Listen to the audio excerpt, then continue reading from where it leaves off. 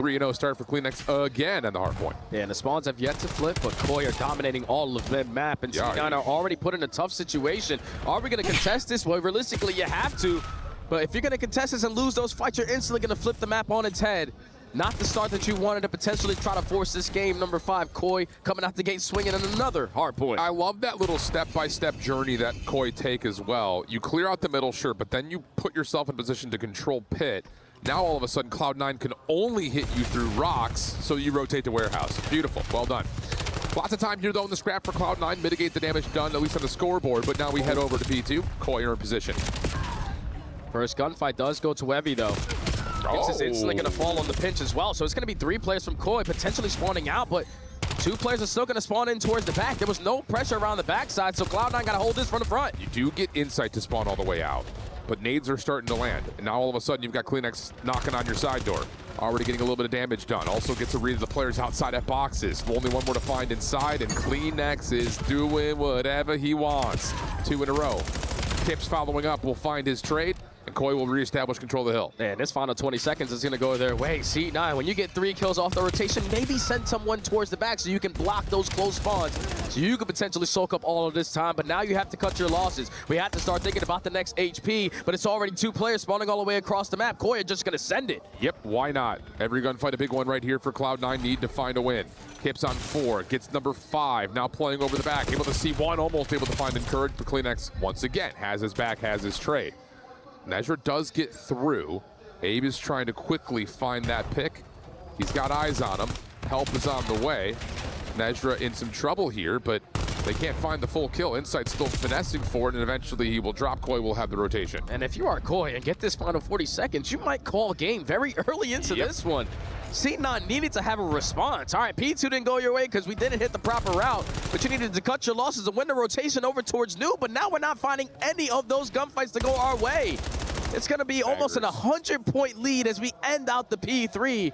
And Cloud9, we need to dig our feet in the sand and stand up. Not looking good, Jay. Not looking good. Oh, my goodness. Yeah, it's just staggered spawn after staggered spawn, too. I mean, the respawn timer is something that we don't often talk a ton about, but Movistar Koi are getting the first 2, finding a third, and then they're all pushing out to then find the 4th. So no one's able to spawn up together, and now another quick rotation play for Koi, able to cut down Cloud9 before they can get to Grox. And, yep, Jay, this one is an absolute BTA beatdown. Yeah, it's just getting farther and farther away from Cloud9's dreams. About to be at a 100-point difference, and we're only on hill number 4. They are surrounding the Koi, though, in towards Dojo. But it's still Kleenex, Mr. Moldsy kill, Mr. Light up the kill feed. He's so hard to take care of, and all that was the distraction. Teammates are here. Yep, Abe able to find 1 through bar window. Cloud9 is able to get into the hard point first. Good morning, everyone. How y'all doing today? Today, as y'all can see, we are doing a Black Ops 7. We are hosting a Black Ops 7 Esports World Cup watch party.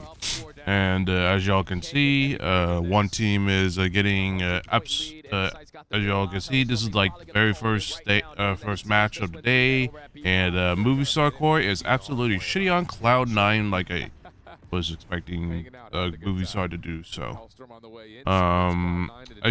it's either gonna be a short watch party, or it's gonna be a banger, depending on how the matches go today. Hopefully it goes a bit shorter. Actually, no.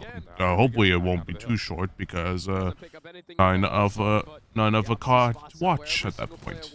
But it is going to be a bit fun. It's going to be a bit of a fun ride, since it is going to be a bit of a fun ride since the matches are gonna look like they're gonna. Seems like we're gonna see who will be eliminated. I definitely do hope that as y'all know, that in Optic are kind of in the losers in the lower bracket now. So hopefully they get out. Hopefully we do see some challengers team advance, but probably not. We'll see though. Anyways, I hope you all enjoyed the watch party, and let's continue on listening. Dominating with these NPCs with never on 2 in a row. But it's Insight going to commit on the Chow, and Insight is going to pay for it. So C9 starting to get those guns hot.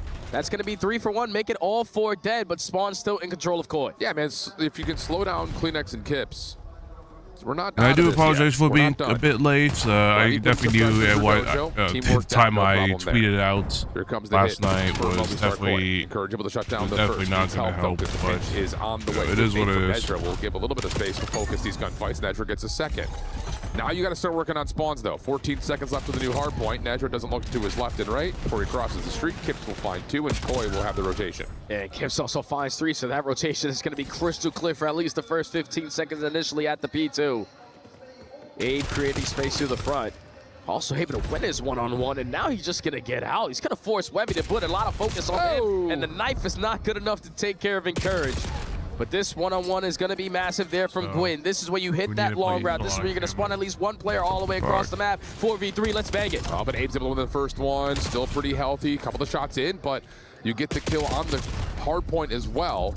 So Cloud9, okay, able to get themselves into the mix. If you can put together a couple of waves of gunfight kills here, maybe there's a chance to win the rotation over to New as well. That could put you into this map very quickly.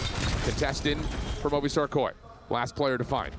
Gwyn, able to find the shadow. Kleenex, who just dives on into the window, but the close spawns for Cloud9 will keep him in the hill. And see, that's what you talked about right there if you are Cloud9. If we would have did that in the first go-around, we potentially have a tie game now going into the second B3. But now it's the final 10 seconds. We gotta take some space. You have cut the deficits down by a drastic amount. And you're also finding kills off the rotation, so depending on how quickly Abe is gonna spawn up, the new hill just pops. Koi fully set up. Okay, now you have to win these gunfights, and Webby gives you the first from the front. Turns over, finds the second. That's absolutely massive. Now you've got the back staircase to work off of. Over the top, nice shots from Webby, but he's off the reload. You have to play your life here if you're Web. You've got a really great angle, finds himself another elimination. Now you've got help that's here, but it's a little bit staggered, it's a little bit scattered. You don't have all 4 players here. You've got the front doors to contest, but you need to find a way to hit this at the same time, and they just cannot get set up. They can't get structured. Gwyn, the only one to find a meaningful impact kill. Encourage late off this. It's a good route, though. Yeah, but it's still, that's 40 seconds already done and dusted. You might get the back 20, though. Yeah, you desperately need this back 20, so it's only going to be a 50-point deficit, but this is where you need to be able to take some space. Leave one guy at hold, someone work on a deep route, because you know it's so much time that Koi have to work if they're going to put themselves in the most ideal setup possible.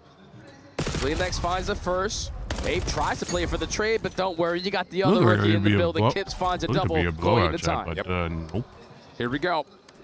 You know what has to happen. Cloud9 has to break Cloud9 this. is so weird today. Like, I get it that they need to replace the rookie with somehow managed to get one rookie veteran, but like, it's just weird that the way they try to play the best, you know, they're still getting shit on. Put himself onto 3. Huge Nice triple. three-piece from Cloud9 are Gwyn. in. Sometimes you might just need to look at your leader, the most experienced player, to give you that moment that you desperately were looking for to potentially come back into this game.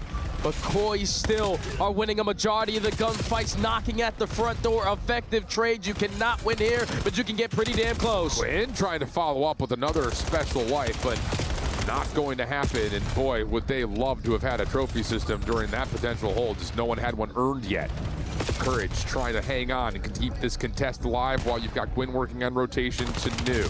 Still doable, especially if Encourage can continue to finesse. Able to finesse at least a little bit longer on top of the time, but now we take our attention to the 5th hill, and it's going to Gwyn there first. They're fully set up too, so Koi is just going to send all 4 guns right through the front, and I love this pinch play, set it up from Webby. Yeah. He's going to be able to find the first, but your teammates don't find effective trades. Numbers in favor of Koi, but they're playing impatient for the next wave. As you're able to work out with Encourage to at least neutralize some of the time here as the hit from Koi starts to develop. Long route from Kleenex. Not the gun you want, but he's still finding a lot of damage. And he's, of course, putting pressure on the potential spawn situation as well. Insight wins 1. Turns this over to find Webby for the second. Flip. And that will be a spawn flip, hill flip. Everything turning up in favor of Koi to close the game out here. And Gwyn is going to lose that initial fight. You need that guy to open up with 1. Final 10 seconds, potentially, of C9 season. 244 to 176. Last hit. Abe able to shut down the first. Damage over the top for another. Kleenex going to follow behind this, looking for the last couple of seconds. Not quite able to find the final punch. Insight just watching the exit. Meanwhile, rotation for Cloud9 will get them over to the bar first, but they're playing for kills before they play for the time. Yeah, maybe play for the time because they only need 3 more seconds to call. I don't want to game, encourage just playing with an AR at that angle, but so far you go 1 for 1, but it's Abe with a double, and this might be it. Very well might be. Last 1v1 for Kips will likely determine it unless Encourage can find the kill. Not going to happen. Koi will put Cloud9's key to the crusher and make their way into the playoff bracket. Well executed there from Movistar Koi in every single one of those respawns. It seemed like Cloud9 were just playing a little bit nervous here on Friday instead of Thursday. You outclassed them. You were dictating the pacing of the game. The search and destroy's got some conversations to have, but other than that, extremely clean series from Koi. I agree. Absolutely agree. Nice stuff. Continues to ride that same kind of wave that we saw from the first 2 days, if you're a Koi fan. Cloud9, at least a moment to shrug off some of the doubt after taking care of a mid. That's decent news. Search and destroy was the only thing that really carried this group of rookies through, but they will find their keys, crushed Koi, like we said, into the playoff bracket, and we've got Insight on the main stage for the post-game reaction. All right, Koi, lock in the next quarterfinal spot. I'm standing by with Insight. I think it's safe to say you're not that loved here in Paris. No, I mean, what happened in Birmingham, I guess, you know, turned them against me, so. You don't mind though, do you? Nah, it's all right. It makes it fun, you know, coming out and people booing you and stuff, gives you that extra, you know, push. Yeah, I mean, look, I was speaking to your parents a little bit earlier on. Johnny said, what do we think of Gentlemates? And then he actually finished the sentence. So is it nice to know that your dad backs you as much as he does? Absolutely. My dad's been with me since day one. You know, he'll go to battle for me. He's that guy. You're a seasoned veteran. This roster, you've had some ups and downs, that's for sure, this season. Feels like things are clicking a little bit more now here on the main stage. You feeling good about your chances here? Yeah, it's definitely been a topsy-turvy season. You know, something we've been able to figure out over and over again. But, you know, I feel like right now we're playing some good COD. And if we can keep it going into the top teams, you know, who knows what could happen. Absolutely. I'll tell you what's about to happen. We're about to crush our first key up here on the STC Arena main stage. Should we go and do it? Absolutely. Well. Come on, Insight. Let's go and crush the first key here on the main stage. We saw some fall yesterday over on the B stream. But go and join our key master. He'll show you exactly what you need to do. This will be the first of several here today. On this Friday in Paris as Insight holds the lever. They were counted out long before they ever arrived in Paris. C9 fought to give their season one last chapter. But that right there is where it ends. Insight, come and join me just I wonder what. last questions here. I feel like those are more. That's like, actually my first one in 3 years, so it actually feels good. I'll tell you what must feel good as well. hey, Despite the fact that you've got some hate coming up here, there are some Brits abroad. I'm sure you can hear them. There's some guys down here, some over here as well. Have you got a shout out for your fans here that have traveled to Paris? I love it, guys. I can hear you through the game. It's amazing. I was locked in, but I love it, boys. Come on. Insight, thank you very much, mate. We'll see how far you go, and you'll find out who you face off against in the draw later on. But for now, Movistar Koi are in the quarterfinals.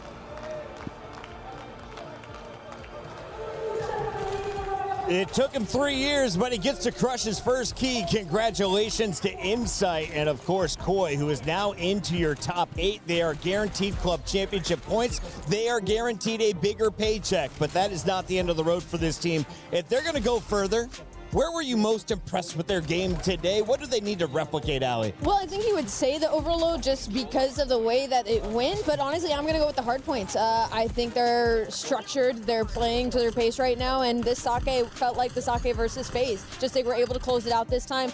On the flip side, Cloud9, they did try to battle back in the end there. It did get a little bit sketchy, but I feel like that was just the pressure of them feeling their backs against the wall and putting everything they could into those last couple of seconds. Gotta give some love to Jamie Insight. You talk about a guy who just changed his play style. He said, you know what, screw it. It's the final event. I'm going to whip the NPC out way more in that overload, he had 4,100 damage, leading the way on his squad, having the NPC out, just making impact plays up close and personal. He could truly use whatever gun. I'd never have said that about Insight before, but now he's proven to us that he can do it. Did we not know this was in his arsenal? I mean, he's picked up subs in the past. But he didn't look good. But he didn't look Okay, good. that's crazy. But he was up in gills, like slamming people. So shout out to Insight. True. Hey, maybe that's the C9 factor in this matchup. But Yeah, I know. Chat, I did say, I did mention in my tweet not too long ago, my tweet as well, that I will be streaming later today. Gears of War E-Day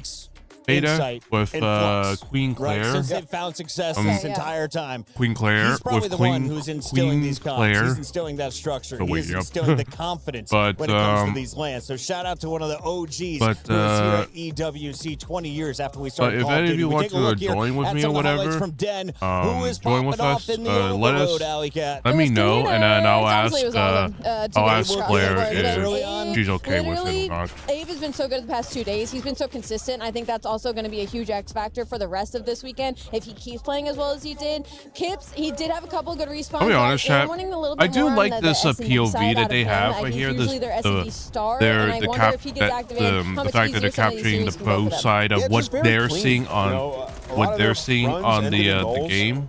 Very aggressive. Oh, that is. We've come to expect. Oh yeah, that one right there, chat. Earlier in the year, they were one of the best overloads. Chat is like you have to adjust a bit. I think when you make up for the 100% lack of pressure that Joe, like 100 having him, you just like have to 500 IQ right there, and that's just what they did. slipping by. At a couple points during I mean, that's this the thing match, with this game is that you got to utilize the movement, and he utilized the movement really is well. crushed by Insight as Koi powers into your top 8. We say goodbye to New York squad. So tell me about Gwyn's newest team. Do you think he's wearing that jersey next to your name list? I think no, they're gonna blow it up. They're gonna restart. Yeah, probably a restart. You know, some of these guys got to feel for Encourage. He's a guy who has had some good matches. I don't know about that. Maybe he'll land a spot on a team. But yeah, all these guys, I don't know about that. Yeah, seem to have good comms, just good head on their shoulders, shit. but yeah, all these guys Cloud9, they did not respect. They did not respect putting money into this when it comes to stars that pro could team. be in So our MVP race. Tell me about Kleenex and the numbers on your screen.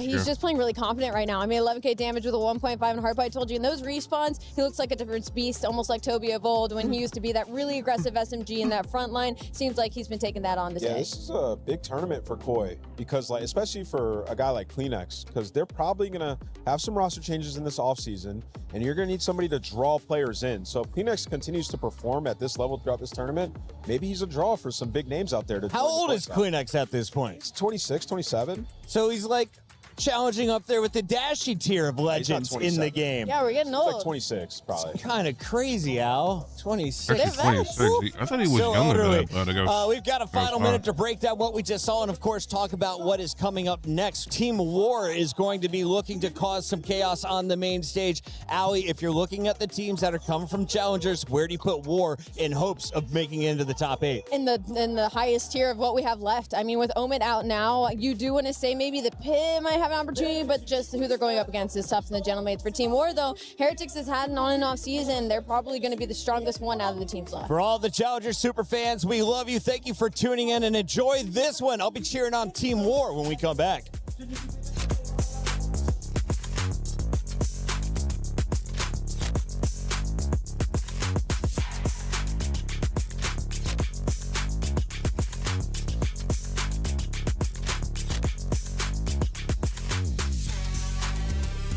One long, one ult. Left side ult. He went barrels. Already cut it. Barrels up. Nice. One more ult. Let's do this. He's not barrels yet. He's still people. Hit for guys. One could be Rex on me. I'll see this guy. Long is it maybe? Low barrels. Low barrels. Stun our fucking guy. I'll show you barrels. Oh, that nice shell. I'm absolute left. They have to tell. Lift the P1. Yeah, one more. Nice. Just they're gonna be close. Come on, boy! Come on! Fucking suck! Fucking go! Awful! Not fucking. I will say, chat, I did hear there were definitely some tech issues during the first day and yesterday, including the Esports World Cup, EWC utilizing the pro view because obviously they gotta capture their Falcons are wrapping all the way around in this building, and you might be wondering what's going on. Now, the fact of the matter is that the storyline at EWC for the last couple of weeks has been, can Falcons reclaim the throne? Can they be club championship eligible? Can they get enough points to be able to do so? I got to bring up this whole club champion thing, even though personally I don't give a damn, but some organizations will. Some organizations will, but personally for me, currently on the second spot with 2,350 but personally, like, you know, Falcons is going to try to get every team, get teams on every esports game in this the esports World Cup. So it's not like it's going to give it. It's not like it's going to matter in the end. What matters is Black Ops 7 in the Call of Duty. Call of Duty Black Ops 7 in the end of the day, and that's it. Dethrone Falcons. Kind of cool that she's actually wearing a Paris Gentlemate, so she's definitely kind of cool that she's it's kind of cool that she's wearing a Paris Gentlemate's jersey. So she's definitely a fan of Call of Duty. Or just Gentlemates themselves. Tekken 8 is coming to a close for this week, so a lot of action happening today, specifically teams knocked out, teams going into that lower bracket. What's the update so far, FCC related? I mean, to be fair, we've just rounded out a really solid game as Farzine versus Jonding, which in turn is Team Falcons versus Team Vitality, one of the main storylines we have here in the club championship, and it was Team Vitality who came out on top. So that's 200 points guaranteed. He heads straight into day number 4 with 2 consecutive wins throughout that group. But looking elsewhere, we've still got a couple of Falcons players playing it out through the day, and Arslan Ash is also one of the main ones as well, playing for Twisted Minds, looking to try and make up for not a disappointing week by any means last week. They got 2nd and a 5th, so some points. All right. But we know they would have wanted to do better, and he's the man who can maybe do that for Twisted Minds. All right, seems like a lot of things happening for you guys CC related here on this stage. We're going to, of course, keep you updated, so hope you guys enjoyed that one.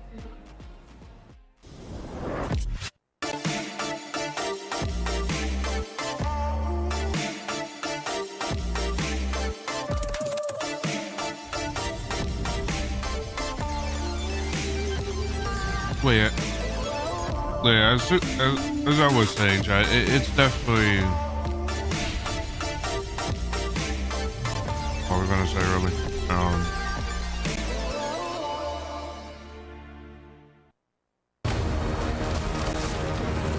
Oh yeah, like the tech issues. Like there was definitely some like the pro views that we just saw like not too long ago. They're using OBS to capture, which that kind of makes sense. But like, I just wish they could have like if the OBSs weren't having an issue already with the game, I wish they could have like maybe dual PC capture who's in their way. Well, it's one of NA's top challenger squad, Flames and crew. Instead of relying on can they continue to take down having to play it on using OBS while they're playing the game. Like I personally like this game is not that optimal. Like everyone says, this game is not optimized at all. It's not that great. Right? The optimization on this game is not great, and they got to do something. And I really hope, I don't have hopes, but I really hope that Infinity Ward can do something about the performance-wise. But it definitely, I don't have hopes at all. Can you tell me about the teams we're about to see? Absolutely. I don't have hopes again. Like even though Black Ops 6 was a little more optimized, but they were initially using Speed alongside this core 3 of Flames, Vikram, and Dimensions. They bring in Icons, and he's balanced them out incredibly well. On the slaying side of things, you've got 3 players there that are very well balanced. You've got a lot of aggression, but also the temperament and the objective play.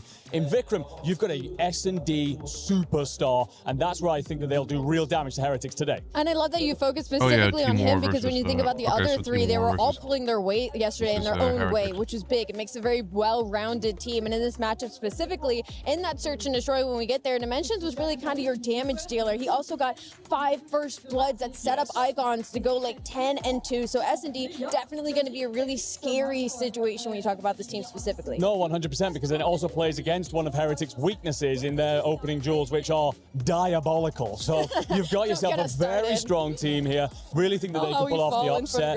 And again, it's that balance, because they can take the S&Ds and flip one of those hard points. So after Heretics versus Team War, it's going to be Gentlemates versus the commentary desk. That one's going to be a bit spicy. It might be one-sided because Gentleman's might be a little more pissed off. So they're going to be taking on the Pit EU. And then finally, of course, it's none other than Optic versus Notorious Warriors. Are still in a tournament, which and they're about hopefully to enter Optic the do stage get on out. the STC arena and go up against some big dogs. But my guy, Optic played you had a tournament so far, you know. In day number one, you guys' series was the only one that wasn't yesterday. 3-0, and you guys brought the defending EWC champions. You gave them a run for their money, all right? Did that give you and the squad some confidence going into the rest of your matches? Did you guys start just playing better from that, understanding what that championship pace is? Yeah, I feel like it honestly prepares us really well, just like playing really good against debatably the best team in the game, second best team, however you want to look at it. But I feel like for us, it did help our confidence a lot, knowing that we can compete with the best and that we are built for the big moments. So I feel like today's just one of those big moments again, and I think we're going to come through this time. And, you know, you're no stranger to big moments, all right, guys? He has been frying and competing for a very long time. You know, you took a little bit of time off. You came back to the game. Have you seen it in a new perspective? Honestly, that's still something I don't know. I don't know if I view it in a new perspective, but I do think my time off did help me individually. I feel like I'm way better at the game now. I think maybe I was a bit burnt out just from my pro season going into the next game, and I kind of lost my love for COD. But I feel like now my motivation's at an all-time high. I've never been happier playing COD. My dopamine's high all the time. So I feel like now I'm just in a good headspace, and I just enjoy getting on every day. Oh my God, it sounds like your nervous system got a reset from all the years of COD. Honestly. And you're in a good spot now to just really run with this tournament, you know? I never get a chance to really talk to you, but you've had a lot of supporters out there for many years, and it is Team War fans out there. I know the organization, I know the owners, and they're real passionate to cheer for you guys on this stage. Yeah, I mean, to speak on the org's perspective, Kev, the owner, is an amazing person. He came through last minute to get us for Major 4. We literally didn't have flights 2 days before, we were supposed to fly out. So he came through, spent a bag to get us there. We placed well. We qualified for champs. We did him a big one, qualified for this. So, I mean, I'm super grateful for the org. I'm super grateful for all the support that not only I get, but the org receives and all of my teammates. So, I mean, we're all grateful, and we're just going to keep putting on a show for everyone. Hey, shout out to Kevin, shout out to the entire Team War organization. You guys got a dog in the race, and they ready to fight. I love opportunities like that here at EWC. You will play juggernauts like Optic Gaming, which Team War did on the very first day of action. Allie, that didn't go in their favor, but they had a pretty strong opening showing. So Search and Destroy is going to be the danger area when it comes to Team War, that they can take some maps off of our pro teams. And we saw first Optic not there. S&D hasn't looked that great recently, but from what we saw in their previous series as well, like I just said, you're getting participation out of everybody on the squad, and we've seen it throughout the entire weekend. S&D has been a strength for these teams. You don't have VOD on them. You don't have a lot of information. You don't know how deep their map pool could possibly be. So a lot of stuff working in their favor there. What is the ceiling of that man on our screen? Because I feel like Icons is having a pretty decent tournament. He's having a stunning tournament. Was brought into this team pre that Major 4 to really try and give them the extra boost, and by God, he really has. We talked about him through the start of the season when he was placing towards the top end of challenges on the Cabal roster as a glue guy, an objective guy. He's evolved his game considerably since then, so the ceiling feels very much so sky high, finding out where he could go. And we're going to take a look here at the fact that he is positive. And again, you've played a series against the world champions in Optic, so they're incredible team that he's able to stand up tall against. But it's that S&D KD. He's putting up a 1.8. Vikram might be the superstar in S&D, but where he has struggled at points during this event, he stepped up big. I really love this comparison specifically because it then kind of puts us into the Heretics conversation of, well, what's different about them coming into this event? And it's going to be Real's performance. He has been a superstar so far this weekend for this team. Now, not everything has gone their way, but this is what you wanted when you brought him back into the roster. When you were waiting for that chemistry, we didn't see it at chance. Interesting that the damage rating is better and we're getting for Real, glimpses of it this weekend. So KD and what other we saw stats from him in the past for couple of days, if we can Icons get the is a medals little that better. we see every once in a while, this is a team that we've witnessed run through our pro team. So maybe Team War won't give them a lot of trouble. Andy, what I love about this matchup is you saw the coaches have their mics. They're standing behind the players, and we have two European legends. Over on the War side, you've got Marky B from Scotland. On the other side, that is Methods is Sick, who is not only a competitive Call of Duty player, he also earned a ton of money playing Warzone competitively before deciding this is his career. At the age of 32, he says, I can't hang with the kids. I probably can, but I'd rather father be coaching the next generation? Well, the I probably can thing is very accurate because a couple of years ago, he was like, I don't know if this is really for me, kind of takes a step out. Esports World Cup gets announced, and he was invited because he was one of the best performers from the years before World Series. Comes out, he put Bell out there. He was flying. So, yeah, he's got a great game. Very much so understands the fundamentals of esports, in particular, crossing, of course, Call of Duty and Warzone, and he'll be guiding his boys into the right position. Ali, he fought to get this foursome back together. Here they are representing Spain. Let's take a look at their maps and modes. Where can Heretics cause pain? Well, they're going to try and do it on our new map in Frequency. We get it as a map number 1 again, and this will be. I know I watched some Frequency yesterday. It was kind of a better black card back when that was in our map. First time, second time seeing Frequency as well. in this. Don't know much about Timor's map. Second time we'll be seeing Frequency hardpoint. Do we like 3 deads we'll here? be seeing how I think we do, yes. I think this is where you flip one of those maps, importantly, in your 3rd or 4th. You take the other S&Ds, and that's how they get this series done. Taking a look at the pick'ems, we had people over on esportsworldcup.com choosing their favorite team, and 86 went with Team Spain. I don't know if that's because NA's still sleeping, but only 14% have faith in your challenger squad. Ali, do you agree? We got 26 seconds. A little both things can be true at once, but I agree. Heretics should take this one. Heretics should take it. How many maps? Going 5. 3-2 war. 3-2 war, he calls. I'm feeling Spain into the top 8. Heretics, vamos, baby. It's time to earn some club championship points as we crush another key down on the main stage.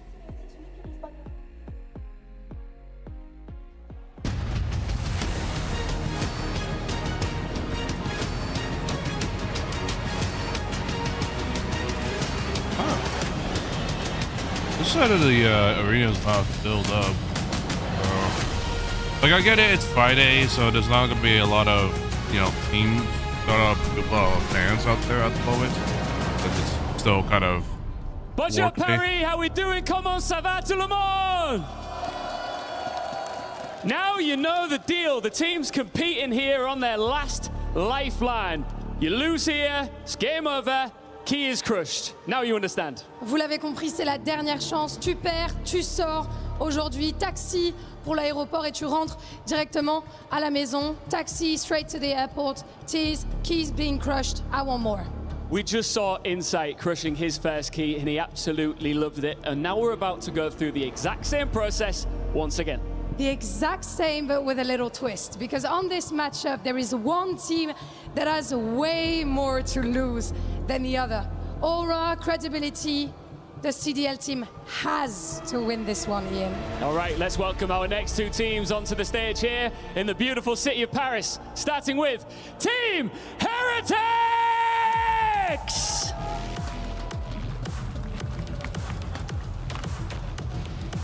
Heretics have already shown both sides of themselves this week. They swept Vancouver and then fell to Falcons.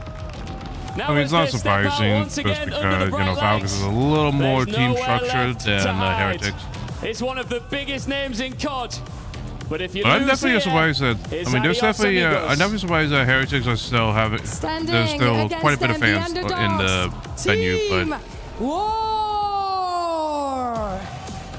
They earned their spot the hard way, and they have no fear of getting their hands dirty and getting the job done. Proud 3rd place at the Challengers Finals. No CDL big contract, no safety net, just pure grind and passion for Call of Duty. I definitely want to personally want to see War, the underdogs, take the bracket, make it to a bracket play, just because experience versus momentum. A CDL name against a team that doesn't care about reputation. Because I want to see more challengers teams, more rookies, more challengers players get into the leagues next year. The key to be crushed, and we are. Like, yeah, they may not be able to hang with the pros, but put them against pro players, they might have a chance. Just because War aren't in the league does not mean that they are not a formidable foe. They are my bet for most likely team to get the upset today. I think Heretics really have their work cut out for them. War played yesterday against the CDL squad. Marky B, he's been feeding those boys good.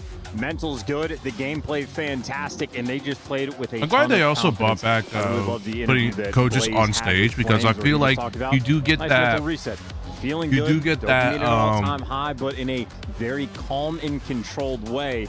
I think across the board, War had a really special time. You do get that, Of course, that specials doesn't matter if you lose it here. You get the win, you feel fantastic, and of course for Heretics, you do get that, like that sense that hey, our coach is on us, behind us. He can help guide us on a few things. Their reputations, looking. So it's going to be interesting on how this is going to go. Does take a hit. So it's going to be, it's not going to be interesting. It's going to be good for something like this, just because. So, best be on your best game. You absolutely got to bring the goods. No mistakes to be found here. And the Heretics fans, they have been absolutely lit all day long. Well-traveled fans. Yeah. I mean, guys coming in from, New Jersey, Colombia, Mexico, I believe, was an interesting group of friends. So very well-traveled and very supportive of their squad. Their own On the flip PCs. side for War, again, just trying to put So their there won't be name as much tech firmly issues on the like map. today, Flames had a unlike brief stint in CDL, the past 2 days. Sort of just have the history because, books open. you don't want a laggy remember issue. him, but You the rest don't want of the game squad lagging on you, sort of make and that you don't want really make that name. lights shining on you for so long. Actually, for a team like Heretics, just going to be an absolute battle. You do not want to play their game. I mean, you never know what kind of Heretics team you're going to get on But a day like it this. seems like yesterday, like I saw a few matches on the POV side, and it seems like the latency was like 2 to 1 to 2 milliseconds. So, which I'm gonna, my best guess, they probably are using CDL accounts now, but that's just my best guess. That's my best. That's my best guess. Enjoy that one, but yeah, a lot of notable names have gone through this Team War organization. I think Envoy is probably at the top of the list in my mind, a world champion that played. Or for it could be just because they have a Paris server. They have an EU Paris, like Paris server Afros, your Daves, your Dances of the world. In the venue, not in the venue, but like just around Paris. They have a server around Paris, so here we go. So right that's probably why. And War. Good God, y'all! They got the hard point. And they got it. Dimensions go for 3. Always nice to set the tone. And setting the tone is going to be important. I think this is the type of situation. You lose the map 1, you get beat down by Heretics. That just kills the confidence. A strong start can absolutely go a long way. Here comes the next wave of Heretics and Vamos a la Elevator. Ooh, I don't think War expected a 4-man push for the points. Or they've got Squirrely already. 3 to the left, 1 on the right-hand side. Dimensions the man behind enemy lines. And he's playing it quite cool so far. We'll see if that cool head can remain. As the Heretics on the way back here, there's P1 not over yet, and they've got most of that scrap time so far. Last-ditch attempt here for War. Now we're thinking about P2. Yeah, that'd be your first mistake. Dimensions let a guy through. Metal sort of slips that net, and every other Heretics player gets the execution. So Team War win the opening break, and after that, gets slaughtered. And even though Real was actually tugged that far back, the spawn isn't actually blocked. That is some new frequency tech. I am shocked to see it. War, though, taking full advantage. They're inside the time. Yeah, you take that, mate. Yeah, absolutely. Not a huge amount of time to get prepared for this map here in the league. Super on the fadeaway. Keeps that play well alive down the pressure starting on the observer side. War buying the space they can. On board with Icons here in the window side, but it's to the front door we go. Dimensions holding them at bay. Wonderful damage, no kills. There's going to be a pick up there, surely. It's going to be Flames on time. Quick contest. Oh, what a moment. Heretics on the break with 25 to play. And this could be your dagger moment. This is a very painful hill. You end up getting stuffed in the back spawn. It is a long rotation towards new. So Heretics keeping things under control. Real containing that outer lane. No trophies, though, on time. So Team War uses the Semtex. They're going to get breaking through. But if you lose these first gunfights, you will be spawning out. And that is Team War, the first 2 guys across the map for this rotation. Heretics, this is a big opportunity to get a huge chunk of time. We'll see if the Heretics can do it. I want to find out how War sound and see how they attempt the break here with a quick listen. One shot. Wait, nice, hold. One more. Outer, super outer. It'd be a hard kill. Let it. Wait, Never mind. Come P1. I went blue. I'm going blue. Wait. Bottom blue. One here. Yo, child it out. Outer. Bottom blue. One more poly. I'll go. One shot. Blue. Window. Yeah, bottom blue late. Window. I need it. I'm needing it. Pitch this right top. Weak. Nice. Not on time. They're gonna hit you. You gotta play your P1. Yo, on the bottom, I think. They're gonna hit. He's on the bottom. Yeah, on the bottom. One could elbow on me. Yo, child me 2 times. Nice. One more. Wait, he double team killed. The last 2 guys. Jumping top. Lay down. Make him choose. I want deep. I'm trying to get your mid. I have your top mid. Yeah, I hear you. Top mid. Maybe 1 new. I'm wrapping up. I hear you. I'm going low pace. One could it be 1 on me? I hear you. I don't see anything. Outer knee weak. Super. He's deep. Inner. Outer now. Inner. Absolute. Real. Super. Inner anchor. Super anchor. Wait for mid. I'm waiting for you. Middle. He's jumped out. Underground. Get middle. Inner. Blue me. Close. Two inner. One more inner. He's inner. He bumped out. Remember, he bumped out. They played the line. Yeah, they played the line. Go middle. I hear. Yeah, come in. You need to load up and wait for each other. Nice. Yo, I can hold the side. Underground. Child left. Go. I'll see him our side. Child our side. Yeah, outer and inner. Lay down outer. One shot. Super. I'm gonna try to get pipes. Team War, you gotta. Frustrating end to our listener there with Team War. Team War, you Charles, gotta. What do you make of the comms? It sounded good. It sounded good, but the kills are not falling off the back of it. Both Vikrams and Icons really. You gotta. If you want to play better, you gotta clean up your game right now. You got someone in 5-12 and 3-11. You don't want that. You don't want that in the end. Our first set complete. Second set now. We get into it, and Metals popping off indeed over to Super. He's playing like individual play, like individuals. 2026. That was the name of the game back in BO4. But now there is Metals through mid-map. Lovely work. Take care of these reinforcements. A very safe P1 so far for the Heretics. They're everywhere. Both sides of the map pushed out. Window control, mid-map control. Real good for the two-piece. This is a map that's clearly punishing. You make a couple key mistakes. It is very simple and straightforward. Mistakes will punish you forever in Heretics. This is just clean gameplay. They are making it look easy. Yeah, right. And this is the reason why I feel like Team War. Couple of kills here going their way. Can they muster up the courage I would say to hold on? But some of them. Real playing it safe. That's 17-10. He's not thinking about the hard point time. That's Rancor and Super right now. Real, what a dance. I mean, that's what kind of happened yesterday, but as the kills keep going his way, the contest is still on for a second longer. There would have been a couple of teams Teamwork that were. prevails. Heretics, what a P1. Yeah, they are playing. Have made a bracket, but did not. Real's been the monster in the lobby. Finally, he is good to fall, but of course, the trades instantaneous. Team Heretics not letting anything slip through, and maybe if the back spawns open up again, I mean, number 4 Real is tucked, maybe just a little bit further back to be extra safe. That was the one mistake Heretics have truly made this entire map, and outside of that, damn near perfect. Yeah, at what point, are we looking to that far right-hand side? So far, so good. Spawns here for Team War under control by the Heretics. And they're finding the kills yet again. These close-range engagements, my word, 20th now found by Real. On the other side, 17 here for Super. The boys are absolutely cooking, and his scoreline not going the way of Team War so far. No, they are just taking the oxygen straight out of their lungs. I mean, how many NPCs are on the map right now for Heretics for this hill? And they're also flipping out the spawns exactly when they want it. Again, a well-orchestrated, well-oiled machine right now is Miami. Eventually, though, they are going to get killed. So they try to make that high-impact play, but Team War keep it default. They're going to win the rotation. They're down by 140. They need a full 60. We're not seeing a whole lot here, mate. 203 to 65 and climbing. Team War, here we go, boys. Comeback time is now. Looking at the stats again, Icons, that 8 and 18, burning a hole in their pockets is certainly hurting. We'll see if they can't keep this alive. Icons on the back line. Caught out by a sneaky Super. Finds 2. An unbelievable 3. Last man dimensions. Oh, and he's worth his weight in gold right now. Finds 2. And now pressure towards the back. I mean, he just has to abandon it. That's an easy read for Super. Good enough, though, for the impact play. But Dimensions, after all of that, his teammates still not nearby. You can hold this hill from either side. And Heretics right now, I mean, they're just holding Team War back and beating them down. Get another break. Hey, how are you doing? Welcome. Gets himself in time. A very worthy bit of scrap to be had here.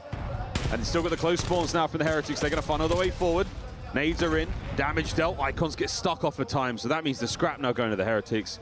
Back over to the low side of pipes. Good luck. Have fun. Needed a full 60 the last hill, didn't quite get it, and actually not even close. They need a full 60 on this hill, but you can already see that Heretics pressure. I mean, the contest comes through immediately. They haven't pushed out either side, but that is a 4-man wipe, exactly how Team War needs to start it off. They will eclipse the 100 points. We're getting out of the 100-point club at the very least. Can we go the distance? What an unbelievable comeback this could be. Strap in, ladies and gentlemen. Let's see if we can't make this happen. Icons back into the fight he goes. A newfound sense of resolve. He's got top mid. Down low, it's Flames. Keeping the embers alive. The comeback is not over yet. What a fantastic hard point so far. Heretics now on the advance.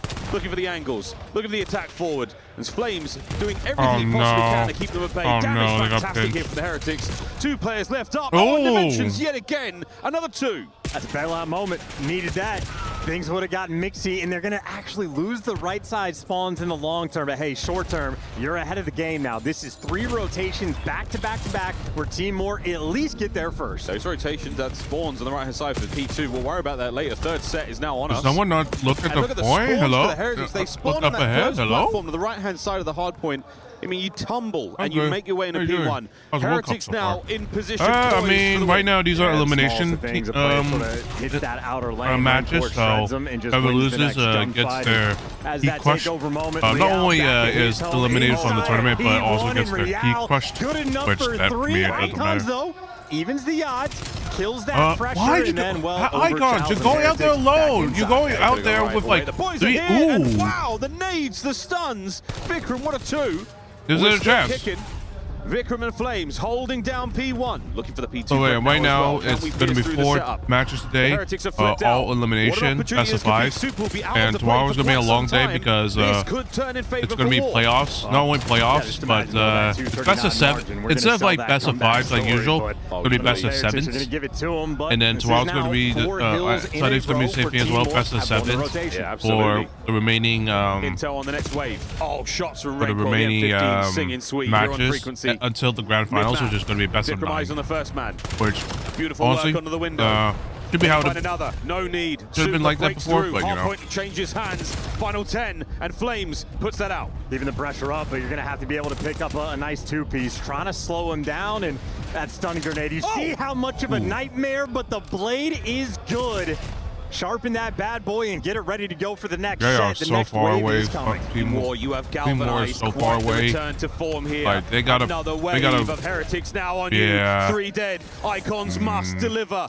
Last nade. Over the They have side to it play goes. together. They It need to doesn't wait connect, together. and he has to make something happen here. Waiting for the boys. Waiting for more stuns and nades. Last seconds of the game. They waited And too they've long. gone out with a whimper, not with a bang. They needed to wait. Pulse, which is They needed nice. to wait, A but little not bit of a wait that comeback. long. It was looking dicey, down 212 to about 80. They finally One of my started to matches get over control there. of the game and win That's cool, those Jacob. rotations to make it a touch more interesting. Ultimately, though, Heretics absolutely on point. I mean, it was Real with the absolute hot hand for the first half of the game. He was electric on those P1s, but down the line for Heretics, every single player took their turn. Strong start, and they barely looked back. Heretics there on frequency. What a superb map one for them. A lot of that off the back I of think- Real. He was having a great time. Big workout Renko I as well. think The with, nades, fantastic plays. I mean, That was a double kill on his teammates, but it was a fantastic nade. it's a It was a fantastic for Team War, fantastic yeah. nade. Your boy loves a team nade here at EWC. Yes, he does. What a memory. Dimensions, though, endlessly impressive. I'm a big fan of Dimensions. I mean, what I've seen here at EWC alone, the 2-piece machine. I mean, everywhere he goes, he's good for 2. And at times, that's been the lifeblood there for Team War. You know, this would be a sort of amateur or rookie mistake, if you will. It was off the opening break where Dimensions does pop those 3. He's the guy, though, off spawn playing inside of Orange, and Metals is the one that pushes past to get that initial flip. So sort of making those key mistakes difficult to do. And if you're looking at the scoreboard, and at the start you're comparing Metals to Dimensions, you're thinking, you know, Dimensions is 5 times the player. He's got 5 extra kills. Yeah, Metals, though, in the perfect spot to the make next a play and match set his team up. after And this it's the is type going of to thing be that does not show on the scoreboard. But the scoreboard does show that 251-72, a confident next win. match is going to be Or Gentlemates consider that versus biscuit the buttered. Pits EU, Well, this OSD and then looks so final, far, like I EWC, said, both of our final squads. match is going to be Optic I mean, Icons, Optic it's Gaming not bad, versus but that is a Project 2.0 Warriors. in the KD department for So it's going to Real. be That's tough. very impressive. Not easy thing to do. Hopefully it won't be It all as depends for what kind of tough opponents for you have, Optic, but at this point in time, with it the doesn't way matter. they We're kind of going into played this match Hardpoint with a ton yesterday of confidence. for Optic, Not a lot of they trash got talk before the to game, not a lot of, you know, bad blood exchanged on either side. But you have to be feeling good now But for with Heretics. Pit That win EU, gives you a little they got to bit of really extra focus confidence. We on. are where we are meant They got to to be. really focus Absolutely. on And to add not maybe a losing. little bit extra. They got to focus on not getting outplayed by the You SMGs. spend time on this organization, again, very storied is Team War. Down 1-0 in the series, and One thing they kind of the EWC took away was the losing interview, the losing team interviews, because I felt like they kind of gave a perspective, talk yourself up a little a bit, decent try to perspective get that of hype how going into the search and destroy. in a situation where you just do not want to play the Heretics game. You do not want to ever have to sprint into those AR players. You absolutely want to sort of control that pace and make them come to you. Not necessarily going to be a fun thing. I mean, Real absolutely shooting his gun. It's going to be difficult no matter who you are dealing with, but you fall into that trap, you're going to get reminded very quickly why Super and Rancor, especially at the start of the year, two of the best in the game. Two of the best in the game. Search and Destroy in particular, really, really dominant. I know it's not important, but like obviously I'm like kind of get obsessed with esports headsets. Down year. It's kind of interesting Team that changes, Real back in. Before they were using those headsets that used to have just to the add to XLR it, cables attached. It seems like they're going back to the coach USB. of Heretics has also played for Team War. It seems like they're using a combination of USB and XLR because like it seems like there's two interfaces. Actually, what an absolute there's two interfaces. One of them's USB and the other one is has played for Team XLR. War, but not the Spanish Super. So that looks like a really new, many looks like years a brand ago. new He's cable. retired now, but he that, played for Team War. His oh zone my headset. god, a trip down memory lane and now a trip to his own .io. This trip, it might be a scary one. SD now on its way, map number 2. If you've just joined us, the Heretics are up by 1. After honestly a very convincing and confident performance there on that frequency hardpoint. Yes, the year is 2026, and the frequency hardpoint won by the Heretics. The origin year of the Take My Vamos meme, which was quite frankly insane. Hey, it's so much fun. Well, we'll see how I got. Twitch chat popping off. How War Vamos played taken. it. Here we go. S&D. Straight to the B site, and it is wide open. Heretics actually 3 players through mid, so Dimensions, the sooner he can figure this out, the better. If not, his entire team's going to get shot in the back, and I think the timing is working out so much better for Heretics. Oh, dear lordy. Wait, Flame's going to be at the turn here. A little bit of cover found. Dimensions. Oh, he might have been good for another 2-piece. That would have been something special, but now it is a 2v1. Rancor left alone. And how the tables have turned, how the mighty have fallen. An exciting first round here on Gridlock. And here we go. We are sending it. He's been spotted out, but wait, Rancor, the nade over the top. No connection. The one pump and done. What a surviving moment there for War. If that nade connects, I think he might be able to clutch that, but ever so slightly off, and War get the execution on point. Happy to see that team kill in the feed. And Dimensions, at the very least, he might let him through, and his first teammate gets shot in the back. That whole situation was really bad right there. For the trades and the situation for Heretics where they very quickly find themselves in a pinch. Ooh. And just very unlucky for that team kill. Just that single stray bullet means Metals was dead to rights either way. Round 2 on its way. Heretics on the attack here. We're going towards the A-bomb site, and it looks like defensively, oh, it's a great read from War. They're not all going to be there at the same time. Vikram will be the first man in. Spots the smoke out. Oh, wait a minute. It's getting mixy. And he darts away. There's the trades. And look at this. War have come in through the back door. We've swapped sides immediately. Icons now. Good for 1. It's a 2v2 if we get the full health regen, but Icon's not skipping a beat. He's trying to capitalize. Still playing it close. Real finds the better of him now in a 1v2. Heretics alive. Should have waited. Got him. This is almost that Spanish style of Call of Duty for Search and Destroy that War are going to be playing into. They love the aggression. They also just triple hit through the middle of the map as Heretics did the round before. But Heretics, when things get chaotic, when you're in these smokes, they're happy for it. They can deliver. Cool, calm, and composed, and yeah, Super just doing what he does best. Oh, and stuff there bomb for the there. He put a little nervous because he could have actually got the kill right there. Teams do too often. If you're the lone player in the site, and look, wow, I tried to be productive. I'll be back. All right, I'll pillars back out. I'll see you later. Team Moore says no, thank you. We will square up. They're trying to meet you in that sort of Spanish style of. Oh, minor mentions. I told you he's good for 2. I told you he's good for 2. That's a great start. Rubio, there it is. I was trying to think of the one Spanish basketball player I know. Ricky, there you go, finally. All down to Super in the 1v4. Good luck, mate. This is a brilliant round from War. Yeah, the game is over now, Super. They know who you are. And here come the boys. We're going to plant the bomb at B because, frankly, why not? That's points. Super will only have an even taller task ahead of him. What a great round from Team War. A 2-piece off of a nade from Dimensions. Yeah, that's all you needed. And so incredibly easy. It's nice when you get it, just to have the round 1 straight from the jump. Right off spawn, throws it straight down the pipe. If you remember in the first round where Heretics tripled down mid, I think War said, what'd they do last round? How did they flank through P2 so quickly? Oh, they went through mid. Let's just nade that. How easy can it get? Like that. Super with snipe, always back. Hell yeah, finally. Hell yeah, hell yeah. Dudes will see Super with a sniper and just go, hell yeah. I missed that. It was legit a 2-month stretch where you're like, this is the best sniper of all time, and then he did nothing for the next 2 months. Yeah, what's the Spanish for hell yeah? Like that as well. Real forward alongside Metals. Dimensions the intel passed over. Here come Team War. Look at those arrows flying across. Quick reaction force now. And Super's watching the flank. He's still very much a threat and a danger as the battle now raging on the front lines. The bomb has been dropped.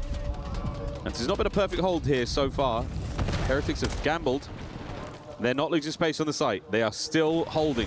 One upstairs. Vikram. Oh, the in and out. Ay, ay, ay. Rencor with a kill. All down to Vikram. Oh, please. Damn, son, he's dancing. And that is that. Heretics. Oh, if he just got that trade, it would have been a 1v1. I'll Google it. You cover me for a sec. Fire C, yes, hell yeah. I mean, you know. No, you cover. It's okay. You cover me for a minute. I'm just doing a quick Google. Yeah, all that talk for Super Snipes and did not need to make that impact. His teammates absolutely deliver, and that is just pure unadulterated aggression. Never a fun situation for a guy like Rencor. You have the M15. You do not want to have to jump into the windows, but you also need the confidence to do so to get the trade. So a clutch gunfight win, the difference maker in the round. Heretics tied up 2-2. Can I ask, is Super running a sniper yet again? Can anyone confirm? Infierno sí. Hell yeah, he is. 2-2 split here for the Heretics. 2 at A, 2 at B, and it's about to pop off for the A bomb site. Metals, though. That corner. Gotta watch that. Oh, here we gotta go, watch son. that. You should be good for one here. Shoot. Happens sometimes a little earlier than anticipated. Rencor, though, makes a meal of it, and that is an awful fight. First blood, 3v3. Aye, that's Super when you need him the most. We thought it was Dante's Inferno. Turns out it's Super's. Can he get another? They have to get another kill. They can't plant. Well, no reason for the Spaniards to move. Until this bomb goes down, you're happy to hold. They have the pinch set up, ready to go, and they got the 3 versus 2. So you wait for the bomb plant, and everybody hits the go button at the same time. Real on the other wing, though, makes this so much harder. 30 seconds to play. Super's pre-aimed there, waiting for those players to leave the site rapidly. Oh, no, the timing just doesn't work. This. Oh, is the coverage good? It is not. Oh, it's a 2Z for Real. Oh. Yeah, they just play it perfectly. Very patient, had that maybe the timing just didn't work. Just standoff. He just turned the way sort of too break quickly. To happen, and the moment they actually try to hop the bomb, just get taken care of. Good work for Rencor for the first blood, but this is the sniper shot that makes the difference, and more importantly, the instant movement to get away. He was reduced to 9 HP. But as soon as how the hell did he not kill him? He got the man advantage. How the hell did he not kill trapped inside. Yeah, the trap is one thing. The timing for Real to go for it. Lessons learned from the Heretics of old, man. I mean, we saw them at Champs. They were not willing to take any risks. No one felt like they were actually trying to win the game. They were hoping for players to make mistakes on the other side. This time, though, no. This time, we press for information, we press for the advantage, and we get it. 3-2 so far. B-bomb site. Metals is coming. And it's just going to be open. And I don't know what kind of information Team War just got to 4-man rewrap to A defensively, but they called that as wrong as you possibly could. Free bomb plant, no information gained. Don't know why they called that. Entirely retreated towards P2, and they got Real floating in the middle of the map, so if it gets spicy, well, he'll pinch, but he's waiting for the call. Caliente indeed. Here comes the spice. There's the smoke, though. That's going to help. Super, all good. Awkward, but it works. Yeah. There's the connection with the nade, and Real setting them up for the absolute success, as good as it gets. They actually kind of had time to... Heretics starting to walk away with it. Yeah, Lambs probably wouldn't have worked anyway because that is a butcher shot set up on the B side. Since Heretics had everything just went wrong. I mean, I guess that's sort of a default retake attempt from Team War, but every single player just got isolated instantly. Smoke blocked off the single player trying to push through, so he gets taken care of, and we got babies crying. Oh no, they're cheering. They're cheering. What's the difference? There's a lot. Oh, well, yeah, I guess you have kids. Yeah, big difference. Very big difference. It's a big difference. But no, those kids are lit. They're not singing the same songs we've heard the Gentleman's fans sing, and with good reason. Oh, what do you know? Super with a snipe. What do you know? Infierno C. Oh, Infierno? Yeah. Infierno? Oh, yeah, okay, you know what I'm saying? Real no good on the next. Dimension's good Okay, for good. at least one, and we'll say that until he gets a two-piece. And I'll say I told you so. Man advantage Team War. Icon still has the bombs as well to play with. And here come the Heretics. No bomb This- plant. Not yet. Super's down low with the pistol in hand. He's leading the charge for the clearance, but it is clear. There's no pressure just yet. You can reposition. Oh my god. Wait. Timing might work. Infierno C! Come on, son! 2v2. And I love this. They're just absolutely sort of trying to juke them out.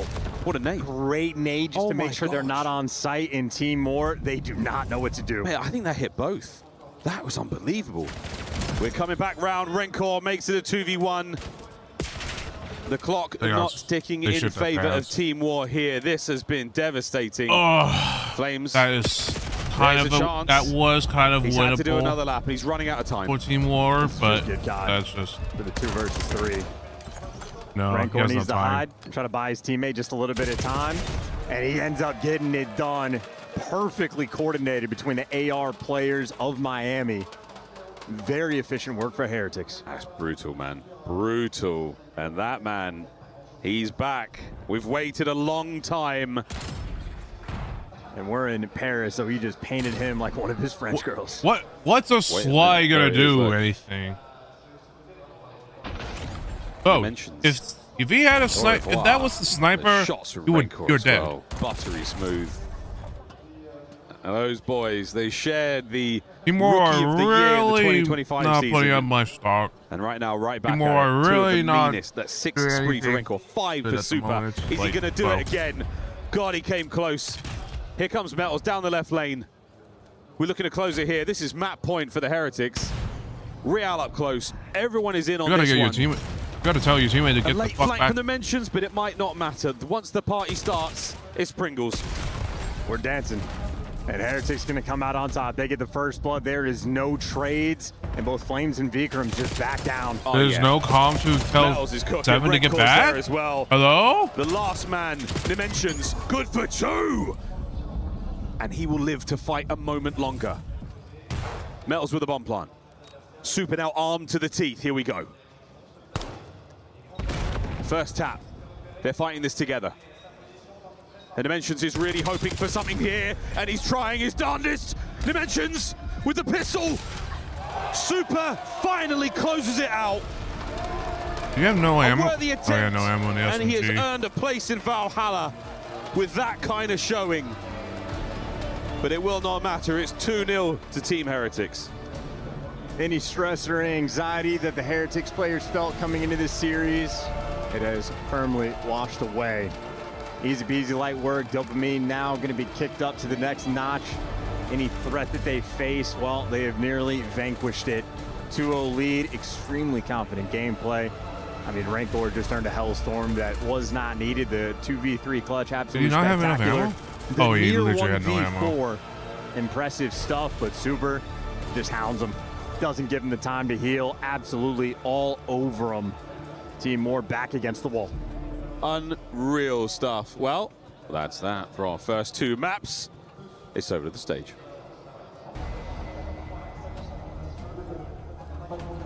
Welcome back on over, ladies and gentlemen. Myself here in with Rosalie. And, well, we tried to sell the dream a little bit, my friend. little bit.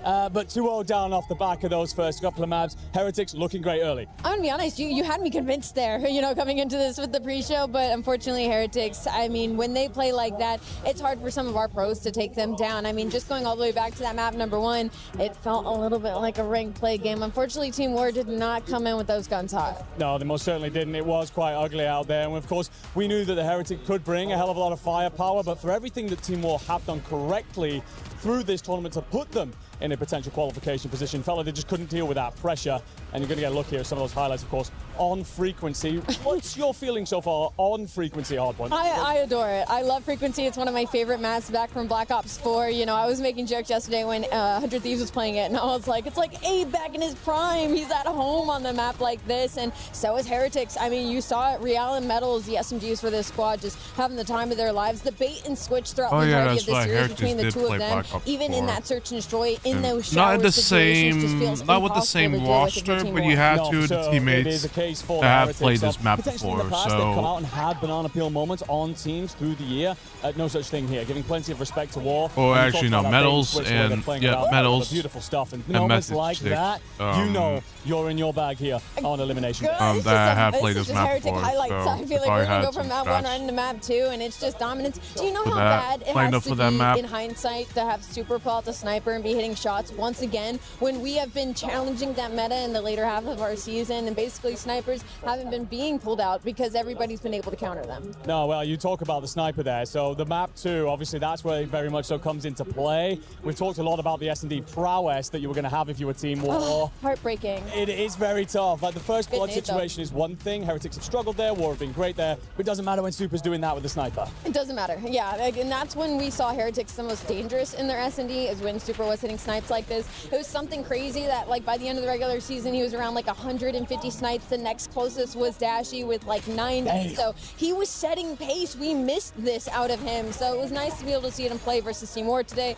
Of course, so if you're on the other side, that just sucked. Yeah, it does suck indeed. I mean, it's tough for War now. You stare down the barrel, of course, after 2 losses through these first 2 maps. And it does feel like there's very little answer for what you are getting out of this Heretic side. We get a couple of more looks in here with Snooper and the work he is putting in, whether it be like dimensions. Why are you sliding like? Why are you sliding over the map? from a potential sniper? Was the comment from Miles on the mentions there as he tried to pull off that one. Listen, I thought he was out to do it. I was on my feet. I was like, why not give him the clip before they go up 2-0? But unfortunately, that last kill is just a little too difficult. It was indeed. I mean, it would have been something here. We'll have all lost our minds inside the stadium. But Super, Real, we've talked a lot about them. Obviously, Super, his second year in the league. Real, he's been around for a second year. Drops out the team, back into the team. Yeah. Been a mixed bag of results, but looking better here in Paris. Oh, absolutely. They look like night and day to the teams that we had seen on LAN for our regular season. And that's all they can ask for. You know, this is their last shot to really kind of put themselves back in the conversation, because this is a team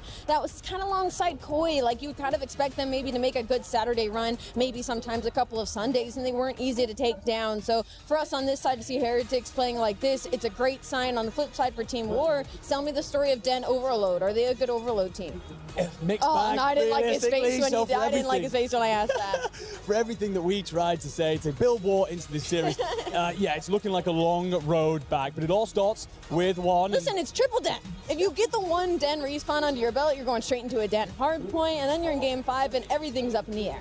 It certainly is, and of course, you've got to leave it all out there on the stage here in Paris, and for these young teams, despite getting to this situation, it's been a valiant effort, but what else do you have left for us? We're going to find out in a very short moment, but as you lock in here for the Heretics, sitting very pretty, very They're locked in. The vibes are high right now. They just want to close this out, maybe stat pad a little bit, as I believe we're going to send it down to the casters as we hope for Team War to give us more of a series. Your belief is right, Ali, and that is all you've got right now if you're Team War. Belief in one another, belief in the game plan, belief in the coaching staff, belief in the Spartan helmet over your left breast. Here we go, boys. I think I'm on the other note. I got to start singing the praises of Heretics at this point. They're up 2-0, playing incredibly confident. The coach behind him, Methods, is sick. I'm thinking about that 1v1 on Arsenal. Always do. He's the one true Methods. Yeah, Zinni never changed his name. Well, you just called him Zinni, so I suppose that works itself out. Yeah, but not officially, you know. He ran. Yeah, this is true. When he moved over to Toronto Ultra, you know, he didn't change nothing. No honor among thieves. No honor among thieves. 100 thieves. LA thieves. No honor. Crazy. There he is. The one true Methods.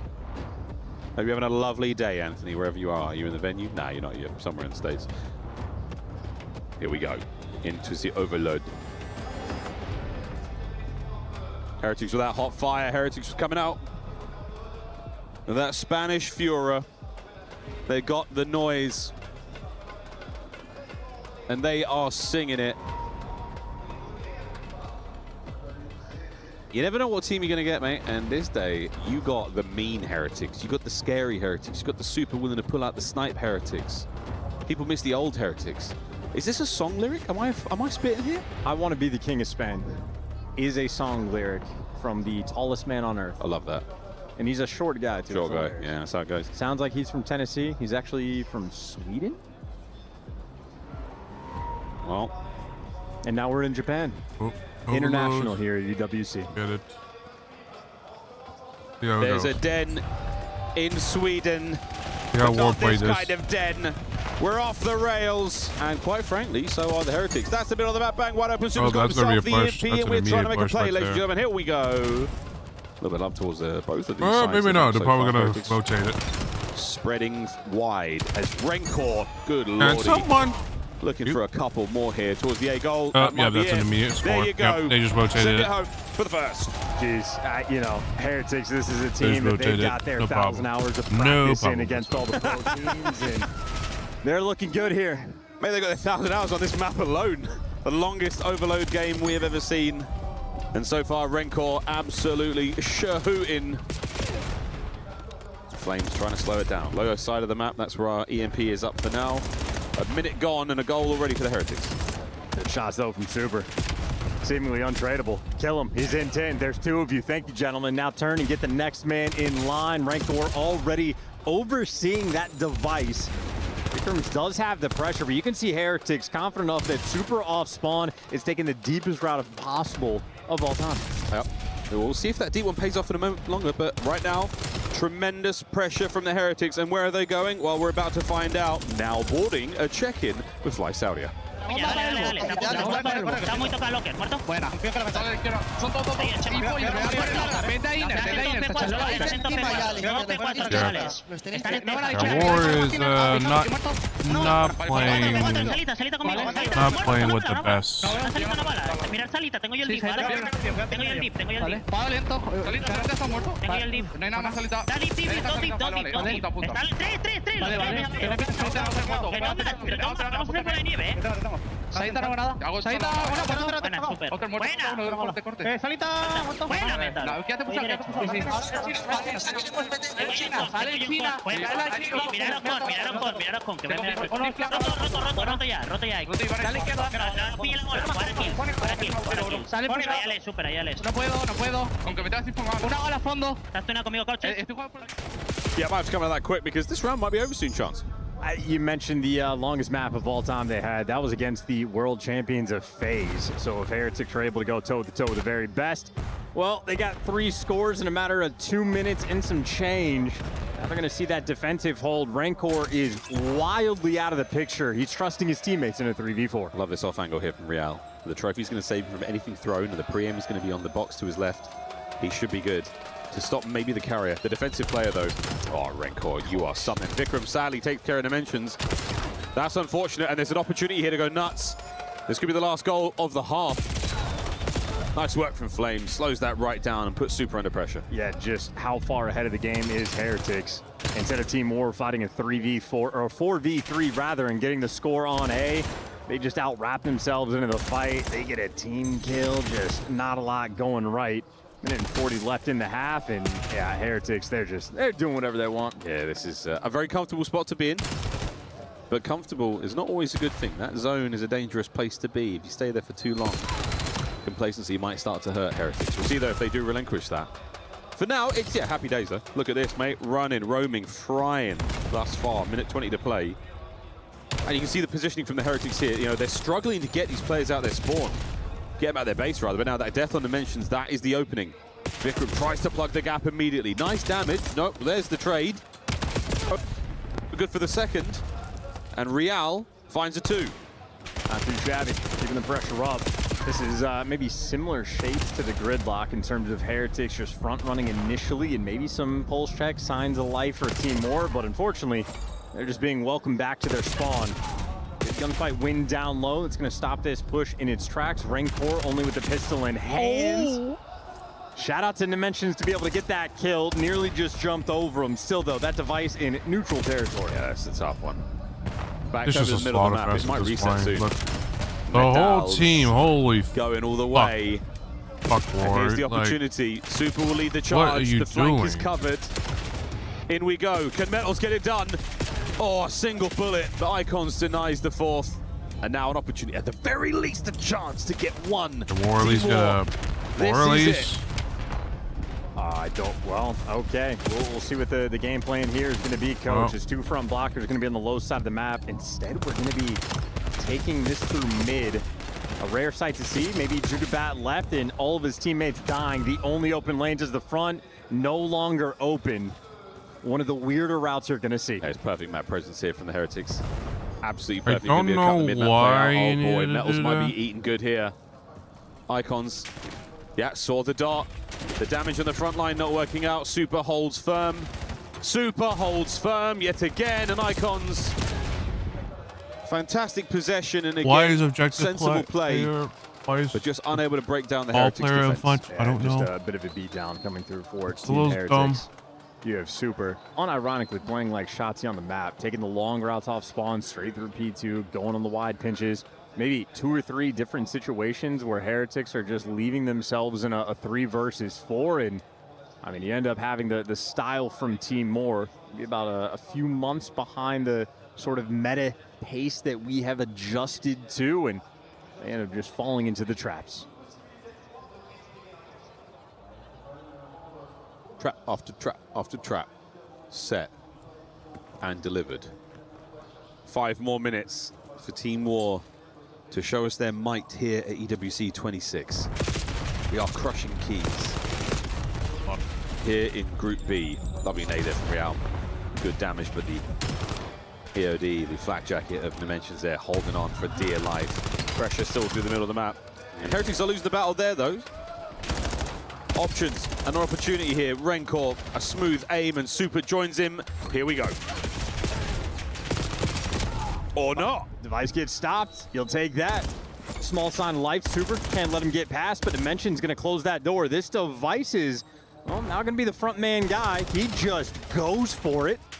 Yeah, that's not going to work. It's not going to work. Rencor, though, down. Here we go. Okay. 3-1. Make me eat my words. Attaboy. 3 spree written here for Dimensions, and he's going through the doja. Shots on a Rencor. Hellstorm back pocket. This is starting to turn. The tides are shifting. Team War still going to find the kills on the front line. That's not going to happen. They're in a bit of trouble now, down low by B. And with the kills here from Super, Dimensions is a rock and a hard place. You've got to get Real out of spawn. Possession now over to the Heretics.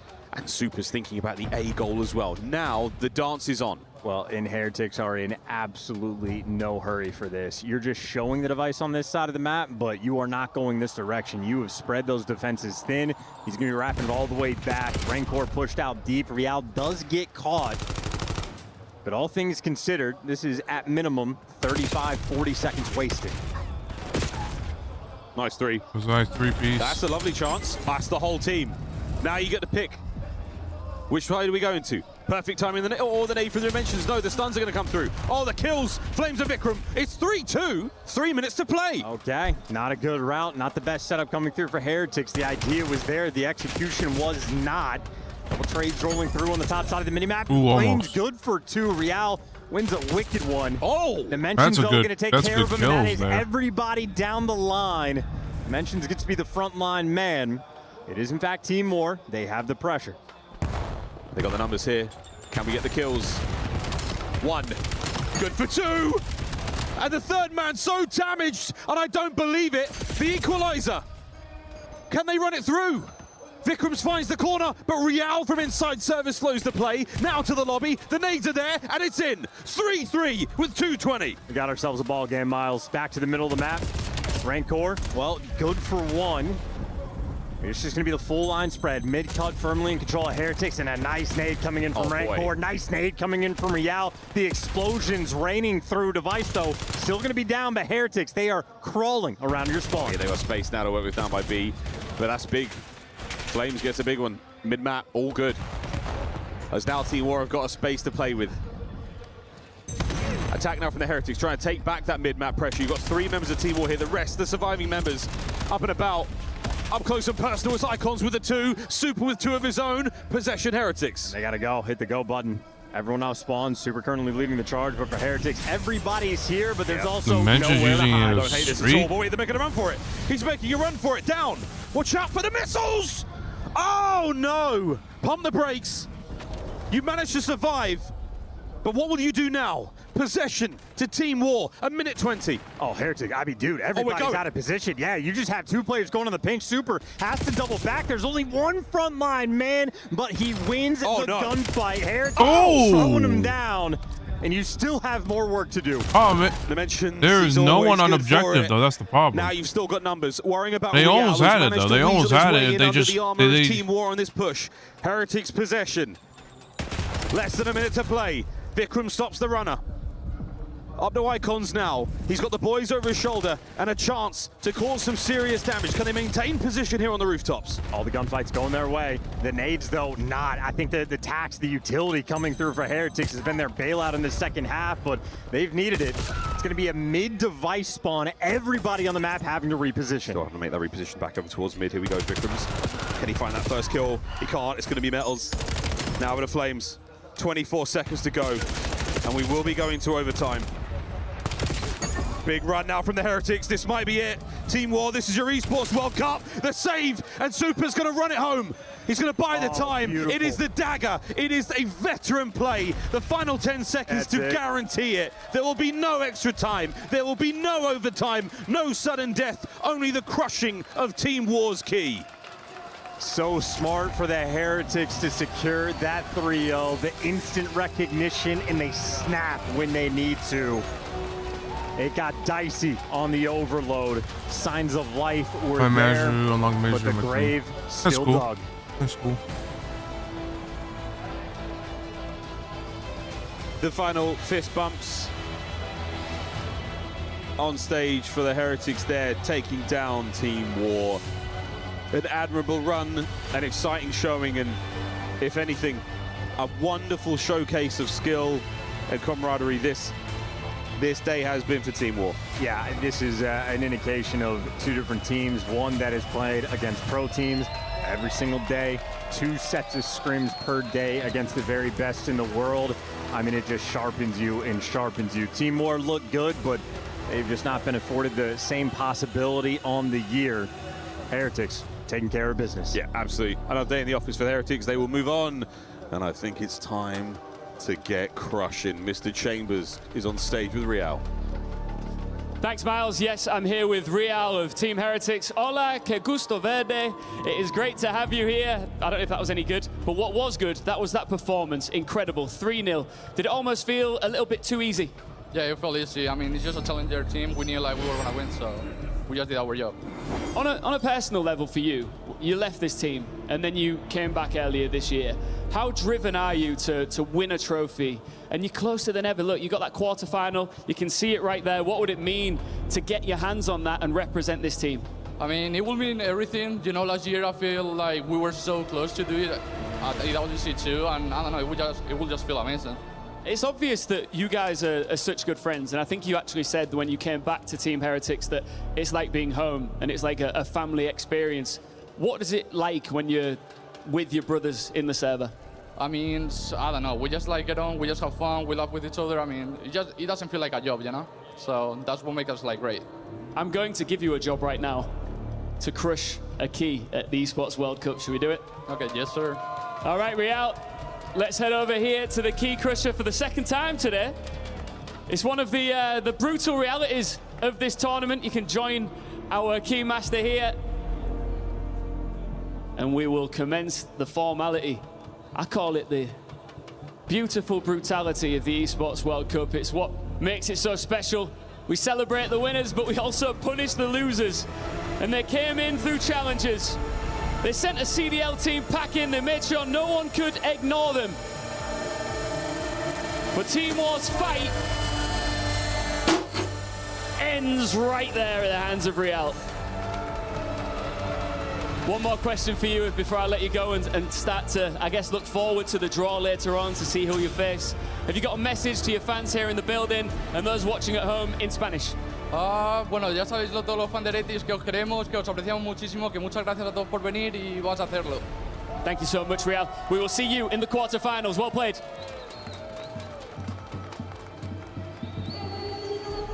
Did you hear him call Lord Chambers, sir? Yes, sir, Ian. Well done, Real, as he crushes the key. Heretics get the job done as expected. Let's talk about the victory. What did you see in the win, Rosalie? I mean, I just saw dominance basically across the board. You get that second half, and I believe me and Enigma were literally walking out of the green room, and it was 3-1. And by the time we made it to the stage, it was all tied up. And I think for that, Dimensions was really trying to will them back into this map by himself. And sometimes that can infect the rest of your team. And you saw them backs against the wall, and the pressure was on. Team War tried to get something going, but it is the composure of one of the professional teams in Heretics that are able to deal with that chaos and get that final sink in. Yeah, they were saying it in the caster booth themselves. There is a difference to the levels when you have played against pro teams twice a day, every day, for the last 2 years of most of these players on this roster.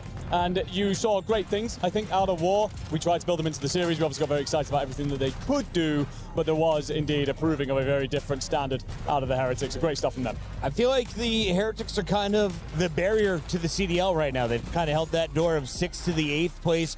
Allie, if any of these players from War are going to make it to the next level, who do you think has a good chance? Who surprised you in this matchup? My opening one is Dimensions. Even when I was just looking at the stats from their other series, he was clearly kind of their damage dealer, their backline, and then also he was able to do it across all 3 game modes. And then outside of that, I'd say maybe Icons in the Search and Destroy, definitely a little bit of an S&D star there. We've seen teams pick up players like him before in the past who are struggling in S&D. I think there's definitely a lot of potential on this roster. No, I love the Icon shout. I think that he's a player that has a very much so rounded skill set to him, could contribute in many ways, but a player who certainly contributed a lot in this series, it's Real, right? Yeah. He goes nuclear through this one. MVP of the series for good damn reason. The numbers on your screen, 1.56 through the series. He said it was very easy playing against that challenger side. He made it look so out there. 8,200 damage. He drops the 1.4 in Search, a 1.56 overall. Allie, how do you feel about right now? I'm just using legend races. I'm feeling great about 70 kills in this series if I'm a Heretics fan. Again, I feel like a broken record. It is fantastic if Real continues to play like this for the rest of this weekend.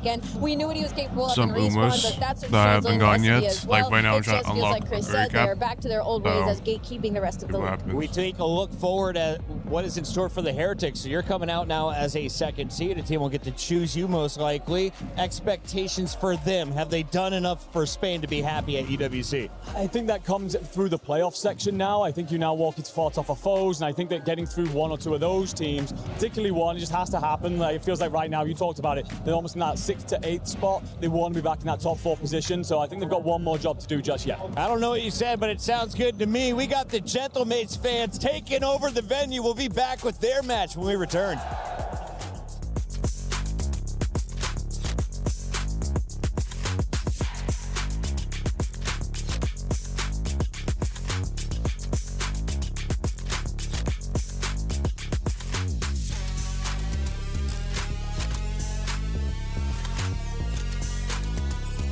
Mire, todos los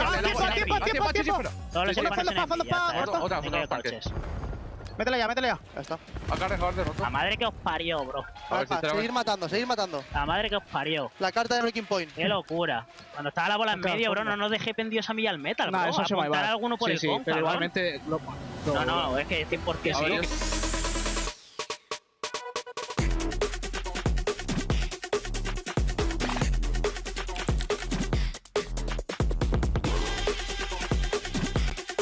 Oh yeah, there is a sponsor in EWC chat. I did not think it would be. Did not think that they would be or not sponsored, but like partnered with.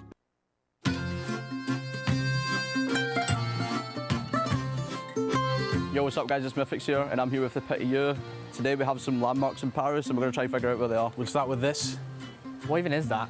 I don't even know. What's it called? Arch de Triomphe, I think it's called. Arch de Triomphe. I probably butchered that, but something like that. It's a good try. Right, first things first. Yep.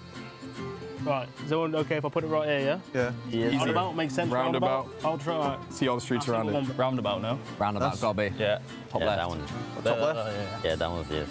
It's that one, guaranteed. Alright, fuck it, we'll just put that there. Wait, you know that's submitted now? Alright, listen, we went to the Eiffel Tower. It's next to some water. I'm trying to think when we actually went there, there was a curve to the right. Let's go to Hill, no? Wait, no, you can't put it. You can't put it down yet. You can put it down. You lock it in. It's locked if you pull it in. I swear that's there, bro. You know what I think? Well, I don't know. This is you know when you see picture of the Eiffel Tower, it goes straight, right? Yeah. Yeah. And thank you, Slave. I'm thinking it's huge because it's next to the river and there's like grass near it, no? There was grass near it. Yeah, see? For me, that's either here or here. Yeah, but we need to pick. No, but you're French. Look, you should know Look, this. this is nice. This is nice. Listen, there's no This way is a nice segment right here. This can't be the Eiffel Tower because the water was on this side of it. So it has to I like be here. how they're trying to do it. walkover. They're trying to get pros to do You need a lot of guessing space game. for the Eiffel. I trust you, Slave. I don't mind. Bro, I like it. I look, you think it was here, you know. I trust you, But you know what? That's fine. Right, we trust each other. That's good. That's good. That's why we win. Where does the? Just put it here. I feel like it's that one. Yeah. I think it's that one. Next to the grass. Yeah, no, I think it's this one. For the fact is, if you remember, if you looked over the bridge, yeah, there was like a massive like. Oh, the green? Yeah, the green's like. Yeah, but there was like a house like. Yeah, exactly. That's what I'm saying. That's what this is. I feel so Lock it in, lock it in. Bro. Lock it in, bro. Lock it in. I have a feeling the Louvre's this one here, and I feel like that one's that one there. When I was at the Louvre, we're trying to go to the Eiffel Tower. That was like 15 minutes. What is that? That's the Louvre. Yeah. Louvre. Where do you think, Bjorn? Surely that's more like. I reckon that's that one, and then that's that one. How do you pronounce that? I don't even know what that is. I don't even know what that is. I don't even know what that is. This is like underground, I think. What? It's in the museum, bro. I swear it's underground. So what is it? Notre Dame. Yeah, that's the one. That's a crazy yacht. Oh, I don't know. Take a guess, I think. Oh. What, we just Look at underground. Are we winging it? What would be more on the wall? Wait. Yeah. What would be more on the wall? How fast? That can't be this. No, that has to be this. The Louvre. I don't even know what that's 15 minutes for you. So that's this. That's probably about right. That can't be this, bro. Paris. So this is this. That's this. Yeah, that's that one.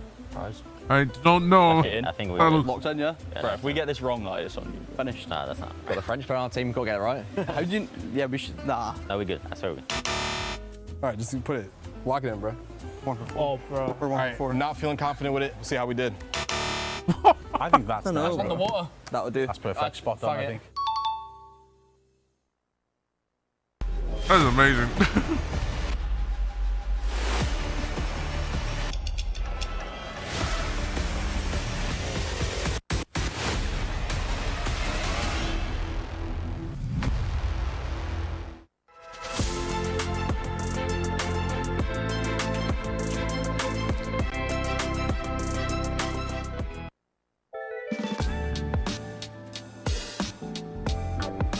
This is Brian. I'm a fan of Gentlemate. Je suis arrivé avec Gotaga. Du coup, quand je regardais un peu toutes ces années professionnelles. Et après, par la suite, j'ai continué à regarder en dehors de ces années professionnelles. Franchement, c'est fort. L'organisation est incroyable. L'ambiance est folle et franchement, c'est top. On adore. Gentlemate, c'est la meilleure organisation. On a les meilleurs supporters. Le Major Code, on a tout écrasé. De mascotte, c'est Rachid. C'est l'image de Gentlemate. Of course, on va tout gagner, on va ramener la coupe à la maison et puis voilà, on va tout écraser. Gentlemate! No, actually.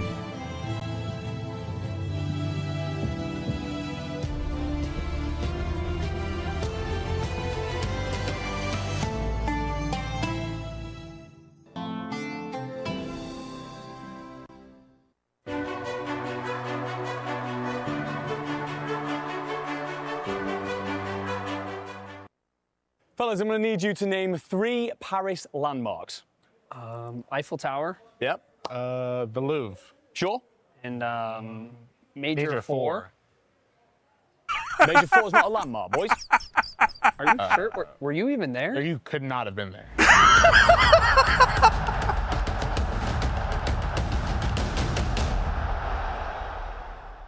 It was legendary. I was there. Welcome in. Gentlemates fans are getting loud, and for good reason. There is their hero, Joey D, alongside some of the greats. We've got Sib. Sib 7, one of the best signs I've seen in the venue. The fans are going crazy. Nameless, I can't even focus, and neither can these guys. I saw that chat. I saw that they put Sib 7 like shit. Yeah, you said Sib 7, more like Sib 0.7 yesterday. Yikes. We need the real Sib to come out. These fans are yearning for a victory. This God Squad was put together to get a championship. They have podium finishes, but not a championship with this roster. So they have to win this and qualify for the bracket. Enigma, walk me through our challenger squad that will be taking on the local heroes from the Gentlemaids. Yeah, so this is the pit, represented by the owner, who is a community figurehead, essentially. He's created a wonderful thing there that will basically give everybody information in the scene. To see him bring a team is incredible, but you've got yourself Lucifer. You will know him previously as Harry. He's having a great tournament. Mythics, he's the superstar, the player who it feels like is overdue a chance in the league. Linz, you'll all know him. He's been in the league recently. It's been a tough year for him on land, but looking much better now he's out of the French side. For F-Dot, a solid player, but it's been a rough showing here at EWC. Yeah, I think the thing for the pit is we saw them on day one up against FaZe. And there were close maps, there were a lot of opportunities, but just playing a bit slower than we've come to see from the challenger teams. And then they get over to Bravo, you know, the side stage, and they play incredibly well. The pace is there. So I think a bit of nerves set in for these guys. And now that they have that win over a pro team in the Royal Ravens, they should feel more comfortable here in this matchup.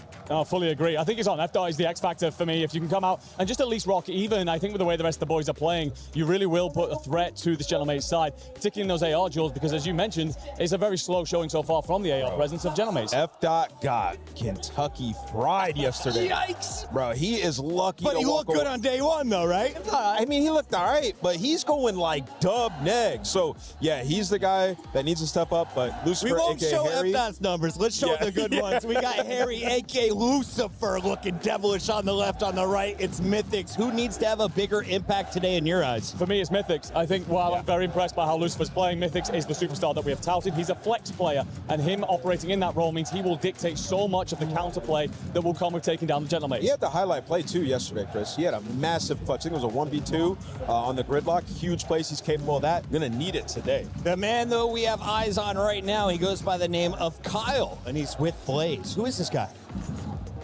What's up, everybody? I'm here with some amazing soldiers from the Pit EU, as I got Kyle with me and Phoenix, as we are about to kind of just hop into this whole experience, man, because Kyle, how awesome it is for you to have a team in a race here at EWC. Well, you can tell by the smile on my face just how good it feels. When I created the Pit a few years ago, you told me I'd had a team here in the EWC, and going through the LCQ in that fashion, and then coming here and winning the match, crushing Ravenski, a pro team. Yep. I mean, it's incredible, but I know these boys had it.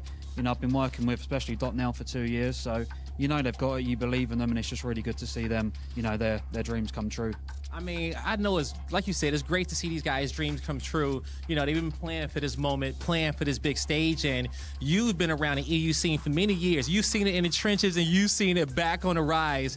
Man, how awesome just to see like events like Major 2 and Major 4 and the EU crowd show up. You know, they were bigger than some of these American crowds. No, the largest crowds that we've had all season. Yeah, well, I think anyone that's been around for a while knew what EU events could do. I think back to Birmingham, even World War II, that type of atmosphere. You go until, you know, 1 a.m. on a bracket resetting ground. The crowd's electric. EU proves that the event should be here. The players prove that they should have the respect. They should have the funding, the same opportunity as the other regions. So they're making a statement. We don't need to say too much. They're doing it all on the battlefield.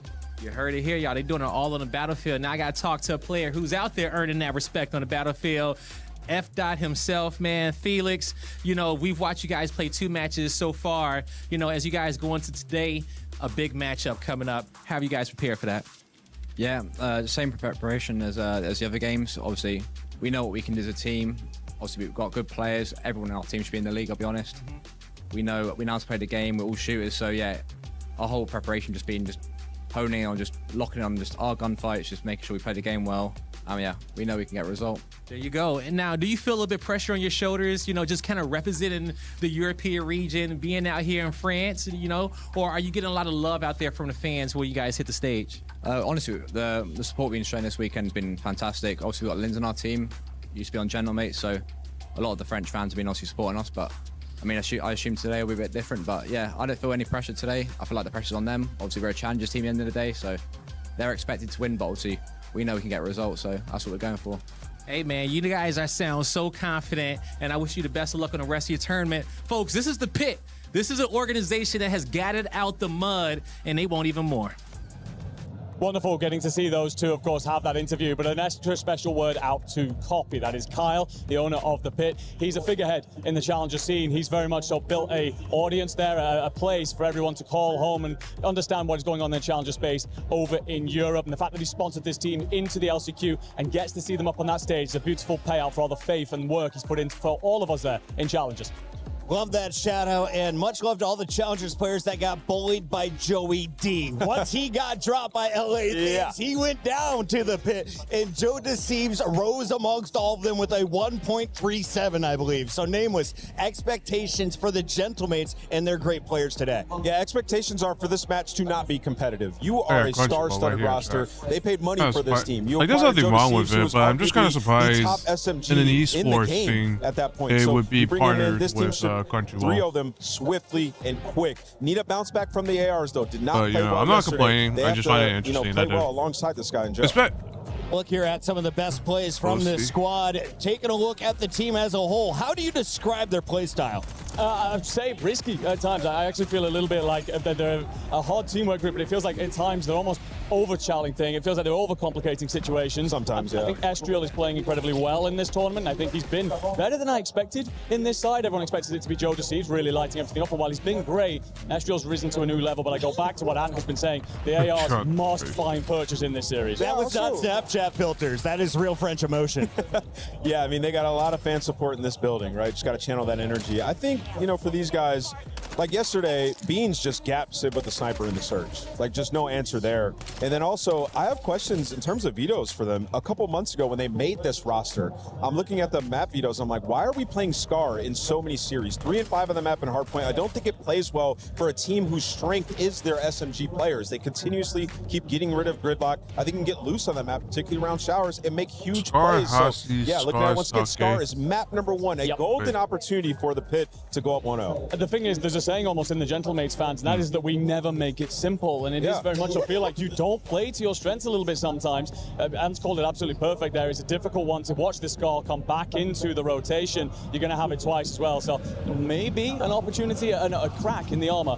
Only 93% of the fans chose Gentlemates against our challenger coming from the pit. And I feel like it could be 99-1 here in the venue. It is roaring for the Gentle Suits. Let's talk a little bit about their star players, though. I mean, I'm going to be honest. I think Gentleman's going to go through. I just don't some see fantasy points today. Who are you signing to your it's roster just first? not that experienced I'm gonna yet. go with Joe Deceives. So, I think, in this spot, like the thing that's dangerous right now with him, and it's to dominate these types of matches. The thing that's dangerous right now with Gentlemates is their Andrew, SMGs. which one of your Gentlemates is going to shine the brightest? I want it to be said, but I feel like he's got a player who's got a lot to from the say in this tournament. SMGs Again, slow yet. start coming out the gates. So, Much better here today. Ladies might and turn gentlemen, up. turn down We your may volume and hear the never Gentlemates know. roar. We may never know. Wow.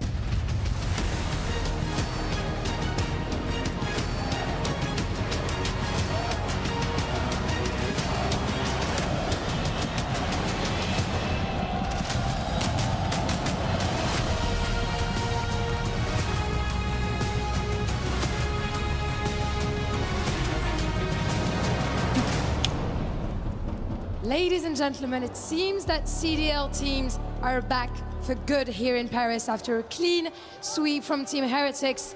I've heard voices. Mesdames et messieurs, il semblerait que les équipes de CDL soient de retour ici à Paris après cette belle victoire, mais j'ai entendu des voix. On m'a dit qu'il allait se passer exactement la même chose sur cette scène. Ian, I've heard voices. Paris, make some noise! Feels like somebody found the volume control it's filled in up the with arena here and Paris turned it up with to max Gentlemates because, fans. look, every Call of Duty tournament always has a home crowd favorite, and this one could not be more obvious, Lou. And they're in for a fight, of course, because having a 5th player on the server is wonderful, but that doesn't win you games. You still need to prove. You still need to win, parce que oui, vous êtes le 5e joueur sur le serveur, mais ils vont devoir encore prouver ici qu'ils méritent leur place en playoff. Yeah, I see Gentlemates jerseys everywhere, but their opponents are here for a dogfight. And yes, you used to be chanting their names, les fans Gentlemates, vous criez son nom il y a quelques années, but this time he's against them in the pit.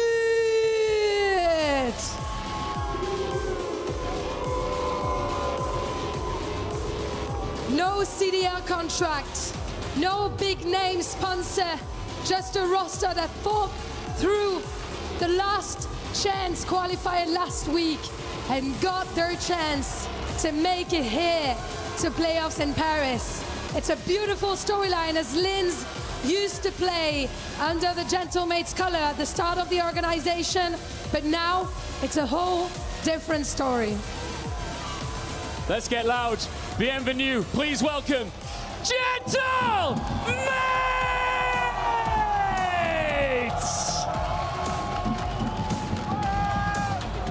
They took a beating yesterday. No excuses, no hiding from it. But tournaments aren't defined by the punch you take. They're defined by the response. And with elimination staring them in the face, Paris and this roaring crowd is waiting for one. A team that has everything to lose versus a team that is lucky to be here. Who's gonna take it? Paris, fait du bruit!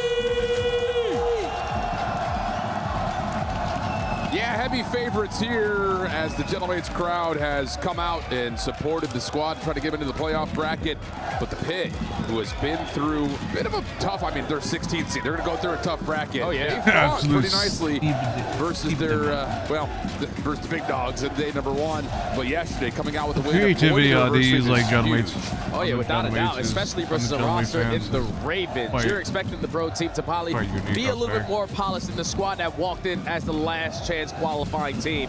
But when you get that many reps, when you get that comfortable within each other, you're eventually able to see some results. So you get through that game number 5 yesterday, but like you said, Gentlemates are a completely different roster. Absolutely the case, and just the extra energy that's going to be immediately injected into the server by way of these fans is notable to be playing.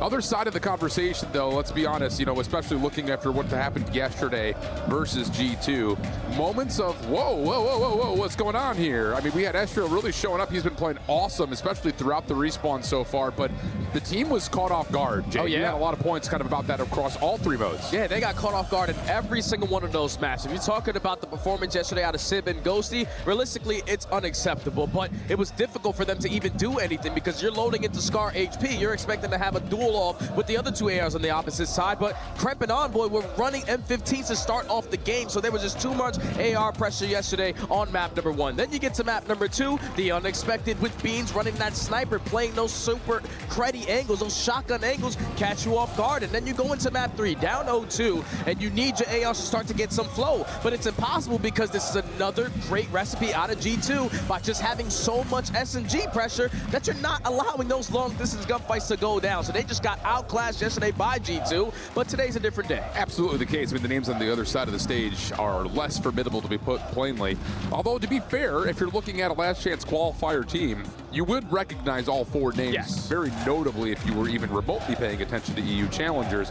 All 4 of these guys have either been to the league, specifically talking about Harry and Linz, but on the other front, Mythics at different points throughout the last 2-3 years have been noted as possibly being the next guys up out of Europe. So there's a lot of presence with this roster. Makes a lot of sense that they were able to make it to the last chance qualifier. Also makes a lot of sense that with their experience playing together, that they could beat a team like Carolina who's coming off recent changes. Yeah, but Carolina, like I said, is not no Gentlemates, and I'm looking at one guy on that side for the Pete. You heard the Diz touch on it. It's got to be F-Dot. You can combine his hardpoint KD with his overload KD, and it's not better than his search and destroy KD. You need to be able to spawn in versus the mates, especially in the respawn modes. All right, well, here's a look at how the hardpoint has gone, specifically on towards Scar. Yeah, that was a great start for Gentlemates. They Gentlemates. lost it by 201-250 yesterday versus G2. It has been a map that the Pit has played in both of their series. Rotation, though, that's something that you're going to keep in mind. This is what we're talking about. We're dealing with a different element here when you're dealing with the top 4 squad versus playing up against Carolina at the bottom 4. So that's the breakdown. That's the setup. We have a decider match on the way. The hometown crowd trying to fuel the Gentlemates in the playoff bracket, or will it be the Cinderella of the Pit? Scar hardpoint, map number 1. Let's get it on. It's going to be the Gentlemates spawning over towards the preferred side to start this game by choosing Team B in the vetoes, and this is exactly who you want to be on board with, but Civ just puts down too many shots, not able to finish his food, but regardless, Jodeci is fine too. Gentlemates have mid. Yeah, but you do have the Pit still spawning over towards blue. Ash still trying to work on that. Nice snap over, able to find Lucifer. formerly known as Harry. Kind of goes back and forth between both names, and all 4 will fall on the next wave of respawns. The pit now spawning in the worst possible position, and Zip is already locking him down. Okay, this is another amateur team so far making little mistakes. We got to be able to take our time. I know on the main stage, sometimes the lights can be extremely bright, but you understand here at the P1, the game is just getting started. First hard point doesn't go your way, but at least they're doing the little things to think about the next hard point. F out of Lynch trying to work their way around white wall, but they instantly fall. But regardless, they still have the spawns on that side. Yeah, we're just not winning gunfights. That's the big problem right now if you're the pit. 4 in a row for Ghosty hasn't fall. Same can be said for Joe Deceives. Making some space, though, through mid. Civ trying to watch over the top of it from green. Nice little bounce off the convoy, but it's going to be Mythics and Lucifer who find the first 2 kills. Nades will also land on the hard point while nice nade play. I thought. Now it's just about fighting up against the close Pit can get some points. Over towards the screen, and they are right now. But can they? With no trophy systems in play, but you can already see the mates. That's the big question. Starting to work on these routes. Joe gonna have that extra M15 to keep these gunfights a little bit more preferred in his favor. Finds kill number 5 to the tally, but that's gonna be 3, make it all 4 dead. Lynch destroys him, and now it's still scattered around this time. Yeah, but look at the play. You've got spawn chaos starting to come through. Ghosty play out of Lynch. Eventually will fall. Sib will drop to, like you mentioned, Lynch making the play around the back. 13 seconds left on the hard point. The pit have done a really nice job here throughout. A lot of chaos being ensued by Gentlemates to get the time back and put this to about an even game as we rotate to do it. Look who's here first. Yeah, we have an opportunity to increase our rotation win percentage from 26 to maybe a little bit more because you desperately need it here at this B3, but we're just not winning the fights off the rotation. That's a clean 3 for the mates. No trophy systems are going to be in place, so if you are the pit coming off the respawn, everyone's got a stun and a nade, throw it over the top. Yeah, but look at this setup right now from the Gentlemates. Lots of trouble starting to brew with this setup.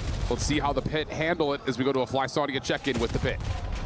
I'm playing. One shot AC. Play together.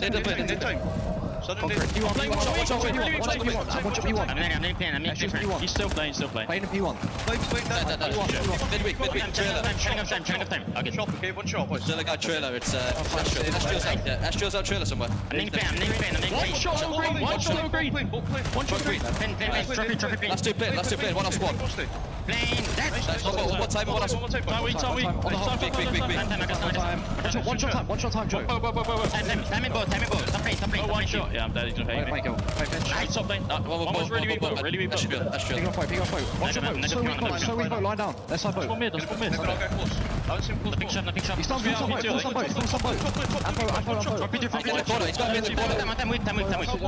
Once P2, he's back to Satem. Top lane. Not repitched. When's it back? Nice. One's P2 already. Let's go P2. Ooh, nice double. Nice moment here for Mythics, and Lynn's going to flip the spawns, flip the hard point. Gentlemates now on the back foot as we switch to a Saudia check-in with the Gentlemates. Mythics, watch out, post. In the one time. He went right side. Nice. They're going to already see there. He's already front side time. 200 time. In the back, one shot. Back right time. Back there, one shot. With you, back right time. Back one shot. Nice. 2 more. We just hit. Nice. Block P2. Front hit twice. 4 piece. 3-4. Joe, look your back door. Back door me. One shot. I'm edge. Staying ticket. Reset. Staying in ticket. Yeah, middle, right? Yeah, I'm waiting. I'll run back. Get time. I'll run back. I'm playing Jet then. Whoever's Jet. I think Jet rapping me. I'm gonna be middle. I think he's SWAT. Yo, Tappy SWAT. What? Really? SWAT? Watch out, left. Well, you can tell him. He's on the left trying to nice. In the back. Trying to make it. We spawn out one of them. In the back. In the hill. I'm gonna flank again. Fine, playing. Hard time to make it. Nothing out left. Make out weak Lucifer. I know twice. He's on P3. P3. One gets still playing, by the way.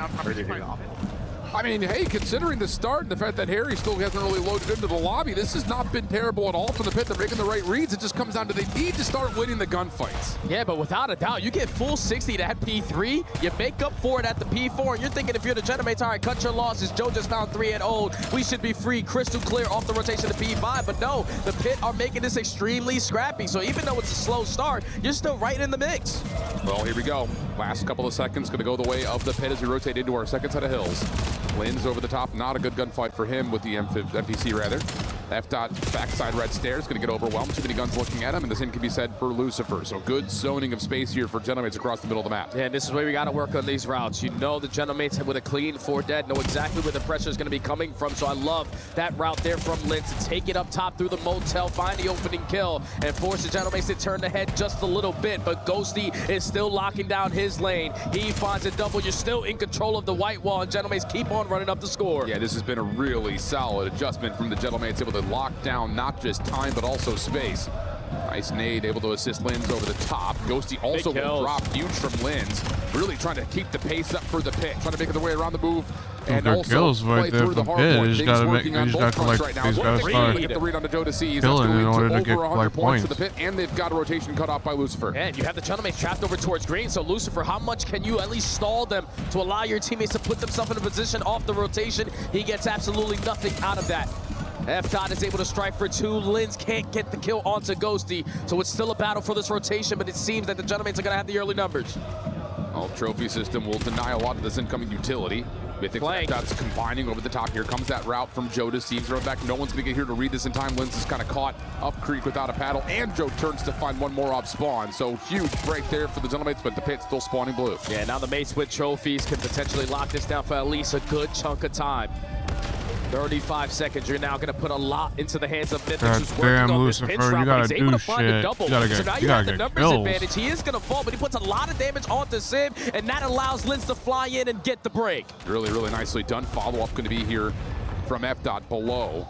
Lucifer up top. Like as an AR, you gotta kill. Going. Just has not found a good gunfight in a while, but F-Dot still holding down the hard point here for the pit, keeping nice it shots. Close. Lucifer now able to get things locked in. 2 for him. Maybe there's a little bit of a spark there for Harry. And only a 20-point difference with a guy sitting at double neg. Battle for the rotations, though. This was the hard point that caused the pit so many issues, and it's only going to be even more of a problem now because the Gentlemates are here early with the trophy system to make this even more difficult of a break. Ghosty over the middle of the map, shut down. Lins really providing the effort needed. Saves off the top rope, able to find 2. Hard point neutral for now. Going to get a 4v4 over the top of the field, but there are no trophies. That's the problem for the pit, so Gentlemate's going to trust their utility. Astro was to find the opener, but Lins off the pinch, able to find 2. No one was watching that. Lucifer's going to fall for another, so now Joe's by himself. He's got nothing. All 4 will fall the pits in. Man, it's not about how you start, it's about how you finish. It's only a 10-point deficit now for the pit, and you have them in the best ideal trap that you want to have at the P3. Only 20 seconds left. The pit are going to be able to take the lead, and the Gentlemates just need to work the hell out of their base. They're having a little bit of a tougher time to do that right now, as F-Dot's going to try to hold them back a little bit longer. Mythic's also weighing a little bit forward up top of the hill. But Joe comes away with 2. That opens up a lot of space to work around the outside of this route. F-Dot up top has to be responsible for this and is able to at least push Joe off the angle. Mythic's trying to find his perfect timing, finds his moment, and capitalizes. Harry will get credit for both kills, but Mythic's is right there, and it's going to be Come on, Twitch, what are you doing? So far improving that stat that we saw before the map started. Thinking about the fundamentals, outclassing one of the top teams that we have in the game. But it's overwhelming amount of pressure from the Gentlemates over through the motel side. They're able to flip these spawns, flood their floodgates through with the NPCs, and that's an easy break. Now Lynn's trying to wait, try to move around the back as soon as his teammates can try to find some way to coordinate this from the front. Lucifer's going to pull out an extra SMG. Nice shots from Joe to seize. Back into the hard point to take down 2 pistol out, but overwhelmed. Too many numbers. The pit find a flip again. This is a great moment for a pit. They just got spawns. Oh, I know. It's a little late for that now because you only have 30 seconds left in that point. So they really got to push right now. They got to really get the kills and push for new. Off the rotation. So Estrio, hopefully you don't get any bad timing, but you turn your back at the wrong time. Thankfully, it's when the old hill is about to end, so you still should be able to spawn behind green, but there's already going to be pressure in your face. Yeah, Lucifer needs to pull the attention to the front. He's able to find Joe Deceives on the plane head. That is a critical position to possibly be able to hold on to, but Sid finds 2 from top green window. 1 more to tally. It's F-Dot around the back. Spawns will move. Can you win the gunfight from inside the hard point? No, you cannot. Not initially, at least. Ghosty's able to get 1. Joe Deceives trying to follow up the pinch from Mythics off the off spawn is going to be here.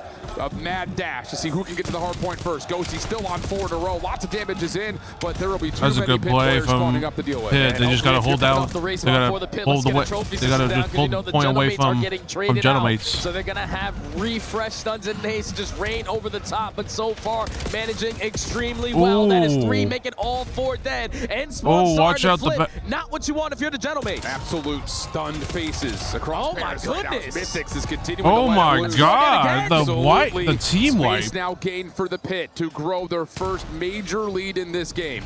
Lynn still playing the old time.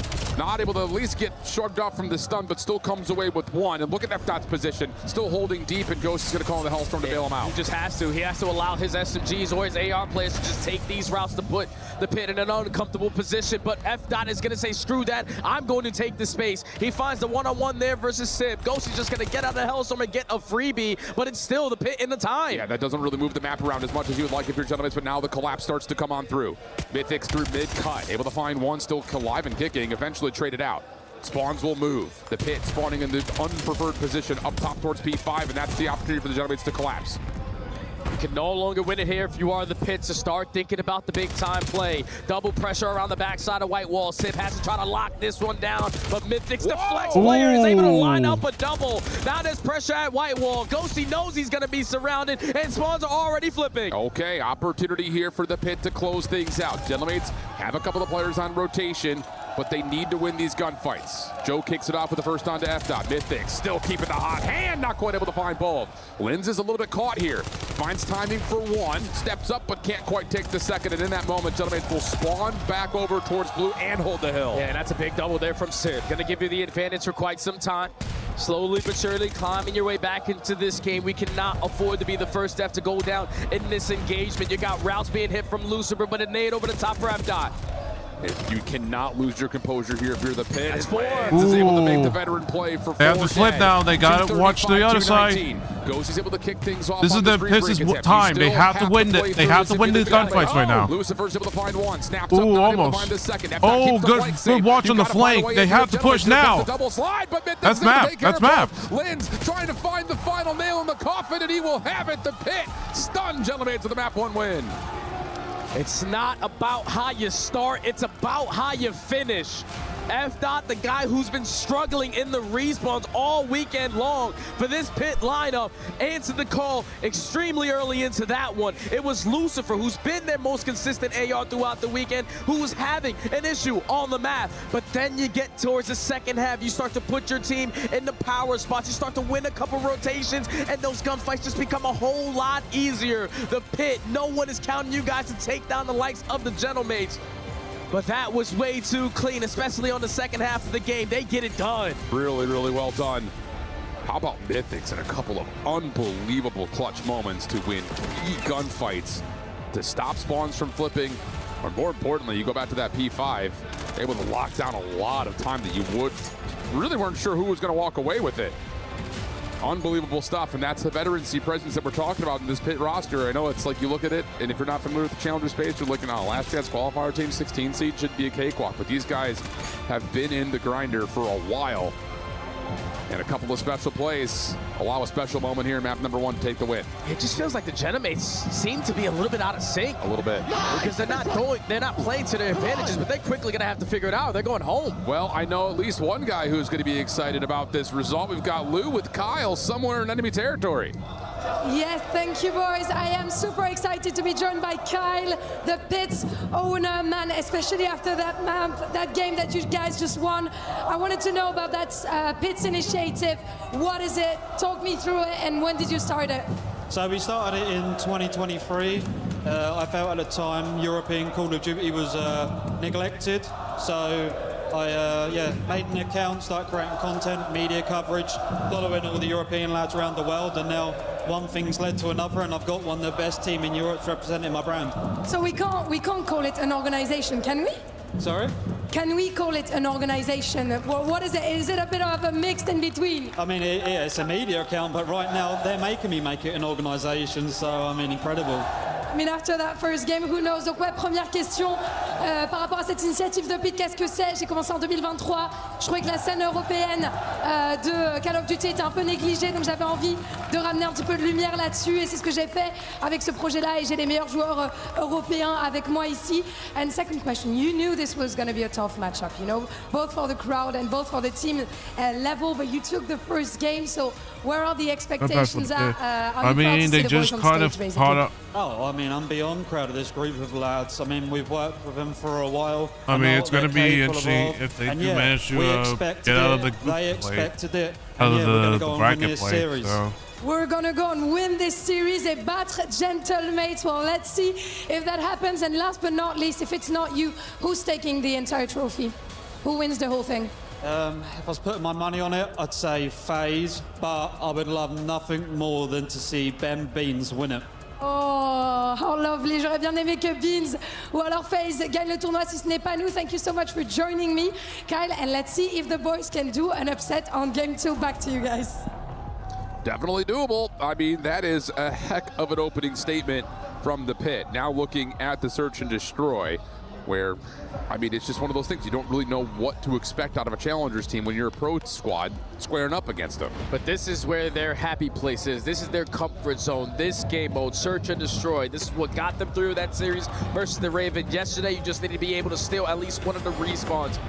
And you have an opportunity to potentially go up 2-0 versus the Gentlemates, but this one is not going to be easy. This is the map that Joe DeCease was able to break the S&D kill record on. He's just way too much with the NPC in hand. You have to be able to shut him down. Absolutely the case.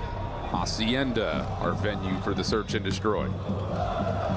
Could the impossible happen? The last chance qualifier, make it into playoffs? This would be crazy. It would be crazy. But that's exactly what you need. You need to be able to come out and take a respawn. To do it map 1, you never know. Definitely heightens the stakes up, especially for somebody who's thinking this is going to be a walkaway, like I'm sure most Gentlemates fans were. Let's see what we get. Opening offense will belong to the pit. Are they going to be able to find a way to set themselves up with that very standard look of let's go top hallway, play a post plant from secret? Oh yeah, they're instantly going to be the aggressors. They're trying to set the tone early into this map, but it's none other than Joe to start off the fight.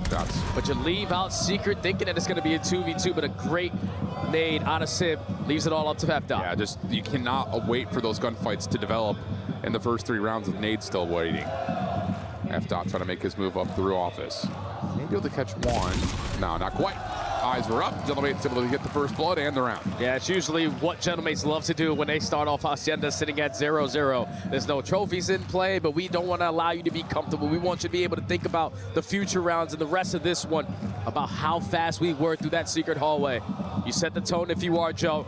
You find effective trades, great teamwork down to the Gentlemates to get the opening round. Yeah, you have to be ready for that with stuns and nades if you're on the offensive side. And most importantly, that little AR tandem duo, able to put the window pressure up, and Sid from bottom barrel tosses that nade. They're able to convert over towards the top side. Clean.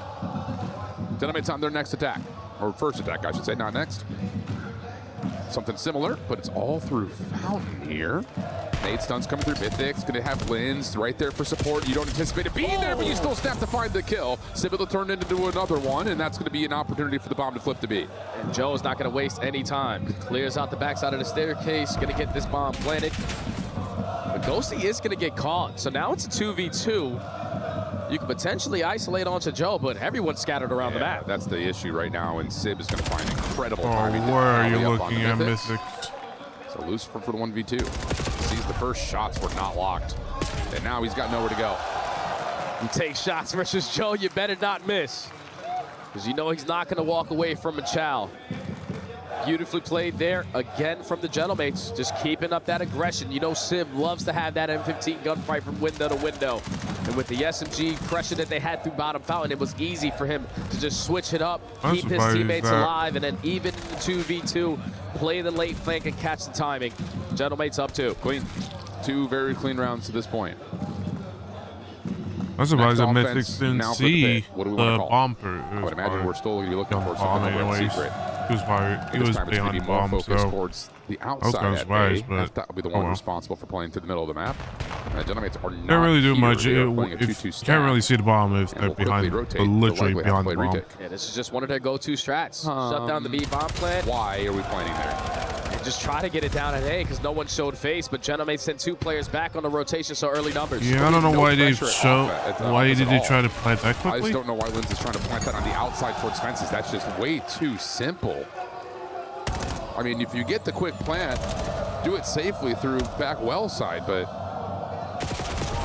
I don't know, that was a mistake. I don't really understand what that was supposed to be. Yeah, he just was expecting when you turn that corner out of fence for potentially an A&R be sitting at top plat, or at least on the staircase, or someone contesting at 10, but no one showed face. Yeah. By the time you commit on the bomb, that's when the Genomates just got themselves back into the play. So quick adjustment there from the Genomates to get such a quick read and to make the adjustments to stop that bomb from going down, and then everything else is falling like dominoes. I mean, we got to get an AR out our fences right there to cover that plant position. Exactly. Though. Well, mistake was made, and it was punished. 3-0 mates. Quick on the bounce back here. Only Mythics have found a lot of success here on the other side. Sibs on 4 in a row. AR up, going top window. F-Dot sniping. He's going to connect onto Ghosty for first blood.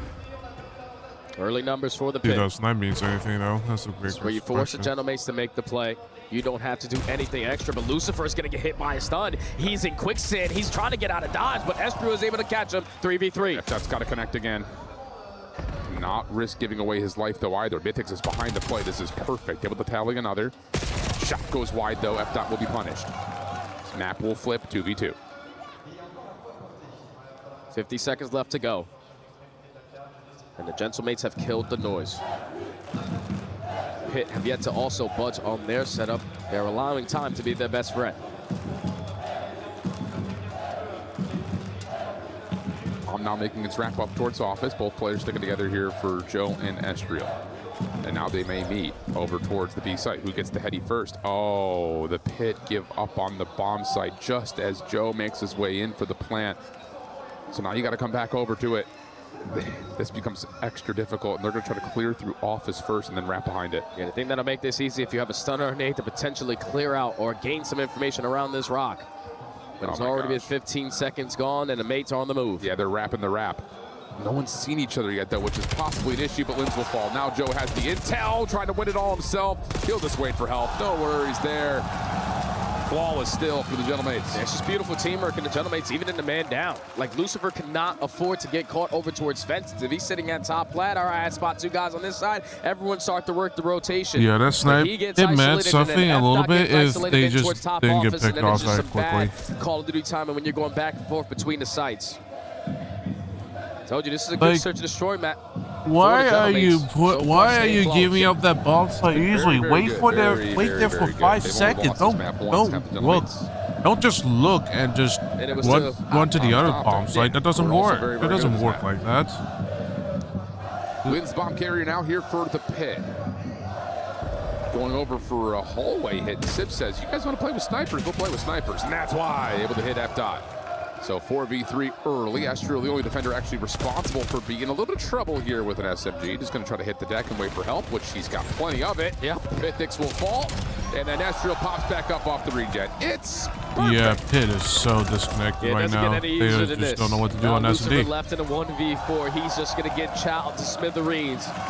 This is an ish search and destroy right here. Straight BTA. Yep. Everywhere you go is being absolutely dominated by the Gentlemates. Nice secondary attempt here for Sib. And just really good help. Obviously, Estriel's in some big trouble right there, bottom steps, but he's got ARs watching over him. He feels confident in that ability and absolutely should. 5-0. Yeah, and I feel like if you are the Pit, you're just trying to match the pacing of the Gentlemates, and that's not working. Maybe if we slow the game down, a lot of these gunfights start coming to us, then we can stand a better chance here, but now you're in a deep hole. Yep.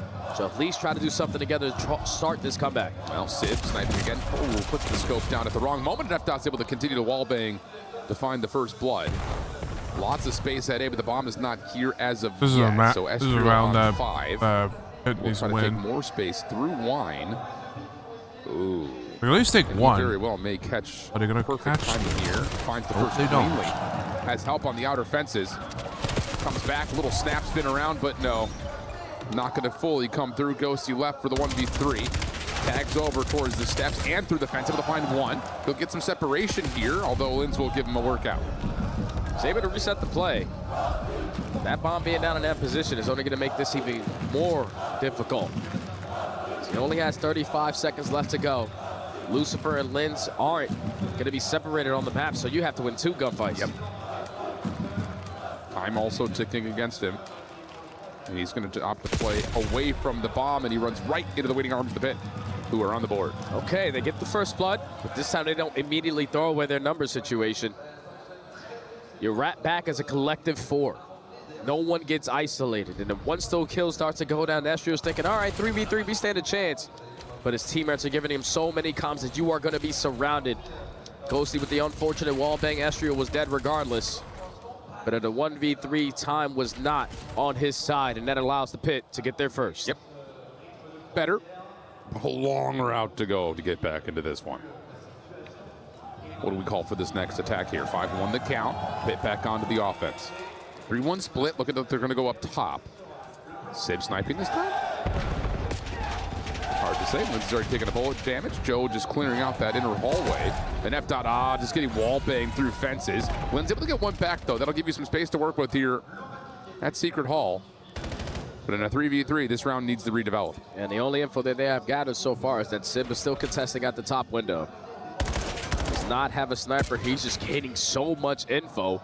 And look at what that's allowing now Ghosty to do. Get super aggressive up to A. They have to be going B. Yep, and he can just sit here and watch for this cross, which there will be some intel right now. How many does he see? 1, 2. Oh my gosh, clean shots from Sib. Gonna get chowed out. Linz able to find the trade. 2v2. Nade from Estrio cooked up. No one home. You're just seeing on the mini-map, though, the Genomates are just waiting for them to make the play. Ghosty's able to find Linz, 1v2 all up the Mythics. Yeah, I mean, he's got an SMG.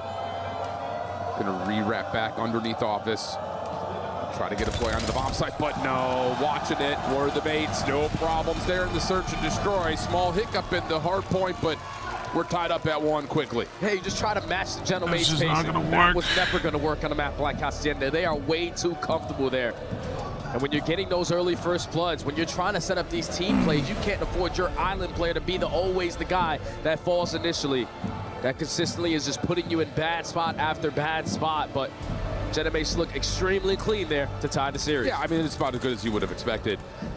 Obviously, first blood conversion percentage, very, very high on top of that with, I mean, it's 6-1, that's gonna happen.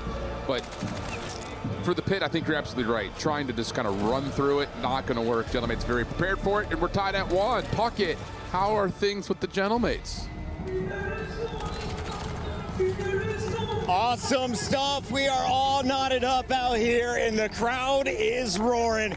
Andrew, you got a big smile on your face. That was a dominant search and destroy, but let's start here with the youngsters coming in. The challengers taking map number 1. What did we see in that hard point? Look, we asked F.Dot to step up. He well and truly did, but huge plays out of both Mythics and Linz in important moments. Mythics himself, we've talked a lot about him. He's the flex player, but he does a lot of work, and we talk about little players stepping up in important moments, but he was a superstar for selfless reasons, very much so holding things down for the team and letting them get active. Yeah, we talked about the opportunity that map 1 was, right? That Scar. It's a map that's given the Gentlemates so many problems. And this crowd, they were on their feet. They were getting hype. And, you know, when it came down to the very end there, they got put in the back green trap. It was Linz with a huge kill at the end of the P5 to set them up for it, but still had to close it out on a P2. Mythics playing his life, waiting on his teammate in Linz, something we didn't see day 1, Chris. We saw today. So question, is this more of a sign that Gentlemates are struggling or that there is a new wave of talent rising? It's both. Yeah, I agree. I think that there is a wave of talent. There's a whole pipeline coming through that is very exciting for everybody, whether it be North America or in Europe. That being said, we talked about it. Scar hardpoint, not good for the mates. The fact that we're back on it, they're trying to get maybe practice reps in against the team they're expected to walk over. I don't know what it is, but they should not be playing there. I'll say this. Any time that myself, all of you guys, and this whole crowd has to watch Joe Deceives with an AR in his hand, it's probably not a map you want to play if you're the Gentlemates. So I think they won't be playing it any longer, but that search and destroy all class. That's your Crazy stuff, impressive performances so far from everybody on the stage. But a bigger shout out to the crowd. This is just the midway point. Nameless, we're still in group stages and it's only going to get louder here in the SEC Arena. Yeah, you know, I am unbiased. I don't root for any team. As I'm walking out here, all the fans are so nice. They're so excited. I'm like, I kind of want a Gentlemates flag. But yeah, they're on their feet. They're excited. And they give them something to be excited about in that search. I mean, like, you are listening to this as well in here. They've said they're bringing triple, if not quadruple, the amount of fans through the weekend. So that, when we get to that point, what is it going to be like in here? Nameless, final thoughts here as we're wrapping up this first half of the matchup. What have you seen from both teams? What do you want to see in the second half? Yeah, well, you got to find a way to steal another respawn if you're the Pit. And if they do get to that Game 5, which is their goal in this series, it has to be way different in the search and destroy. Much more confident. The round one, F.Dot went bottom rugs. His whole team died. He was still in there. So more confidence, a little more aggression. We talked about the Scar in the way it's been difficult for them. We've got that next to the Overload. If you are going to steal away one of those respawns, you talked about it. This has been a struggle for them. That feels like the moment right there. Sorry, I couldn't hear you. This Look at the forearms on this man. And a woman. By the way, it's the same duo that was crushing it all Major 4. Awesome to see him out here at EWC. Awesome to see you all in the chat. Thank you guys for joining us. Andrew, final thoughts here before we throw it to the casters. I'm very nervous, to be completely honest with you. Got to make sure you get through this Overload. Thanks for rocking out with us. Back to you guys. Careful, careful, careful for the inevitable tinnitus. I can say from experience as a drumline guy, you just got to be careful in there. Let's get back into the mix here. 1-1 the count. We've got the guaranteed Scar Overload, but also the Sake Hardpoint. Definitely in this terms of, again, the reps, the eyes that we've been able to put on Gentlemates, feels like the series should go their way. And it's just also just a tough prospect to talk to the Pit and say, hey, you got to win 2 respawns versus the Gentlemates team. Yeah, but it can potentially happen, man. Scar Overload is standing in front of them. We haven't really seen what the Pit have in store on this map, but I can tell you right now, if you don't bring that slaying presence, Joe Deceive is going to make your life a living hell, even in towards green or the opposite side at blue. So I think if you are the Pit, the way that you get this W here is by being the team initially to get that first score, putting the pressure onto the Gentlemates to make those decisions, because still, when it's time for that decision making, they're not making sometimes the best ones. That's totally fair, and it usually, if the Gentlemates are going to lose this map, it's usually in close affairs. Yeah. I mean, they don't often get blown out here. I don't think they've actually ever been blown out here. Yeah, all of their losses, except for one, have been a 1-score game. That one that was a 2-score game. So what we're trying to say here is, like, they know how to bounce back, fight back, hit you with something in a counter to keep the map in their name. So yeah, I absolutely agree with that call. You need to be the one to set the pace, get the first score on the board, and force the Gentlemates to have to make those same adjustments and see if you can catch them off. Yeah, I'm excited to see if they can keep that up, man, because you heard the desk before the match even started. You wanted to make sure if you're the Gentlemates after the series that you played yesterday, that you came out today and just took care of business. Yep. It wasn't going to be competitive. That opening map on Scar, Nameless and Andrew said it, they probably don't want to play that throughout the rest of the weekend. You're losing to teams you're not expecting to lose to on a map that you continue to keep on playing. Yeah. Just hasn't been working out, but regardless, you get one hell of a search and destroy in response. So you got Lucifer putting his headset back on, getting those earbuds in. Definitely, Joe just got back on the stage. right now, Look at how locked in Sim is. Wasn't that good at Pit? It wasn't good at the SD. I don't know if he ever went back for a break. He knows what he has to do, especially looking at his Pit just need to take 2 respawns if they want to win this. Both respawns if they want to win this. About, like, the map but this can be dangerous. I will be honest, this is a little dangerous for Pit because I know I'm not 100% sure how they played Overload yesterday, but if they didn't win that those overloads before, then it's going to be dangerous. Make them a little too and it's going to be scary for Pit because they might get ass beat if they're not careful against Gentlemates. Now you've got a question mark surrounding like what does their frequency look like? Like there's just a lot of questions about I think their hard point right now. Yeah, there is, and realistically it shouldn't be because you make that roster change to be dominant in respawns. Yeah. S&D was the mode that you were expecting to take a little bit more time, a little bit more effort to get it as polished as you wanted it to be, but that has been their best mode on land specifically. Hello, well, cheater. So how you doing? Welcome, Overload, this guy has been different. Also have an EWC, 1.4 KD. He's also getting it done in the objective we're at the, play. Ghosty seems to be all over. We're at the third. I mean, we talk about final matchup. In a lot of ways, there's one more match after this. We talk about players like Sid, players like Ghosty. If they're it's going to be a bit of a short day. Obviously, it's a short day. Obviously, the stream is a bit short just because I started late. Obviously, just because didn't get enough sleep. Let's see what we get here. Scar Overload, map number 3, 1-1 the count. Surprised to say that out loud still. We got like a 4-hour sleep. Can they find a way I to might come off do. that I halftime might break? sleep a little Just later. reset the mental. Don't even Might worry about sleep what just after happened in this. that search and destroy. This is a brand new game. And I'm pretty sure with the gentlemen choosing New TV year, in the by the veto way. process, they're going to have the preferred side to start off the game. Or they might Well, I mean, just elect to put themselves on bad side to see how like much they on can the actually manage EWC that stuff, end. or just new here in the channel. If you're new here to the channel, welcome. You're right.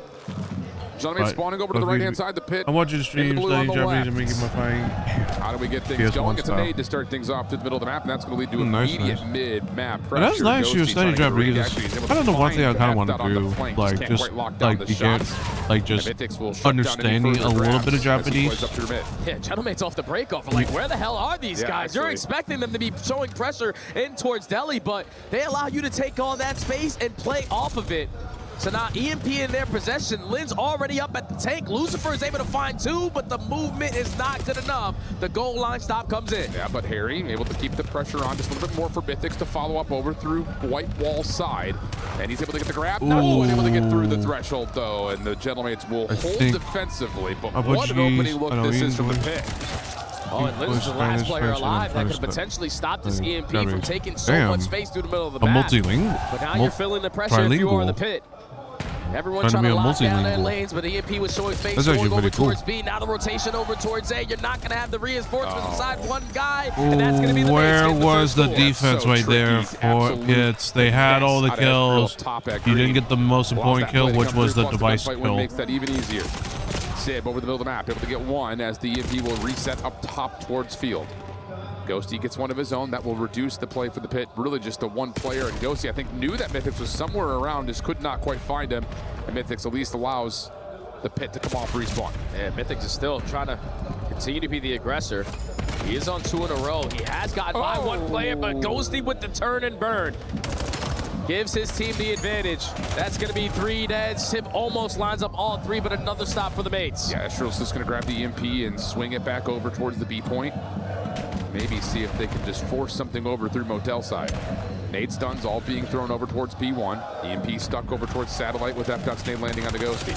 Here's the play for Joe Disease, only able to get one. Sib able to follow. Ghosty coming off the respawn may find perfect timing on F-Dot here, and yeah, is able to turn Astral's they're attention, messing who's up got their himself on a couple. player As the cameras. EMP carrier, he's already halfway to a Hellstorm. And another sequence where the mates are just taking care of business, clearing out their spawn before they make the first move, and that's going to be 3, make it all 4 dead. You see those spawns for the pit are going to be all on the backside of A, and Sib is already in a position to set up this pit. Kill number 2 is secured. You gotta get It's your about to lead to score number 2. kills. Well, if they can find this kill on the Mythics, who slides away, finds the EMP Oh my carrier, and goodness. Ghosty cannot win the gunfight. So what looked to be pretty much a guarantee. The problem was they weren't able to clear up the last defender over onto the B point.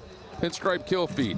Pit making their way back up the middle of the Reset's map. about to go down. And Like reset will the happen pit over can be, towards field with they F-Dot can be leading the good. charge here Right now, on pit the can A be part. good. It's How just long right does now F-Dot they gotta finesse get in this kills and they position? want Already to finds one capture onto Sib, the but now capture a Gentleman's have point. the indication we have to They clear want out our spawn. to dunk a So it's device in the quickly going to point. be Like traded, holy and shit! that's a gunfight Get some you definitely want kills. to have back. Clear out If the you are area Lucifer, before but trying Joe to Deceives, he shoots like that. even think about the objective. Shots in with an AR at that range. Yeah, you're thinking. It's like control. You got. It's like control. You got to think about getting kills before getting in the point. Playing a little bit of defense over This time it's actually bringing a device. You have to bring an objective into their base. Astriel watching the pinch. Good shots to score as Sid comes through. I'm thinking about making some championship. And there's another one. No Yeah, problems there there was. for Gentlemates. But I was going to say, if Linz wins this gunfight, maybe a chance for a counter cap. But Gentlemates now can collapse down towards Motel. Yeah, someone got to guard Joe Deceives. Yo. This guy is breaking them down in a lot of important gunfights so far throughout Scar.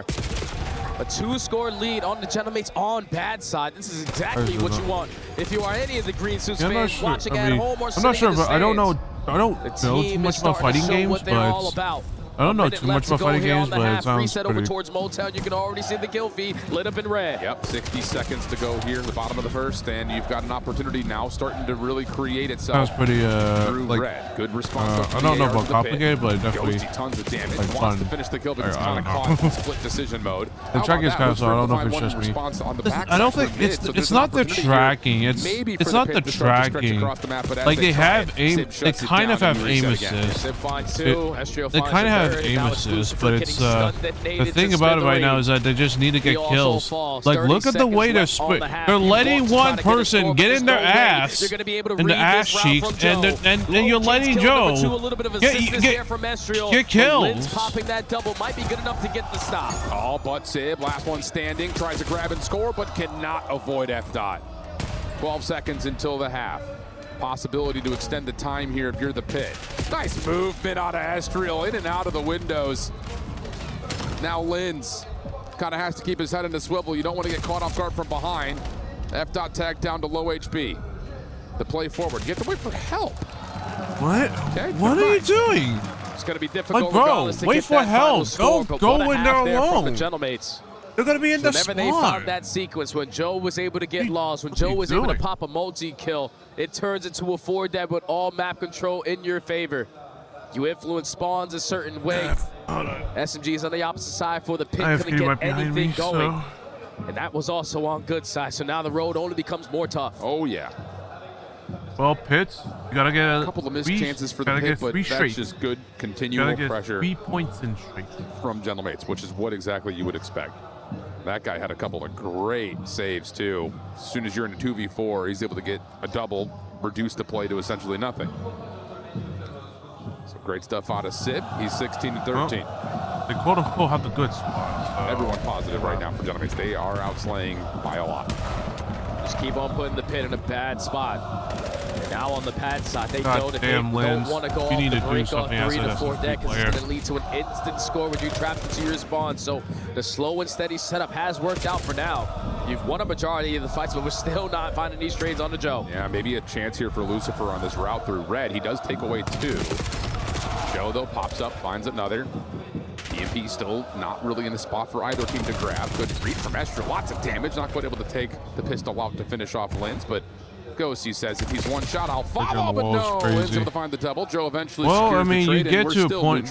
These pro players get to a point where they can predict where they might be going, so you might as well just wallbang them. Working their way out of blue. That's giving. Now the Gentlemates time to work off the respawn. Well, okay, to be fair, to be fair, unfortunately, there's like a bunch of cheaters, and like we're talking about like outside of the pro scene. We're talking outside of the pro scene. These people, these pro players right here, they have proven themselves. They have proven themselves that they are great. But like with anything, it's like Counter-Strike. If you get what I'm saying. Takes down a teammate plus one more, and that'll be enough for him to slide across and get the 3rd score. Score number 3 on the cards here for the Gentlemates. Reset now back over towards plane. Phenomenal shots there from F-Dot. Double wall bounce rips Estriel off of the heady, but we need to continue to find that next wave of kills because all the map control is still in favor of the base. Well, until Linz gets that double, that changes things just a touch. That's 100% normal. F-Dot. Yeah, I mean, it's like Counter-Strike. That gets matched easily by Estriel. It's like Counter-Strike. They may be cheating. It looks like they may be cheating, but they're just that good. Yes, Call of Duty, comparing apples to oranges because Call of Duty is more fast-paced than Counter-Strike, which is more gunfight you're probably not supposed to admit because it's trying to do just that, but Sib with a perfect read now turns into 3 dead. Lucifer has to hold the line no underneath. He's able to get the first off the reset. pattern. EMP carrier, and we'll find Joe Deceives kind of caught in a moment of indecision. What is this one? You got 3 game modes, a bunch of maps, past the 2:30 mark here in a moment, and you're gonna shoot straight. And this game's like mainly control. The esports is only controller support, only controllers. It feels like they're more focused on working on these routes, trying to put themselves in a power position instead of playing around the EMP. And that's what's causing you so many problems. You're allowing the Gentlemates off the respawn when you're getting this sequence of kills to still have enough time to put themselves back into the play. And now with only 1 player around that EMP, there's no need to sweat if you're the Gentlemates. Okay, well, you get 2 from F-Dot. You got to go quickly here if you're the pit. They get a 3rd from Mythics. It's time to go. We need to take the space here and now. Astral playing through P5, able to find Lucifer on the cut. Should be weak. Mythics trying to follow behind that, able to get to 5 in a row. Does he get to 6? Yes, he does. Close to a Hellstorm now. but you need to have someone pick up the EMP and start to make a move behind this play for Mythics. Eventually you get the grab, but he's got to watch two things at once. Astro off his next life, trying to take care of it. Joe Deceives on the cross, shut down by Linz. A second opportunity comes through for Linz, but you still cannot get the EMP. And Mythics, who's still looking for kill number 7, eventually also gets shut down. Yeah, this is just head bash after head bash. Hope to God that my SMG route is going to work out. Oh, and it's just not. Gentlemates aren't biting on the bait. Joe Deceives is still popping multi-kill after multi-kills, now 3 in a row.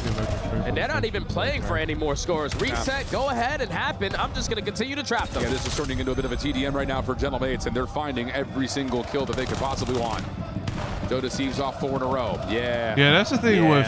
Yeah, now we're playing Spawn Trap City here, Jay. Last 60 seconds. Yeah, this is what. Yeah, that's the reason why I don't like games that require online servers. Just because if you don't have online servers, because there are games with some games, if you don't need online. Plus the score will Let's put get this us the one out next of map. question. There's the Hail Mary, throw in the Hellstorm too, why not? I told you, if you couldn't handle this guy, you were probably not going to have fun. They almost spent a minute of just leaving the EMP down and playing spawn traps. If you are the pit, that is extremely demoralizing because the score is going to be perfect. The Gentlemates after map number 1 have basically been playing perfect Call of Duty. This is what you want to see. Absolutely the case.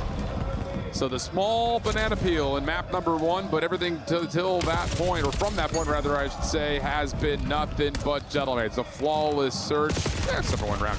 And now an actual flawless overload to come through. Gentlemates are going to be up in the series 2 maps to 1 versus our 16 seed in the pit. This humps go out. No overhyped reaction because they said that was just way too easy. Joe Deceives is unbelievable. No, I mean, if you blinked and missed it, Estriel was behind him by 1 kill. we're playing against Challenger teams, so just did whatever they wanted there on that makes sense why overload. to kind of, Hit did not have an answer why Mates were at going all. crazy, but And at the same time, with your backs Hit against the wall, played tournament lives on the absolutely line. terrible right there. Well, like they were not getting kills that they needed. They were not doing they were doing shit that. They were doing dumb shit that I'm like, okay, why are you doing that? Spawning on the bad side, but let's just see what we can do. See what we can get away with. He didn't even finish the kill on that first. Go to town. They were able to go to town from the get-go, so that just is an extra confidence booster, especially once you swap the sides to get to the second half. And that's why I was saying the pit needed to be the team initially to get that first score, because if you give that early advantage to the Gentlemates, they understand we don't now have to force anything extra. We just have to make sure we're locking down our lanes, not allowing anyone to slip on by. And every single time you thought that the pit, look at the way that Paris, the Gentlemates play against Gentlemates play against Pit, like they look a little lost. Next map is in going terms to be of trying to get the device. I'm looking at Lucifer and I'm looking at F dot. They looked like they were trying to get the device in, but then they're not. Ladies night. We got Lou with the Gentlemates ladies in the crowd. Yes, guys, it's ladies' time. As Gentlemates are bouncing back in the series, I am very glad to be joined by some lovely Gentlemates fans. Ladies, if you had to give me one reason to follow Gentlemates and support them on the Call of Duty scene, what would it be? Mesdames, déjà, je suis ravie d'être avec vous. Si vous deviez me donner une raison de supporter Gentlemates sur Code, ça serait quoi? Parce que c'est la seule équipe française de la ligue, parce qu'ils sont trop forts tout simplement. Voilà, tout simplement, pas besoin de faire plus compliqué. It's the only French org in the league and they're just too good basically. Et pour toi? Bah, on est une équipe hyper inclusive, tout le monde peut trouver sa place et franchement c'est trop cool. Ça fait trop plaisir de vous avoir à des événements aussi. It's a very inclusive team org within the fans and stuff. Everyone can just basically have their seat here, so it's lovely. And ladies, truth be told, we know it's not always easy for women on video games. So what would be your advice? Because it seems that you guys and you girls are having the time of your life here. So what would be your advice to girls who are maybe a bit hesitant to play COD or to attend events like this? Ça serait quoi votre conseil du coup pour peut-être encourager certaines de celles qui hésitent à venir ici à des événements ou à jouer au jeu? C'est en osant qu'on sera beaucoup plus et c'est comme ça qu'on représentera une scène féminine encore plus dans l'e-sport. Continuez d'oser, arrêtez de s'auto-censurer. C'est ça. Voilà, so I think that the more we get, the less we, you know, are reluctant to come, the more women there are going to be in the industry, and that's exactly what we're looking for. Et pour toi, Mastar? Moi, mon conseil, ce serait déjà de contacter d'autres filles si elles n'osent pas venir. Et en fait, avec l'assaut, on est super accueillant. Même au niveau de l'assaut, on fait attention à toujours avoir une parité entre 2 filles et 2 garçons. Et franchement, venez, vous le regretterez pas. Venez, come, you're not going to regret it, because, you know, we're trying to be as inclusive as possible, trying to play and also welcome girls and men also in the no supportive problem, associations, and I guess Have a good rest also of in the the day game, or night, parce que I je don't crois know. que vous jouez Well, it's day, so it's like aussi, and 9:32 last at the moment. but not least, before we get into game 4, can we get a But little you chant? have a good rest of Une petite your chant? Friday. Bon les gars, Eh les gars, on va y aller. Oh gentlemen, sans ça on chantera cet amour qu'on a pour toi.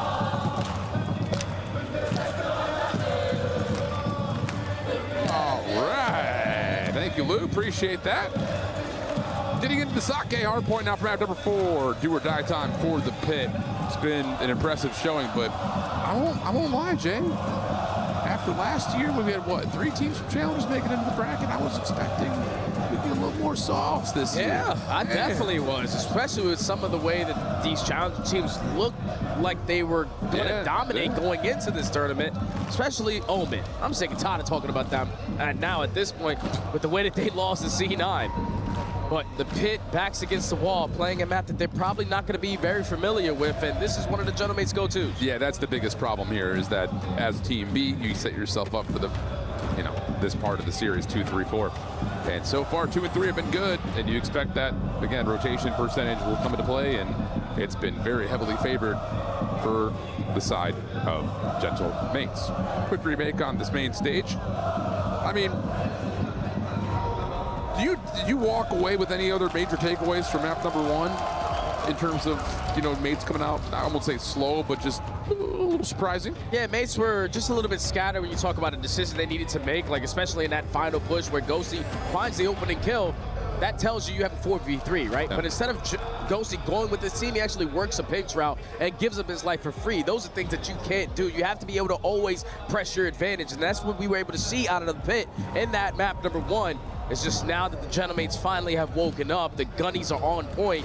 You're gonna have to do it a little bit better here on Sake if you want to force game 5. Kind of feels like one of those maps you look across the stage and you say the pit better all 4 of them better have the series of their life. Can't have slow starts, man. Yeah, everyone's got to be on 100%, 110% most likely.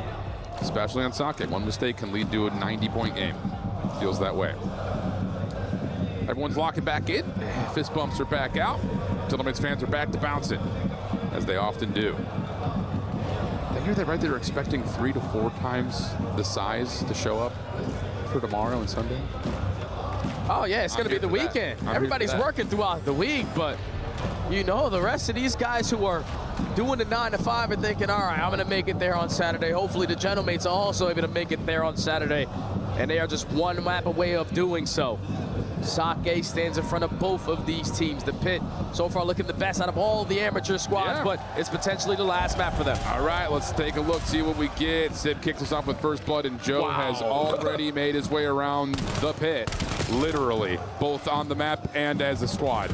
That is a little too simple, and Lucifer will fall. Map has already flipped its set out. Yep, and this is what happened to the Gentlemates at the last tournament versus the Falcons. It's like everyone has taken this break off when you're spawning not on the preferred side. Just flood your way through the HP, and if they're not going to contest it, you're instantly going to be able to flip those spawns. So already not the position you want to be in if you are the pit, but they have 3 kills in response. Ghosty trying to hold his life, able to find 2. They line up on him, but the pressure already through the 50-yard line allows an opportunity here for the pit to flip the spawns back, although they're not going to fully know that. A little bit of a weird moment right here. Good nade from Lucifer gets him on to 4 in a row. And that little bit of extra info out of Mythics will confirm that, yep, Gentlemen did not spawn behind us. We should be good for our P2 setup. So already beating them in the fundamental aspect of the game. Even though Mythics does fall to the hands of Joe, the amount of info he was able to gain, they are so far away, guys. I should be able to come off the respawn and still be able to lock this one down. Man. But there is going to be one player who spawns all the way across the map. Thankfully, you got a Lucifer and a Mythics with those M15. They shut down the first wave. And FDOT just finds himself in the perfect position to stop the hit from the front. Now just making a mess of this setup from the backside of Elevator. Really nicely done there. And Gentlemates may have to just chalk and rotate here. Yeah, you don't want to be put in a bad scenario. If we lose these gunfights in this final 20 seconds and they step up their pressure, we're going to spawn behind bricks. It's seeming like they're just willing to trap them on this side of the map, but Mythics is still working his way up. Joe was able to find the trade, so you're still going to keep the pit spawning on the backside of that old time. But in the final 5 seconds, Gentlemates desperately need this response at P3. Yeah, really good exit kills right there by Gentlemates. And Joe Deceives will make sure the rotation from the pit will be tested. Maybe more so than you'd like. Mythic's finally able to get the shutdown, but this is going to cause a lot of free time to go into the hands of the Gentlemates, and Estriel's double up top means that there's no route down low, no route up top. Everything is completely covered. And this is where, if you are the pit, take your time. Set up a team push. Start to work on some of these routes to potentially spawn these guys all the way across the map. But you keep on going one-on-one, and the Gentlemates are going to make you pay for it. Lucifer is able to find one, though. Regardless, Gentlemates are still in a full force. Yeah, trophy system gets down as Sib and the rest of the Gentlemates are trying to receive this last hit, and it's received extremely well. All four will fall 20 seconds. Time to focus on rotation. We'll do a check-in with the Gentlemates. When you guys can go people maybe. One sec, where? Art already. He's not on. He's stuck in Art. Jumped out. What's up? I'll take him. Nice, Dojo. Nice, let's go. They spawn people. First time live Dojo. Mythics and Lucifer. I got time. I'm playing live Dojo. There's one in I spawned in Dojo. I got time, Nate. Yeah, there's one in P5. They're going to be long to mid. I'm on the right. Let me know if you need help digging. One shot, P1 going green. Absolute lobby. Lobby done. Back Dojo. Ticket. Back ticket. They spawn on these. They're going to be front. They're double needing. Two front. I have the cross. Just look our One shot. Two of them one shot. Nice. Missing Loser. Last guy. There's one in deep left. Okay, Jeff. We're good. Throwing an aid. Making him chow. They might play through the zone. Watch out. They might 20 on this. Watch out, Luther. We can stay on the aid. Two. Weak as fuck. The double. Lens was here. Lens weak. Nice. All right, cooking now, Gentlemates. 2 hard points strung back to back. That's good news, and they get the win on rotation over to P5. Yeah, it couldn't have gone any better than that. It's a full 60 at the P3, basically followed up by 55 seconds at the P4. Now you're up by 50 with the rotations over towards P5. If you are the pit, you desperately need to be able to stop the bleeding. And it's going to be Mythics and Lens, at least to the front, in the time for now. Yep, you got to play with, I won't say caution here, but you need to just make sure everyone is on the same page if you're the pit. Cannot have players running out and just dying and finding yourself in 2v4 situations. Ghosty kicks us off at the first. Mythic with a trade. 3v3 over the top of the hard point. Lens cannot buy a kill right now. A couple of bad lives in a row. Estriel shut down by Mythics, but Mates will still find a way to break. 23 seconds to fight. And this is where the pit is still going to try to play through old. You don't want to forfeit this 20 seconds. And if you're going to take that risk, hopefully you're not going to spawn out behind them. FDOT, Lens, everyone lighting up the kill feed when you desperately need to have it. You're going to keep the Gentlemates trapped towards the backside of bricks, and it's going to allow you to get initial time off of the P1. Yeah, big moment here for Lucifer. He will be stun checked, so Gentlemates will know they didn't keep their guns up on their way through, but they're also going to play through old, make their way in towards bottom barrel, where Lens is there to meet him. How many can he find? Only one. FDOT still in a position to try to challenge this from the back staircase. Couple of shots come through. Good prediction on where Sib's coming from, but does not win the gunfight. Mythics now the last one standing for the pit. Able to get one. Lens quickly back to try to give him some assistance. 137 to 91 as Mythics and Lens will finally clear out the bar. They have top mid, but they are not prepared for Sib's trophy to be that impactful. Finds a kill onto Mythics. Now it starts off the trade fight. You're going back and forth, blow for blow, but it's still a contest fest for this P1. Final 25 seconds here, and if you are the pit, this is where you have to step up that pressure. You can spawn 2 players behind you, or at least one. Really nicely done. Lucifer also going to put the pressure through mid, but gets caught. Gentlemates only had 1 player spawn out. Now they've got a natural pinch to stop the rest of this time to go to the pit. But the kill on the Sib comes through. And now Gentlemates are just looking to receive this rotation out of the pit. And Joe's going to clean up a couple. Ghosty's in some trouble, though. The pit will spawn one down over towards Dojo. Ghosty off the regen, able to find one, pops up. Does he get the second? Mythic's in some trouble. Play from Ghosty, killing time, allowing Joe Deceives to come and help out, and that will be a rotation win for Mates. And this might turn out to be a free 50 seconds. Estruo creating that extra layer through the front side. Joe still seeming to be untradeable. Another 3 in sequence there for the Mates. Shuts down that first wave. Only 35 seconds remaining here at the P2, and it looks like the pit are just going to try to commit through side door. Yeah, but they're a little bit stuck on the staircase right now. Joe finds one before dropping. Sib has his AR up, ready to go, just in case this does end up being a side door hit, but misses the shots initially on the Lynch, who just sidesteps it midair. Opportunity here to contest the back time. Joe only able to find one. A couple of players from the Mates still spawning close. As you take a look at the minimap, F-Dot is trying to guard rotation. This is exactly what you need right now if you're the pit. No, without a doubt, this is ideal. The best possible situation you want to be in at the ending of the P2. Lucifer on 5 cannot locate kill number 6, but the pressure is not going to be there quick enough to potentially spawn him out of this play. So the pit need to do exactly what the Mates just did to them on the first set, lock this one down. Good for Mythics to shut down one down low. As F-Dot falls, responsibility to Lucifer. Able to find lots of good shots through that smoke. Provided by the car, not that someone threw one. Lynn's looking for contact. He's kind of responsible for the window and the back door. Mates getting their setup that they want.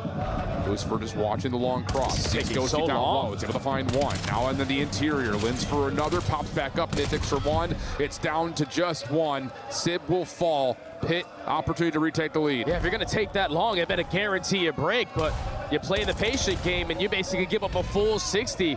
So the pit are going to be able to take a lead. Perfect response there at the P3 HB and are already in a position to try to contest for the rotation at new. And Lucifer aware that Ghost can be playing the, let's say the bar window, but he will shut down one, plus also catch Lynn. So rotation win here for the Mates, who will quickly regain the lead. Mythic's working on a long route, but he's on a bit of an island, kind of playing a solo mission right here. He just needs to be a distraction, hope his teammates can find the kills. Mythic's now making his way back up towards mid steps.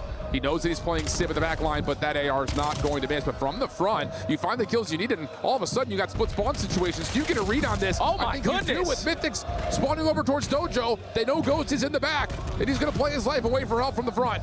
Yeah, Lens is here to assist them. Ghosty is going to get taken care of, so now you know the back is going to be crystal clear. 30 seconds here at the P4, and you know the pressure from the Gentlemates is going to be from the front, but Estria and Joe find the opening too. Lynn stock stunned, still able to find one. Does he slip to safety? Yes, he does.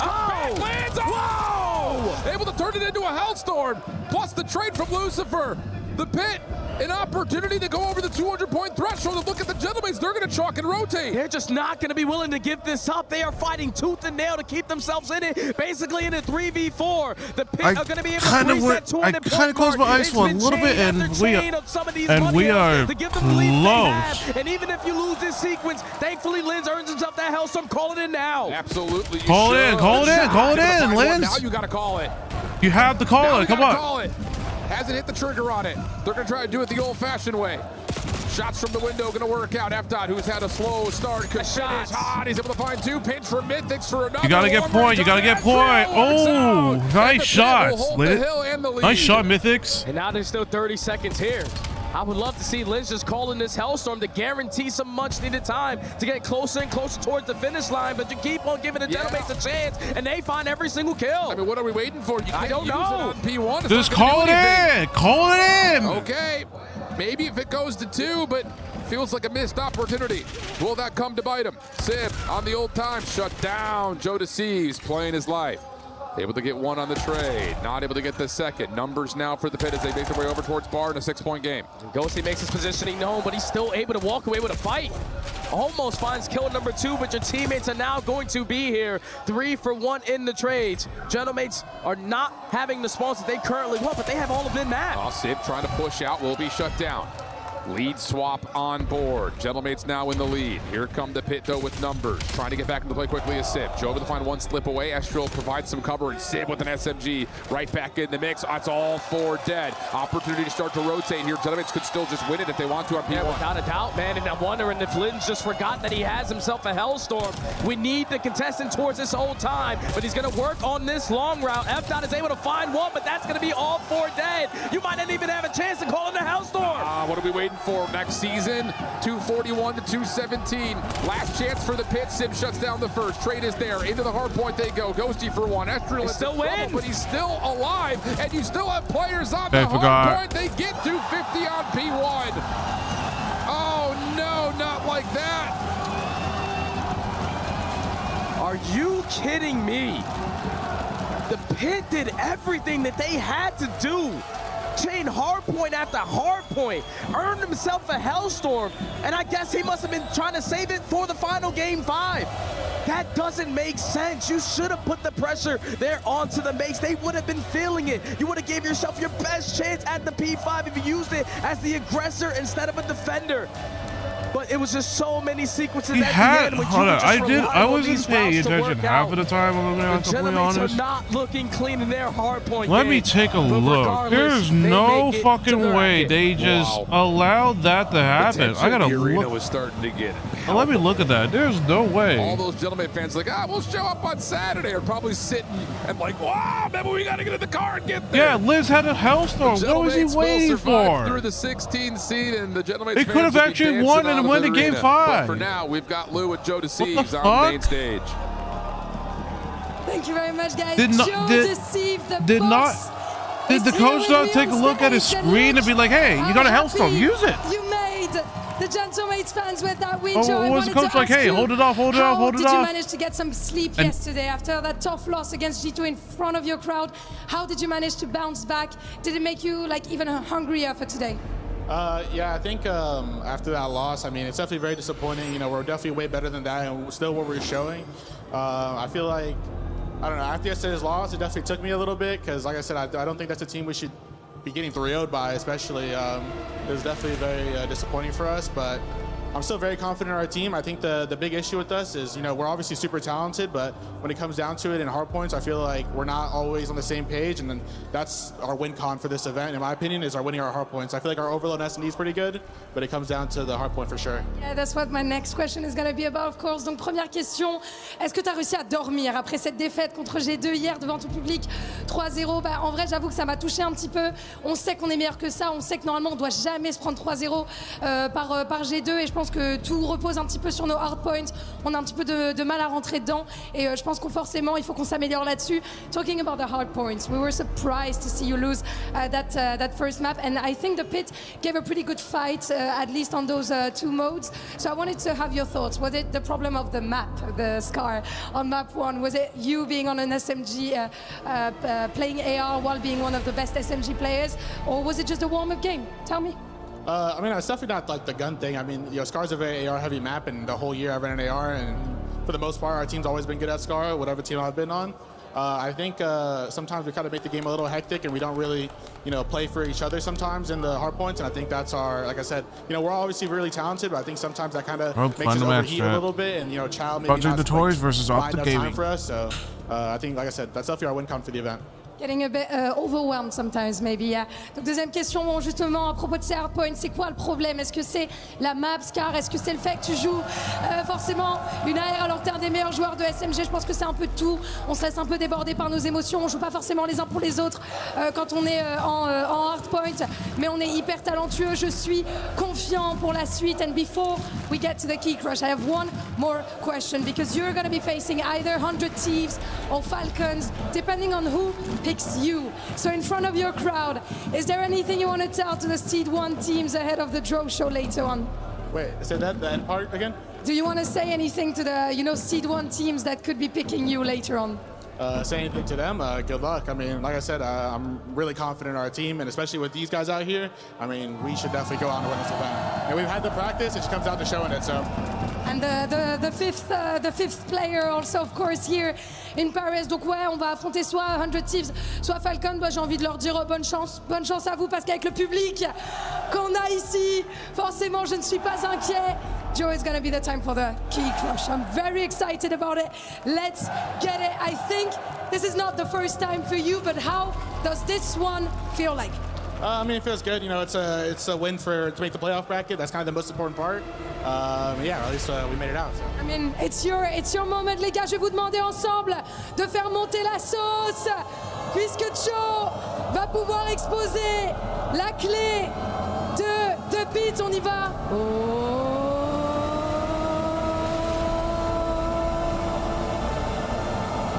Joe Deceives here in Paris advances to playoffs.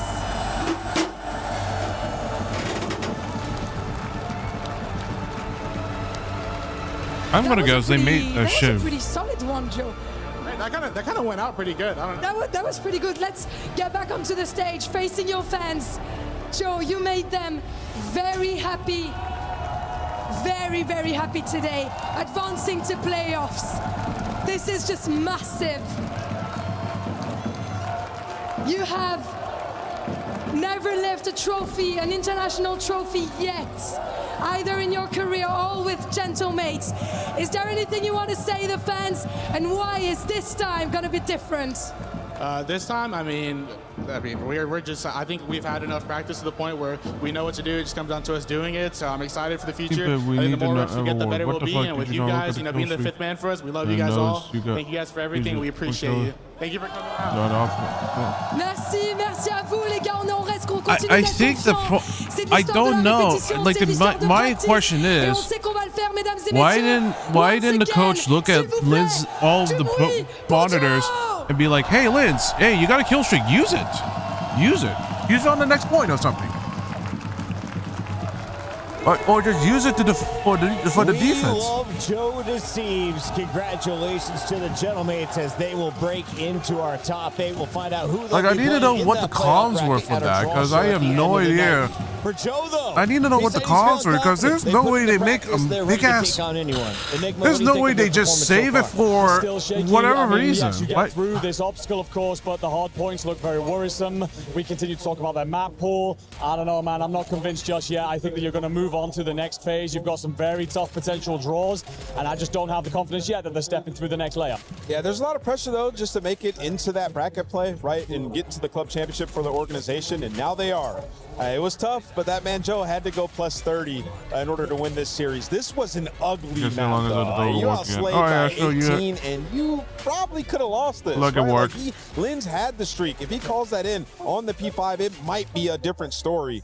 Either way, you know, it was murky, it was up and down, but in the end, you got the win. You sleep on that tonight and come back stronger. Final match, with a top 10 call. What are you doing? Saving it for next season? Yeah.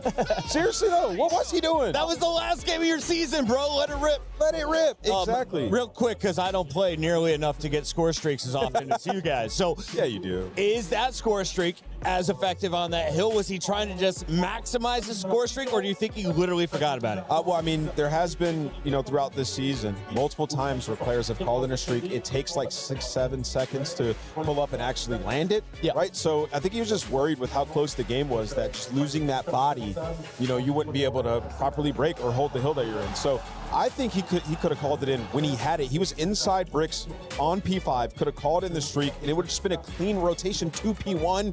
I just think maybe overthinking it, panic had set in maybe, but either way, he's going to be regretting that in the VOD watch for sure. To the joy and relief of the Gentlemates fans, their team will make it into our bracket play. For now, we check in on some of the numbers from the front line. Joe Deceives and Estriels, known for their SMGs, who had a better matchup today. Honestly, I mean, yes, the numbers are going to lean towards Joe, but I'm looking at Estriel there. I mean, yes, you're 10.0 KD's pretty good. Yeah, so someone's got that. I mean, I'm a little bit excited on that one, but it will be a case, of course, of I feel like Estriel was still impactful in the maps that they Yeah, no, I saw it, but like he had it.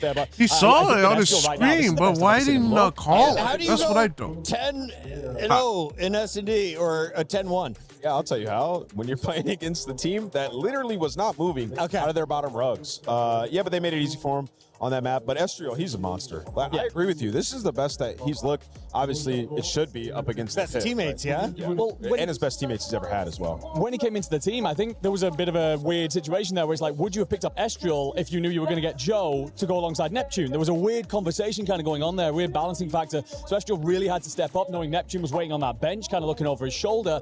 He's delivered big time here. There's a lot of love for him inside that crowd, and for good reason. Final question here is, do you think we have more Gentlemates fans or Pigeons in Paris?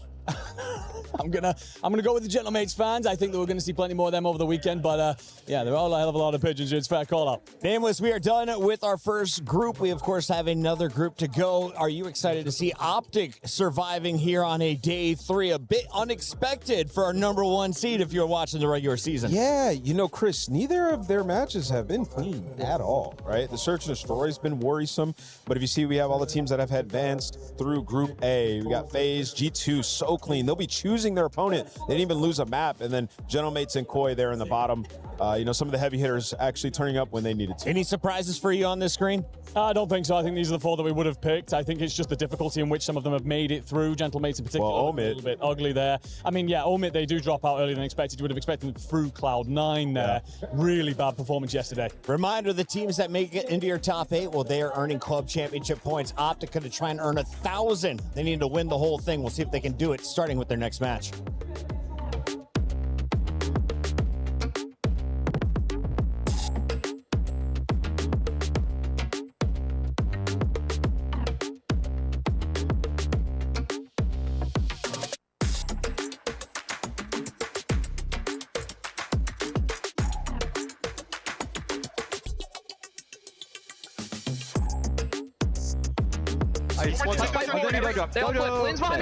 Really weak. Really Bump me main, please. We went off this, bump me, please. Some swap me too.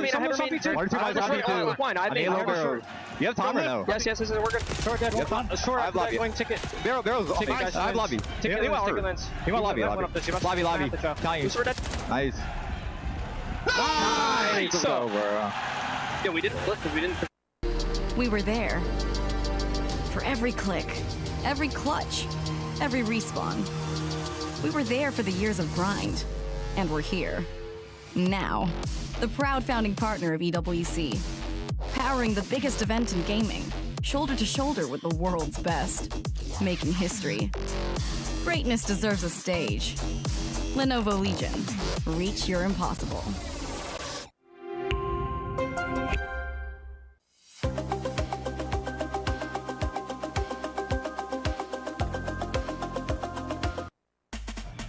PUBG Mobile is taking shape with a lot more points being accumulated by a lot of different teams. So we have the lovely Glitter here in the Korea City Grid that's going to give us a rundown of what's going on and what to expect moving forward. It's actually good timing that you guys stop by the stage because we just wrapped up our Group A stage matches, okay? Right. That means that 5 teams have now solidified their spots into finals.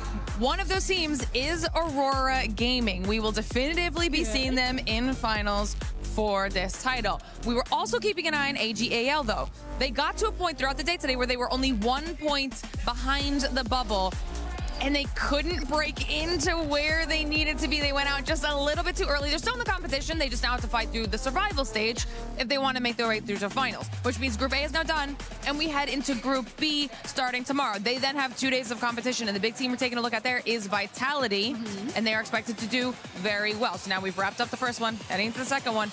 And then we still hold our week after that. So I feel like things are moving and progressing slowly over on your stage, but of course we're going to get you more updates as things change. So thank you for that one. That's it from us.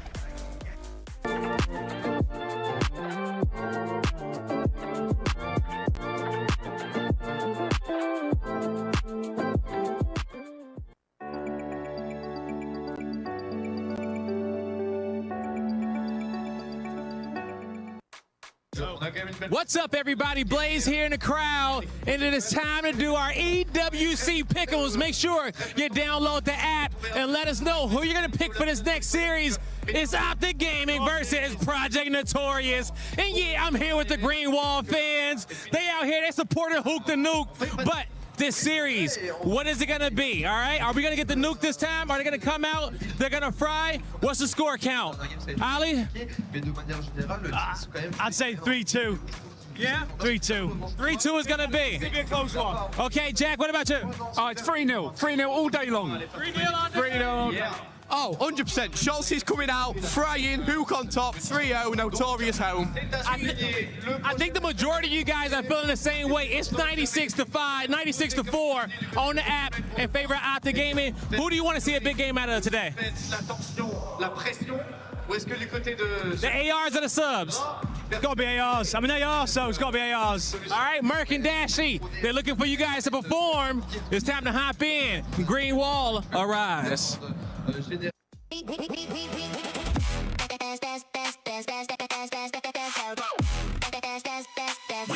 Esports World Cup.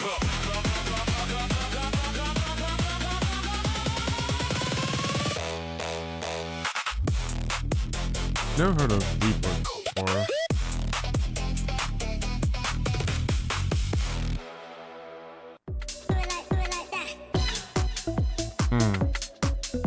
Interesting. Kind of like pick maps or something like that. Except it's just more for esports, the mix of esports, concerts and such.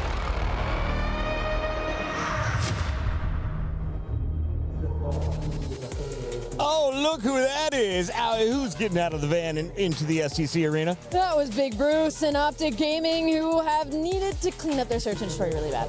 Optic with a bit of a surprise appearance on day 3 of group stages and a happy appearance here for P7 Notorious. They don't love who they drew as an opponent, but they love their opportunity. They're playing for a spot in the top 8, which comes with some serious money and, of course, club championship points. Yeah, it most certainly does. Of course, opportunity there for Optic to step in there, and they're looking to walk away with a hell of a lot. Project Notorious, I think for them, they were very happy to get to this point, just in particular. They are in a weird situation, of course, stepping up against Optic, but in terms of making on past this point, if they do achieve that, that's going to be one of the top performances from a challenger side pretty much through the entire year, let alone beyond that. Allie, let's start here with the Notorious squad. They had to Sure. play against Vancouver. Surge, what did you see from the crew? I saw some serious slaying from Eric, Boom, and Johnny, and that's what you could most ask from a team like this because of Cammy and Snoopy. You know, they've been bouncing back and forth between the league and Challenger, so a little bit of veterans on the squad. Where on the flip side, Eric, Boom, and Johnny are kind of the X factors for this one when they go up against some of these pro teams. They need to be able to hang. When they went up against Surge, it was those two that were lighting Does it up. Johnny always do this? I mean, he's inconsistent at times. He can be a bit of a mixed bag, but when he's on his BS, he is bloody good. Yeah, it smells.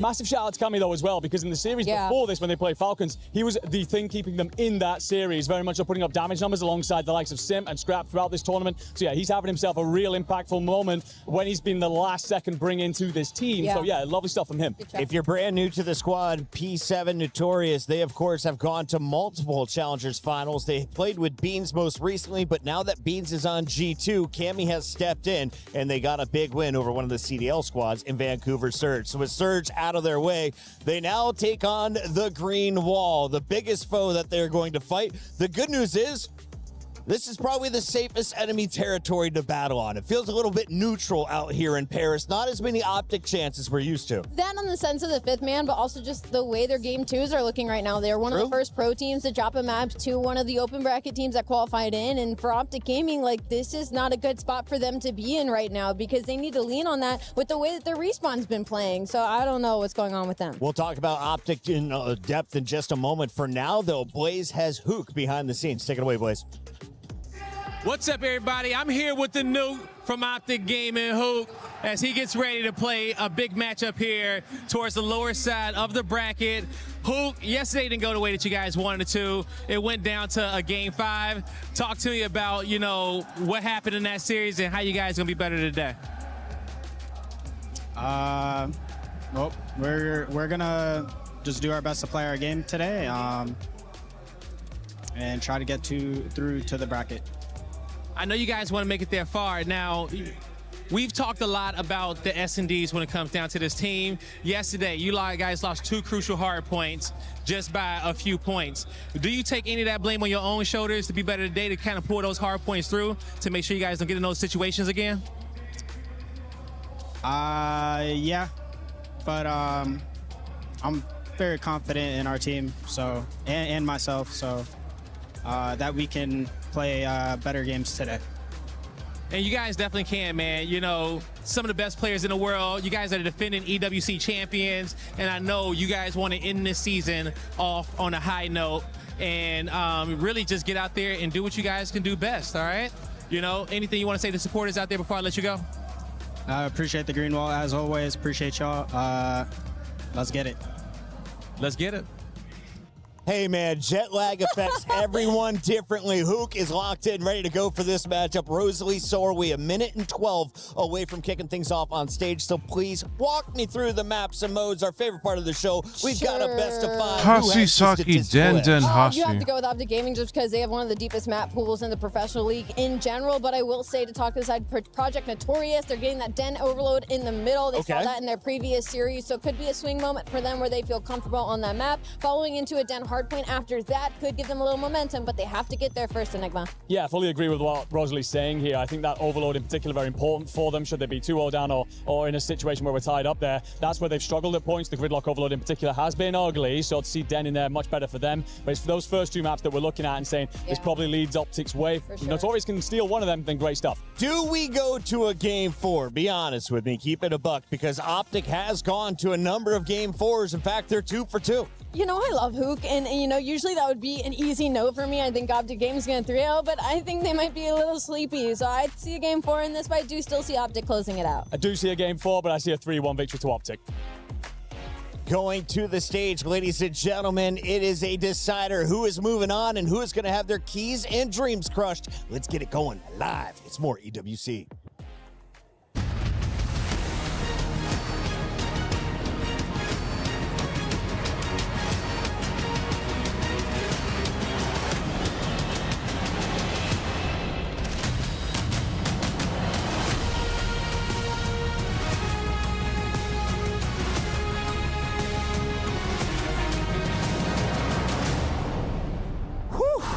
You know what? I think that the entirety of Paris breathed a sigh of relief when the Gentlemates dug their way out of the pit to lock in a quarterfinal spot. But it's not the last one up for grabs, because we've got one more series to play to find out who will finish off our collection of elite teams in the playoffs. Ian, pleasure to meet you here in the middle before that banger game, because even though we're known to be the city of love, ladies and gentlemen, welcome to the city of no pity, because here in Paris, the favorite teams have done what they're known to do best. Nothing but winning. Les favoris sont en train de se régaler sur cette scène pour se qualifier en playoff, and I think that our next Titan team is planning on doing the same. Yeah, I think this last series could tell one of 2 very different stories. One of them could be what we expect, business as usual, but the other result would shock the tournament to its core, Luke. Let's welcome them, starting. Let's get it. Obviously, the Green Wall, the Titans, Optic!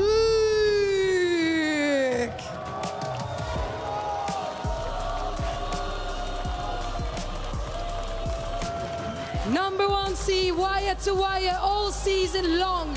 Major 4 champions, but they fell short at champs against FaZe. They have revenges to take on this stage after the loss against 100 Thieves in what was one of the best series here at the EWC. The Green Wall is ready.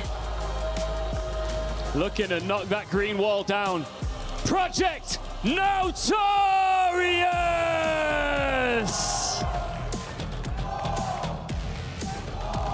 They've already survived 1 elimination match. They've already sent 1 CDL organization home. Now the defending champions are standing right in front of them. It's the biggest opportunity in this team's history, and they are only 1 series away from taking it. It's the defending champions against the challengers team that refuses to wake up from a dream. It's America's favorite versus the one nobody expected. Let's get it! Welcome, ladies and gentlemen, to Optic taking on Notorious. Project Notorious, that is. Can't wait to get into this one. Notorious, you took care of Coughing Baby. Not so much Hydrogen Bomb as it is Hook the Nuke now. Let's get it, Jay. It's going to be a fun one, or it might not. You really never know in this type of situation, because obviously a juggernaut squad destined for the grand finals. Notorious It's the toughest task ahead. Crowd support's going to be a bit of a mix, it seems like. Optic's certainly not with the super favorites. This guy's just happy to be involved. He's rocking the Dallas Empire hat. So clean. Anyone but FaZe across the FaZe sign is, I mean, quite frankly, genius. That is very, very well done, sir. Very, very well done. Those signs are available in venue. If you have any other creative ideas, folks listening at home, you do rock up over the following few days. Do get involved. These players have been well involved so far, and the S&D KDs are quite wild. Damage fantastic. Big Kamalama Ding Dong taking on Brucey there. Dashy, you gotta right there. Dashy just needs to step up. Hey, listen, he pops off it. When it goes to round 11, if Cammy's last alive, have that queued up and ready to go. There he is, Cameron McGilligan. I believe Edinburgh's finest. The Flying C. Pardon? Yes, indeed. Indeed. On the other side of the stage, you know him, you love him. You don't actually love him here in Paris. They have not exactly received the warmest welcome from the Genomates fans. I was talking to a few of the Brits over here earlier, and they said, wow, I've never seen a crowd empty before an Optic game. And I was like, yeah, man, it's different on this side of the world. But Notorious, we'll see what they can bring. Johnny, a lot of love there from him on the desk. A streaky player chance, high highs, and not a terrible floor. So a very, very welcome addition to the Notorious squad. He's had a fine EWC so far. It is the theme for everybody on Notorious. Maybe Eric Boom, the player we have seen the least across the CDL, but Cammy, at his absolute best, one of the best in the world. Snoopy, when he hits the flow state, looks like one of the best in the world. He was getting the Shotzi comparisons for the first 2 years he spent in the league. Now that he's dropped back down, looking for that redemption, and Johnny in the similar category. When you actually have attained that flow state, the possibilities are endless. Well, every single player on this Notorious squad needs to find their flow state now. There is no time to waste. Have to take advantage of every single map, and if you got Cammy rocking the 1.8 S&D KD, a lot of potential there in the 2.5s. It's just about stealing and finding that one respawn win. B-Sport Joss, the coach of the squad. All the EU coaches have done a fantastic job so far in Black Ops 7. One more series, a key crusher at that. Optic versus Project Notorious. Here we go. Your boy Johnny finding the opening kills here. The trade's now done. P1 goes that blue shade of Optic Gaming for this matchup. P7 Notorious, they will be in the red. And Hook, always a fun guy to watch in the interview in slow motion. But, you know, when we go to that listen-in, his comms are going to be flowing. A different animal in-game. And Optic certainly start their P1 off right. They only needed 5 kills to build that 17-point lead. And it's going to get taken away from him. A little bit of time collected by Notorious. Maybe Snoopy even thinking about flipping those spawns. Right side of the minimap right now, that's what we want to be keeping a little eye on there for Optic Gaming. They've got themselves most of that control. Worrying about the play here from Cammy. Shotzi reads that. And on board with young Snoop. Force spree now as he eviscerates Hook there on the stairwell. Plenty of pressure here from Optic, not going to give up that side of the map. And once again, we are looking towards that P2. Johnny the man right now for P7 on the way. Right now, Optic yet again on time. Well, the high-pressure gunfights being won by Dashy and Shotzi. They secure the right side spawns, setting up guys like Mercules in the back, and life is going to be easy. Staggered kills rolling through, and Eric Boom, well, that's a good win. The trade, though, instantaneous. It continues to be a staggered approach here for Notorious. They have not found their footing. Not just yet. Holding on. So far, so good for Optic. Boom goes the car. Cammy finds one on the Shotzi there. Is that enough to get the break? Last man alive here, as the back spawns have been populated by P7. Project Notorious now on the break. 25 to go, an ample amount of time. Optic will fight for this. 22 seconds. One final approach. It's going to be, what, 2 players through Zig, 2 players through the front. Great nade from Eric Boom to slow him down, and the damage connects, and the team kill rolling through. So looking like Notorious should get it all. Dashy wants to strip away as much time as he can, but there you go. 2 hills in. Optic, by the thinnest of margins, going to have about a 10-point lead. You take those margins. Going over defenses, low left-hand side of the minimap. Johnny on a 4. Very close to a Hellstorm as well, and we have seen on Hacienda, incredibly useful. Shotzi down, the trade's now complete, and it's going to be a man from Notorious for a second longer. They're on time. Mercury's getting involved. And right now, Optic, they've got the hard point under cover. Can they buy some space? That's the question. Well, Shotzi wins that first key gunfight to sort of set up the hill, and he's going to continue to win some important ones. No flanks rolling through. He's going to be the guy doing the dance, clean up the one-shot kill, and he is just on patrol. Cammy stuck and tucked in a corner. Easy cleanup kills there from Shotzi. This has been a great facilitation. Mercules 6 and 8, but at least on this hill, the game being made easy for him. That's exactly what you want. Awkward contest there, and Eric Boom gets involved on the Merc there. Dashy trying to keep the contest going. Nice work once again out of Project Notorious here. We are crawling He our way has to back do into the corner. something. He is swimming just his way not getting over the anything new time. done. Notorious in position, not read it. The trades, though, they managed to cauterize that wound as quickly as possible. Don't cause too much damage. Here comes Hook on the attack forward. It's going to be Snoopy in the feed. Him and Cammy each winning their individual gunfights on either side. Dashy loses his one to Eric Boom with the NPC at a little bit close range, and they know it's going to be all the pressure through the front. Snoopy going to be roaming the hallways, or at least oscillating back and forth, and it's all about the timing. Does not go his way. Optic, the break potential is in. There's on. Can they complete? Shotzi from the outside gets his done. Eric Boom down, and Shotzi still going. Numbers now here for Optic, but a 2 for Snoopy. Makes it a bit harder. Johnny down as Dashy brings the M15 to play. Optics 20 seconds. Yeah, a bit of a missed opportunity for Notorious, still keeping it close, but they get that 3-man wipe at the start of the hill. You want to hold it for a little bit longer. Have to seize every single opportunity. Instead, after the first set of rotations, final 10 seconds, looking like it's going to go to Optic, and they've accrued. It's going to be about a 30, 40-second lead. Yeah, is it a Carpe Diem or is it a crappy damn? As they make their way now into the second set. Crossing 100 points right now, Optic Gaming. They've got themselves a little firm position here to work with. How much more of a lead can we accrue? This is a good Notorious first, all over the map. They've just been wiped down to 3 lap. in the The feed. first And the set of last pills, man they just got to keep Cammy, it up. down low. Keep it up on this too one. much contest towards this P1 in the second.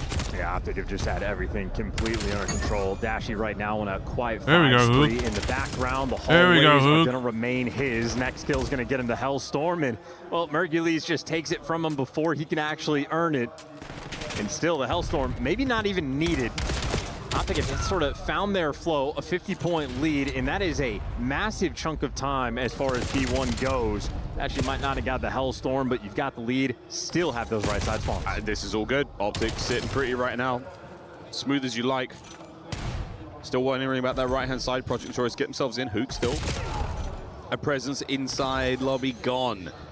Pressure now in through the side door. This is going to be a messy fight. Looking for wall bangs. The old 1-2 run. Trades complete. Notorious hold. We'll see what they can do. First couple seconds going to be going their way. All the pressure going to be rolling through. Got to clean up the final man, and okay, taking care of business. Everything's going to be towards the front. Notorious, an opportunity to get some time. Absolutely sending it. It's going to be Like, 1v1 win Optic for Johnny. really He's need to not work gonna on their win. He's down. P2s, because, like, this is the Reinforcements second from time Eric that Boom, and he's they down cannot as even... well.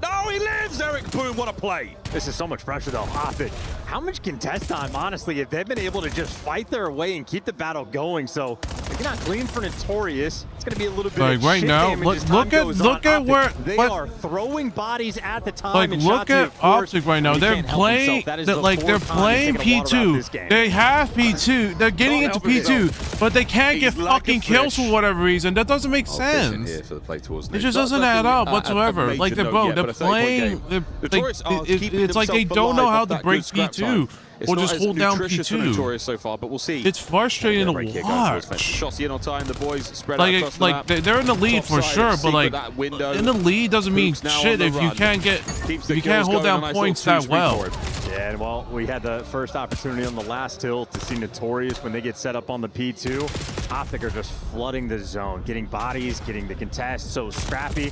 This is looking like a little bit of clearance. Optic so far comfortable on this hill. Shotzi has been here the entire time. Hasn't had to take a single gunfight. This is the first engagement he has had. The other player does not shoot back. Nice. And gets 3 in There the we feed. go. They wipe them off the board. Good situations for Notorious, they turn into 20 seconds. Good situations for Optic, they turn it Nice into 6Ps. destruction. You love to see it. On board with Dashy now. Good thing is that at least they're good at the other points. It's just P2 specifically. They're bad at it for whatever reason. I don't get it. Johnny will be able to pick this one up. There we go. So we're in time for a second longer. Hook on a spree, finds another. Kills are looking good. The man in the middle of the map. Here comes Johnny. Ish, another in the feed. Yeah, GG go next. Hook started off 5 and 10, double negative. Well, he is caught up to his entire team. Shotzi is a minute and a half in the hill because on the previous one, he got about 50 seconds on it. Only needed to take a single gunfight. I mean, this is Optic doing everything right. Finally, with the boom comes the dynamite. You're able to get the break in 3 in the feed. And anytime you say it, though, you see how close Optic always is. Merc doing a great job. Little contest, stays alive, wait for his teammates. He does win the gunfight, so Optic getting pushed back. And okay for Notorious. finally, a little bit of a sign of life. Yeah, now we're watching the water routes as well. We've got a man with an eye on that. So Notorious now starting to improve the play, slowly but surely, snooping out from mid. Oh, what a win from shots. Oh, he gets 2.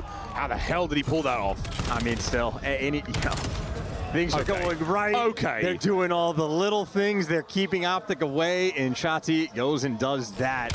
Just a little bit of psychic damage being done to the opposition. Yeah, I don't know how super effective it was, but definitely hit hard. 2-11, 125, third set. Hard points now open. No one bold enough to dive in just yet.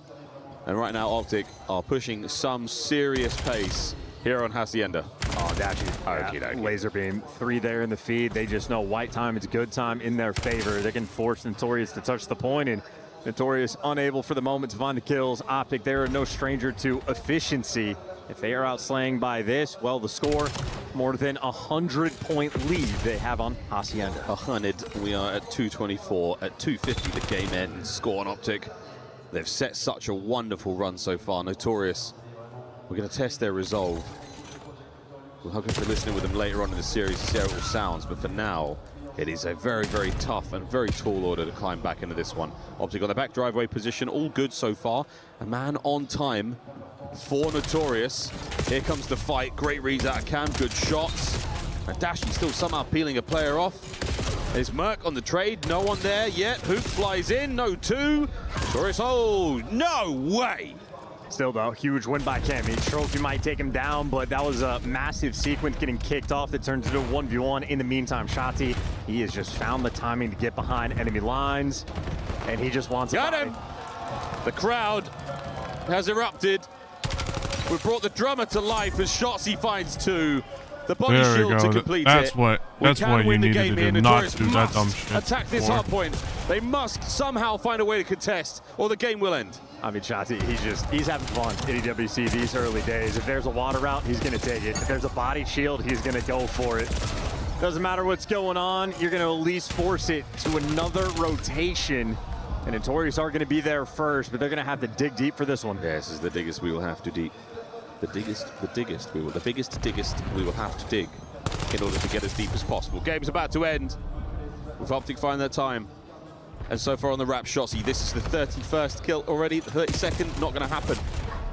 He's got himself on position, but Notorious holding firm. One more break's all you need. Yeah, if this comeback happens, Dr. Miles Seuss is going to have to cook something up good for it. On the hill, though, they got plenty of distance. Merc's going to be the first one to fall. Shotzi there with the trade, and well, 2 in the feed for Optic, and this might spell disaster. Oh, Snoop. Finding a couple. Open hard point. On board with Hook. We're in, and it's over. Map 1. Took a minute for Optic to close it out, but a strong showing. Hacienda going their way. Well, the theoretical only possible route for Notorious. Find a respawn you can steal. Win the 2-5. Not going to be able to get it done on Hacienda. Black Ops 6, Black Ops 7 does not matter. Optic, they love that map. It's been a strong pick for them all year. It's been a strong pick for them in this tournament. Not a massive surprise for the Optic boys. Notorious, though, in the Search and Destroy. We'll see how that goes. And again for the Overload. Very, very possible. Going to be tough, a tall order. Again, we will continue to bang that drums. The drum's getting absolutely leathered here in Paris. But our pro team's so efficient at Overload. And these highlights as well. Shotzi absolutely took over chance. That flow state quite quickly achieved. 30 plus. Strong work all around. Notorious again, not out of this yet. This is a long series to play. And truly a map for Optic where it is just non-stop, fantastic decisions. Situations where, you know, especially on the P3s, when they're getting the early setups, when they have the clearance, you at a hill where Shotzi, I think, collected maybe 50 seconds of hill time, only needed a single kill on the entire hill. Mercules is popping off. Everyone's sort of doing their job for the team. And maybe those situations where Notorious are winning the rotation, getting those clearance kills, getting set up on the point, Optic still find a way to just flood in body after body, strip away a little bit of time, chip away 5 seconds here, an extra 5 seconds there, and you walk away with technically a good hill for Notorious, but they only get that sort of plus 25 at the end of it. So when it's good for Optic, they're twice as good, and that's the repetitions. That is the team working together as a unit. And you know what it's going to be? If you're Dashy rotating around to a P4, you know Shotzi's taking the water routes. There's no secrets here. You know he's going to be popping up, getting the timing well. It's just a machine-like team rolling through. Not truly tested in map 1. Not yet. S&D on its way. Talked no ends about the capability of players like Cammy, the champion of the Cold War year. Incredible individual talent. Pixelated Owl, thanks for the follow.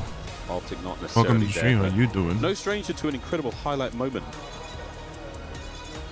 As JP imparting his last bit of wisdom there, Karma will be the coach that remains in the trenches with the boys through the game. And now going into the search again. What do you say? You just play your game. Don't worry about trying to counter them in any regard. Just make sure that you are chasing the win in your own fashion at all times. Certainly. The vibe check for Optic, I think, in this tournament in the player cams, maybe outside of like a single S&D where the frustrations start to creep through in the map 5 where they had the loss, but otherwise just deadly focused. I think they're very calm. I don't think they're really experiencing any stress. You know, Champs is behind you. A lot of money on the line here at UWC, the $1.8 million prize pool, but these guys are not chasing glory here. They just want to end the year on a high note. And I think if anything, that means you're going to be very comfortable in game. Easy to have the comms are going to be flowing, everything nice and calm. Just a laser-like team. Big Bruce, he has been feeling himself with the snipe. I would be delighted to see it in the map number 2. Maybe a guy like Cammy could be there for the counter. As far as the tourists go, I mean, I've seen a few players snipe. Super just pulled it back out. He had a little bit of fun earlier. Yeah. Beans has been elite. I think he, in an interview, said that he thinks he's the best sniper in the game. And so he should. He should absolutely call it. P-Sport Josh, a legend of the scene. Played for Team War. Played for Team War. Absolutely. Had that Spartan helm on his jersey for a hot minute. As S&Ds have gone, Optic, they have blood drawn from them so far. Notorious have been very solid in the search and destroy. Here on Sake, I think we might be in for a series. We're talking about the steal here from Project Notorious. This could very much be it. Can they get their grubby mitts on Sake? We get to find out. I know the green wall is going to be nervously watching any man advantage situation Optic Interesting have. that the fans certainly are not going to be confident in their team. This is picked. I don't know if I'm This confident map in was Notorious picked to win the by round. Project, They might have forgotten the bomb. It might be all part of the master plan, lad. Well, Shotzi's on his way. Imagine if he could steal it. That'd be quite the game mechanic. Cammy. I mean, that is weird intel. You'll definitely take it. But he does have to now vacate. I mean, what does this tell the rest of Optic? Yeah, they've got a backpedal. Degree of confusion at this moment in time. Mercules just plants himself in position, hopes for the best. Yeah, I love the spot. You can see under the truck to get the footsteps. Doesn't pay Oh, off, no. though. Snoopy, yeah, a little bit sneaky, has the corner. An opportunity with the smoke to try to get that bomb down. In the meantime, Hookah's even the odds, and Notorious haven't yet picked the bomb site, leaning back towards B. They have fallen into the trap. Ooh, watch your back, watch your ass. B bomb plant. Just dancing around. Nice. Taking some more space. The Shotzi still on a run. They lined up for Cammy. Not this time, though. Shotzi has take over. Yeah, not the confidence. A little start scary, you wanna see. but at least the trade was there. Oh dear God, they're already here on the pinch. I need help. Thank God he smoked himself off. I can wrap back. We got the first blood over in this direction. Should we go there? Yes. And then they double back and second guess themselves, getting picked apart left and right. Making plays when you didn't necessarily have to. The SMG duo for Optic light you up. Round 2. Yeah, that's an, this attacking. Which way we address this one? Against Sake, not a huge amount of info. Shotzi has 3. From any of the teams. He might get a. Well, if he does reps manage the plants and shit like Now that. Optic, Well, actually, no. space to Hookah's play with here. Planter. A-bomb looks to be the target, but again, a solid spread across the map here from Project Notorious. No alarm bells ringing yet. Random dead guy in the window. That'll get you. There's plenty of those. They got an exposure every time. There's a guy by lockers on deck that is insane. Yeah, insane. First blood. That's unfortunate. Cammy picking him up from mid-map. That was watching him through the stairs. So a lovely angle found. And Notorious not giving up any of their position across the map. Cam good for his second. No third. Dashy's going to bring him down. Snoop times it right. And one more man to deal with. Big Bruce in a corner. The lineup, fantastic. And good damage. Notorious, though. Right back at it. Good bounce back. I think Cammy kicking off with the first blood on Mercules from downrange just slows that push down in its tracks. Good execution after the fact, and obviously the teamwork's going to be there. Sort of Cammy soaring in, waiting in the wings to help the squad. Well, there's a look at the first blood. Yeah, you're not going to tries to throw his shoulder. I mean, honestly, he was quick with it. Cammy just hit some nice shots. It was interesting watching the lineup there. Even after the first blood, Notorious didn't give up their pinch hold. They didn't give up the formation they had across the map. They were still watching both sides. As soon as that next man rolls through, collapse. Total collapse. Wide open map to play with there for Snoop. What a nade. And what an opening gambit so far. Eric Boom, through the smoke, doesn't find a single soul. This could spell doom down a man. Unbelievable. Had 2 Optic players, 1 shot. Could not finish either kill. Now you got players behind you. Mercules with the pistol. Dishing out towards B3. It's a collapse, and just like that, the round ends.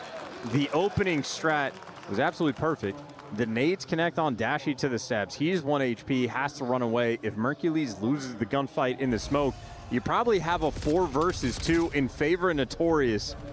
Instead, Mercules, Mr. Houdini, gets it done with the one-way and, well, cleans up the final few kills. You know what I'm looking forward to? A very nice slow motion, perfectly well read. Nice mace. In those slow-mo cams. That'll do wonders for the community. I think you got to go deeper for Bruce's voice. Nice mace. Thanks, man. Couple of Rattler gunfire here by the A-bomb site. Dashy starting things off. Onto Mr. Boom. We'll see him in the next round. Snoop found the flank. What a sneaky little moment. Doubles back through his own smoke. Here on the bomb plant by A. Oh no, your Dashy is out of man to deal with. Out of the way. Could, dare I say it, Snoopy is making the play What are happen. we doing? Dude, Dash is just out of the play. That's good for 1. Oh no, he's gonna get Bruce causing problems, but Snoopy, what a fantastic round. 3 kills Bro, and a defuse. it's a dude. You're putting their team in a 2v3 essentially. There for Snoopy. Oh, high caliber player when it comes to the mechanical skill. No one's going to question that. Just bounce back round. Nice little 2-2, and this is obviously Sake has been developing for the past few stages. Way more plants on that left side site than we are used to, and they got pushed out towards P2, just picked apart. That is the reason why you don't see it too often. It's not the great execution, but nonetheless, it's fun to see the attempt. EWC treats us to a couple of fun surprises, stuff you might not have seen throughout the year, even in challenges. There's something new, something here for everyone. I'm hoping for like a really strange, maybe game-breaking line of sight, but that felt like an MW3 thing. Opening smoke into the bar once again. Despite the no smoking sign, Snoopy goes for it. Finds himself a corner, and the 1v1 against Shotzi, and he reads it. What are you looking at, Shotzi? The Shotzi? first blood and the bomb planted. Well, a pinch for Mercules. Other 2 Optic players going to be working the front. Mercules has a little bit of intel. And that kill, well, the intel gets the kill on Cammy. There's the next kill on the guy towards P1, but everything else a mystery. I mean, that was a sneaky man. Oh, I was surprised. Ooh, that's a good play. Mercules, what a reaction. That's a lucky kill right there. Johnny, and they are on his tail. That's a problem. 20 seconds to spare. Optic take the lead. That is a situation where you had a 4 versus 3. You got the bomb down, and you did not trade a single kill. A couple of these players didn't even shoot back. Mercules, the most important kill, gonna be the second one where he just gets jump scared and shotguns the ever-living hell out of Eric. I mean, that was like a half a second kill. That was so fast. I kind of thought how fast he killed him that he had help with the gunfight. There was nobody nearby. NPC just does that. Click, click, boom, went Eric. Round advantage run out for Optic, but again, this Sarko's been a little bit back and forth. To the bar yet again, and this time the Shotzi Dashy duo find their respective kills, and Shotzi is on the immediate hunt. I think he might get caught here. No, Eric Boom's gone down low. Will he get on the board? No shotgun this time. Merc finds him again, and it's 2 for Anthony Cuevas Castro. Yeah, everybody knows Mercules a fan of the hives. The tick-tick boom in this round. He has his number. Eric Boom, 0-5. Tick-tick boom for the hives. Hate to say I told you so. Nothing but bangers. Bangers. Have you ever seen them in concert? No, I'd love to. They wear suits. They absolutely put on a show every single time. Great guys. One of those bands that, you know, tricks you into thinking they're a bit chaotic, but in reality, extremely well tuned. Yes. Very organized, like many of our pro teams. 2 in a row now for Optic. 4 in a row in the kills department for Mercules, and a couple there for Shotzi and Dashi. A brace of kills now on the attack. B-bomb. Feeling it. Project Notorious, what have we got? We've spread out quite well, but the trades are there. Johnny's life ends as fast as he took the other. You're not looking at the back, that's great. 3v2. And they're just spread the map.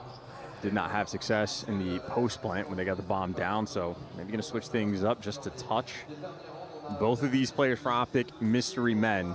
You have no intel, and well, there's Merc against Snoopy. Takes him down. Good trade, though, out of Eric. He gets on the board in a 2v1. Dashi for the 1v2 clutch, one of the most clutch players of all time. We might not be planting. This could be the worldwide tour back over towards B. Dashi will trail them. Cammy the rear guard. And they're playing, yes, spotted. Dashi now knows the challenge is on. You see Project Notorious fortify that P2 position, that red brick building. And they've still got their eyes forward. Cammy will diligently watch the rear, and that is a fantastic bit of work. Playing the numbers, great shots, deny Dashi the clutch. Yeah, great read by Cammy. Those players, you know, Dashi, when he goes for that hop, he absolutely gets spotted. He's thinking knife out, no hezzy, let's go for the full wrap, but they track it. Heads up, Vetty gameplay coming through for Cammy. Close the deal. As every single lane covered, Eric Boom gets on the board, trade out that one-shot kill. Important to get your first. We're going to get a POD reference in at some point. Always. We'll find the way. Always. That's not even a challenge. Great, man. This lovely crowd, the youth of this nation. Here we go. 2-2 here, technically, for Project Notorious on the split. Mercules, again, at close range, just indomitable. He's so good at the shotgun. There's the NPC. Snoopy getting involved as well. Eric Boom tagged up. Here comes Hook. But wait a minute. A battle is on here. Eric Boom on the retreat. Dashi trying to play it long. You've kept him contained, but this is all Optic holding onto the bomb, not being able to make much ground. The Boom is isolated. And a Dashi and Hook, that's who they're looking for the kill. He has found the timing, though, to escape and reposition. Oh, my God. Is he checking left? No, he's not. No one's watching the back. There goes the Boom. Ready or not, Hook finds a way in. Traded out immediately, and that 2v2 with bomb recovered. It's on. We are going to see if they can pull this one off. Dashi with the bomb in hand, Merc on the other side. He's got all the space in the world towards the middle of the map, but he lost his teammate. And you might have just lost track of Cammy. Well, there's the freebie kill. Question is, where's Snoopy? Last known location was indeed that window. We have an APB out for a man with his approximate features. And Merc's just messed up the jump. He might have found him. And now he's got less than 10 seconds to find the kill. Nice. And again, the Miracle Maker finds a way. There we go. He is utterly lethal at close range. Every single gunfight, he can smell his opponent. I don't know how he's pulling this off, but another big clutch there out of Merc the Master. And great reads again. Last known location gonna be in that window. And so intense in it. So intense. Again, he's getting jump scared, but his eyes, he doesn't blink. Oh, how many seconds remaining on the clock in that round? 11. 11 when he was like at least going for the jump up towards P1. So maybe 9, but it was like 9 or 8. I mean, we're talking a very impressive turn there. 5-3 map point. Optic about to go up 2-0 if we can find another round here. Mercury's back to it on his belly out by the A-bomb site. Again, a lot of that covered. Project Notorious now, galvanized. Together we go. You can play the trade game here, but you have to start it. And Hoog, oh man. What a dirty spot that is. Big Bruce down. Snoop starts to play. Nice catch. Those pink arrows a little bit extra. The Salmon brothers, opportunity to not work the bomb necessarily. No success in that category. They're going to continue to look for these kills. You Salmon brothers, but this is a Grizzly Bear. And he's hungry. Chase is on. Hook to the smoke. Oh my God! They've exchanged team kills. What a hideous play. One of the most unique kill feeds you're going to see in Search and Destroy. God, well, that was horrible. And I don't know if you noticed this, but me and the French caster laughed at the exact same time. That was weird. We get the French casters like in the in-house audio in the background, and that's the first time it felt like an echo. Chance and kilometre. No, I'm not certain who's on the other side of this one, but I hope the chat enjoyed that as much as we did. 11 kills here for Merc. He's had himself one hell of a game. 11 for Snoop as well. And as long as Mercury's is, 2 feet away from a player, he's not going to lose the gunfight. He has yet to lose one in those moments. Well, we're all together, Optic, and we are going to A. And Johnny, boy, are you about to light up once you get that intel. Oh, he's close. Make a decision, and the decision is to die. A bomb plant. Yeah, it's going to be, what, 3 and 16 combined for Eric Boom and Johnny at the end of this one. 4v3 in favor of Optic. Here comes the boom. Oh, my God. Look at that position from Dashi. Oh, he gets it. Excuse me. Well played. 2v2, 30 seconds. Eric Boom's got the Spidey sense. Oh, my. Here comes the boom yet again. 25 seconds. They do have to defuse this, by the way. I know, this no is scams. important. No one's scamming yet. Hook's hot. I mean, this is a tight corner. Do you guess this? Got him. Trades. 1v1. And even here in Paris, I'm hearing a little bit of crowd hub. Have you learnt nothing, Optic fans? There's the game. Optic go 2-0 up here against Project Notorious. 1 map away from a key crush. Not too shabby. Feeling good after that one. Merc with the babyface assassin smile at the end. Could have just used his knife that map, to be honest. Always found himself in that close quarter. Oh, yeah. 2-0. And Hook had himself a wonderful map. A little bit antsy there from Johnny. He had a fantastic corner to work with, but instead of, planting it, stays up on his feet. Dashi, that corner, that would never check that. Incredible work out of Eric Booman. This trade from Cammy immediately taken care of here by Shotzi. Business as usual for Optic Gaming. 1 map away from crushing a key, Christopher Puckett.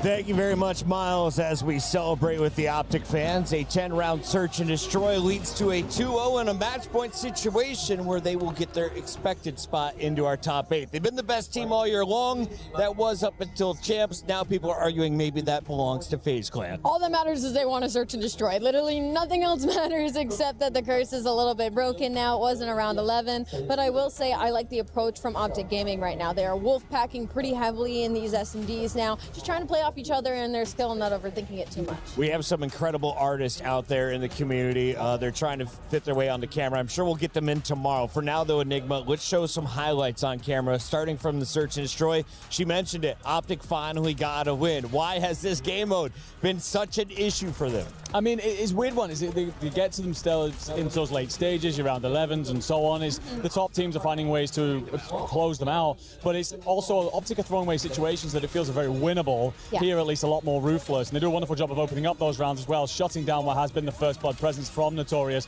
in Eric Boom and Johnny. So great stuff, opening things out, but then no mistakes, being ruthless, closing things out together, and that's what we want to see when they play the bigger sides. Notorious is not done yet, Ali, so let's not write them off quite yet. Have they shown you anything that would keep Merc and crew a little bit nervous? No, they have. I mean, even during this search and destroy, when they were in unfavorable positions, they were still very cool, calm, and collected with their smoke utilization. Snoopy getting a little bit lost, still channeling things quite confidently. I don't think that they're necessarily nervous. I just think Optic Texas and their approach to play around their trades was just difficult to deal with for a team like this, especially when they don't have a lot of info on you. So heading into this overload, the only reason I have to sing the sadness for P7 in this one is just Respawn is back where Optic feels at home, and unfortunately for them, they're riding off this momentum. It's going to be very difficult.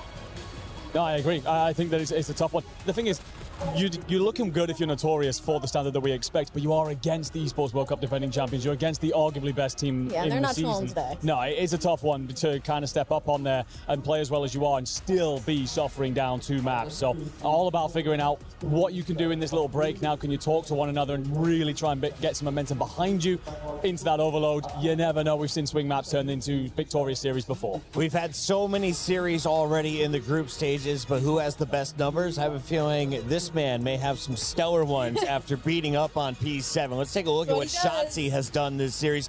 Alley Cat, walk me through what 40 kills means after 2 maps. It means insanity. It means this guy is in flow state. He is literally not losing a gunfight. I mean, a 1.6 across the hardpoint in the search and destroy. We're getting no trolly Shotzi today, and that's what we love about him so much is he can give you a series like yesterday where he has a couple of duds, but then he'll turn around and put up numbers like this. The thing is, he's having fun as well, right? Yes. He's out there, he's assassinating, he's moving around, he's I can't believe he's still dead. This is the best version of Shotzi to get to watch, but also it's the kind of player when he's feeling himself, when he's very confident and trusts in everything that he does, that's when he turns up against the best team. So long may it continue if you're an Optic fan. Where are they playing next? It's time to find out as we take a look at our maps and modes. It's best of 5s for this portion of the tournament. We'll see best of 7s a little bit later. For now, Den Hacienda. How do we feel about games 3 and 4, Al? It's a back and forth. Yeah, I love a Den for the side of Optic. I think Hook and Shotzi get really loose on this map, but also we talked about it when we were heading into this, that Project Notorious do like Den, and there is an opportunity here if they can get some momentum going, if they can steal this Den overload. We often see it that when you see the same map back-to-back in respawns, they're able to translate that into the map number 4. So maybe an opportunity here for P7. No, I fully agree. I think I want to see a little bit more from Cammy as well. He's put up great numbers in the series against Falcons, solid against Surge as well. Been a big part of the reason why they're here. Has been shut down considerably in this series. Yes, this is a step up. We are trying to remind everybody that you belong in the league. Come out with a big map 3 here and remind us all who you are. You can hear the drums already roaring here in the STC Arena, but that is just one of 4 games currently going on. Let's check in with Ginny over at Tekken. Last day of the group stage here over for Tekken 8, so a lot is happening. Teams getting eliminated, but 2 of the heavy hitters, Falcons and AGAL, are performing here. What's going on, Trav? Yeah, so at the moment it's Osama Abasi playing against Low High for his place in tomorrow's playoffs. Obviously going to be representing Team Falcons as well, so getting this win on the board will cement 2 Falcons players in our playoffs tomorrow. But at the moment he seems to be kind of slipping, was 2-0 up, and it's starting to mount a comeback for Low High. But the next game is a big one. It's AGL Zubair versus Twisted Minds at Aslan Ash, which is a huge game when it comes to swinging the club championship. If they can get through tomorrow and give themselves a chance at some points for the club championship leaderboard, it's going to be huge for whoever can perform. How about the AGL game that happened earlier today? What was the outcome of that one? Yeah, so it was Zubair versus the John, and he managed to get a 3-1. So he kind of flying through the upper bracket at the moment, but is facing some heavy opposition. As I said, it's Aslan Ash, who is one of the favorites in this tournament. If he can get a win here, he's absolutely in those GOAT conversations for Tekken 8. All right, well, thank you so much for that update. That's it from us. Thank you, team. Back to the Black Ops 7 action we go. Thank you all, team, as we now dive into our game of Overload. Match point here for Optic, a key to be crushed on the other side of this Overload if they can have their way. Notorious, we now find out what they are made of here in Paris. Yes, we do. Trying to think of a joke. I got nothing. That's okay. I had a half second. Thank you for admitting that. I'm not the improv guy. Mercules is. He improvises in game. He dances. He pirouettes. He stabs. He just kills quicker. I mean, he did more than his fair share of good stuff in that one. Double-digit kills. That's what you want out of your boy. I'm back. Oh dear. Yep.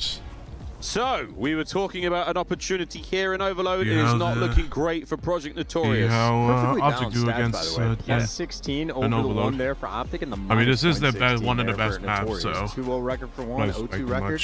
It's going to stay exactly balanced after this. Like guaranteed, no matter what direction it goes, guaranteed. Like all things should be. Here we go, folks. Last chance for Project Notorious to stay alive here at the Esports World Cup 2026. And Optic to march further into the tournament. A 2-piece for Hook Shotzi. Mother of God, I thought he was going to get that knife. Well, we pick up the EMP for a second longer. Dash has got it now, and you've got Hook in position. Oh, what a kill. Bruce is going to have to pump the brakes. There's no way he makes it. Okay, surely not. A stun, connect, good work. The kills all good. Oh, what a win from Eric. Boom. Open lane. He might just get this before they can get there. Depends on the time. Oh, he goes outer. Unlucky. Good try. Oh, still. Snoop, yeah, pump the brakes, mate.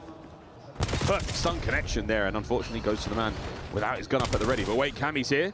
Able to get this one over the line. They do score first, Project Notorious. That's a great try. Yo, credit to Eric Boom just for sort of seizing the moment and getting that pushed up that quickly, and they just maintain that pressure. So Optic, again, they sort of have that high-risk, high-reward playstyle and overload. They can be out of position, and they can get punished twice. Snoopy can't quite get it in. The save is good, and Cammy falls behind him. Optic a little bit nervy. And they might be wrapping this towards the right side. Dashy leading, led the charge. Yep. Well, he'll be back. Those big bad wolves, they were huffing and puffing, but we've managed to hold on so far. Project Notorious still on the attack. We catch Mercules out here. Awkward, but Mr. Boom yet again. Can he find another on a hook? Damage is dealt. There's the pick up of the trade. Oh, he's never going to read the man behind Shotzi, though. Oh, boy, Cammy can't survive it. Wow, what a play. So far, so good for Project Notorious. Optic Gaming on the attack. Let's go for a listen in. Yep, I'm pitching. Outer is one shot. Outer is a bullet. Can't kill them in time. You can't run at U10 early for a second. One shot came me their side. They need to be Dojo. They're running it. One more Dojo, outer Dojo. Better weak, watch out for Dojo on time. Or like P3. The guy's count the ball. One's definitely up our mid then. One guy.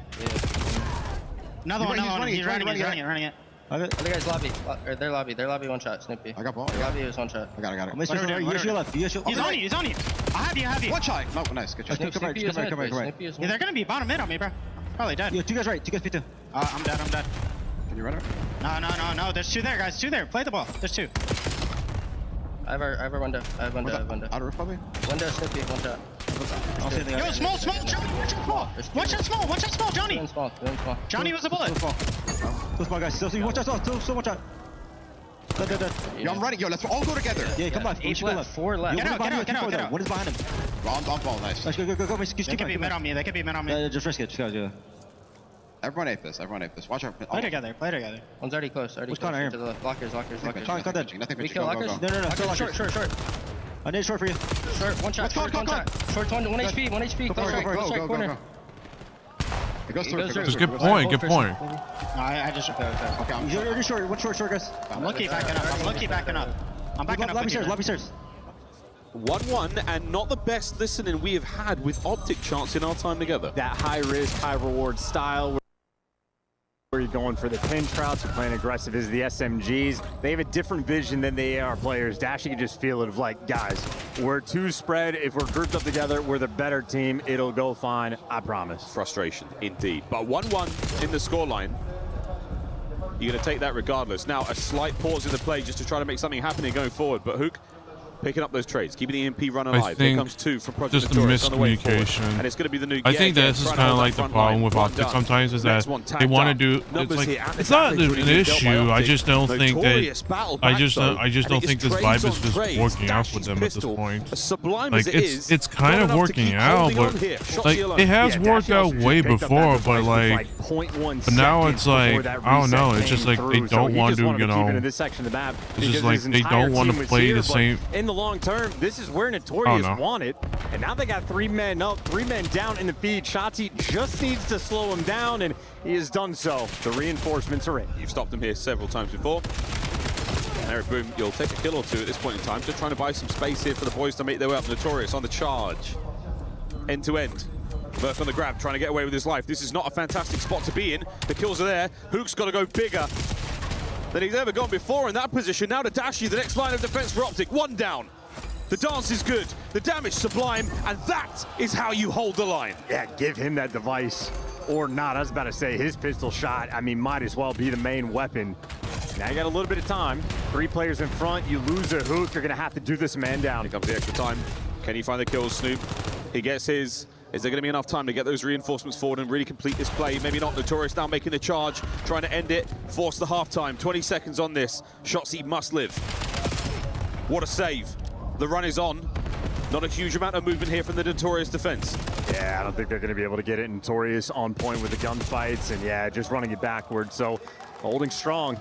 And that early pressure paying off. Eric Boom doing a nice job in multiple occasions, getting that device forward, creating those long-term opportunities.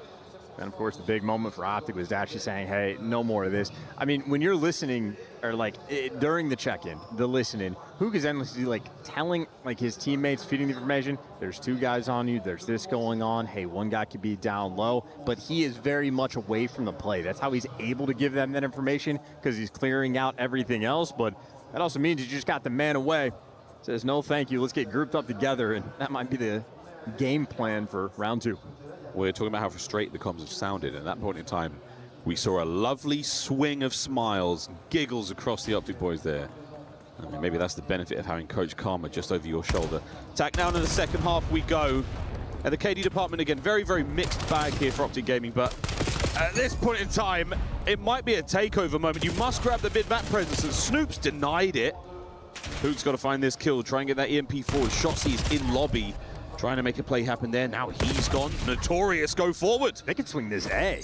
They're going to go for the standard. I was going to say, with number 6 in position, you can get weird with it, maybe play the meta game, but it is standard, and everybody is here, and they're just going to get run over. The nade's good, but so is the score. That's why you ignore the casters. We don't know ball.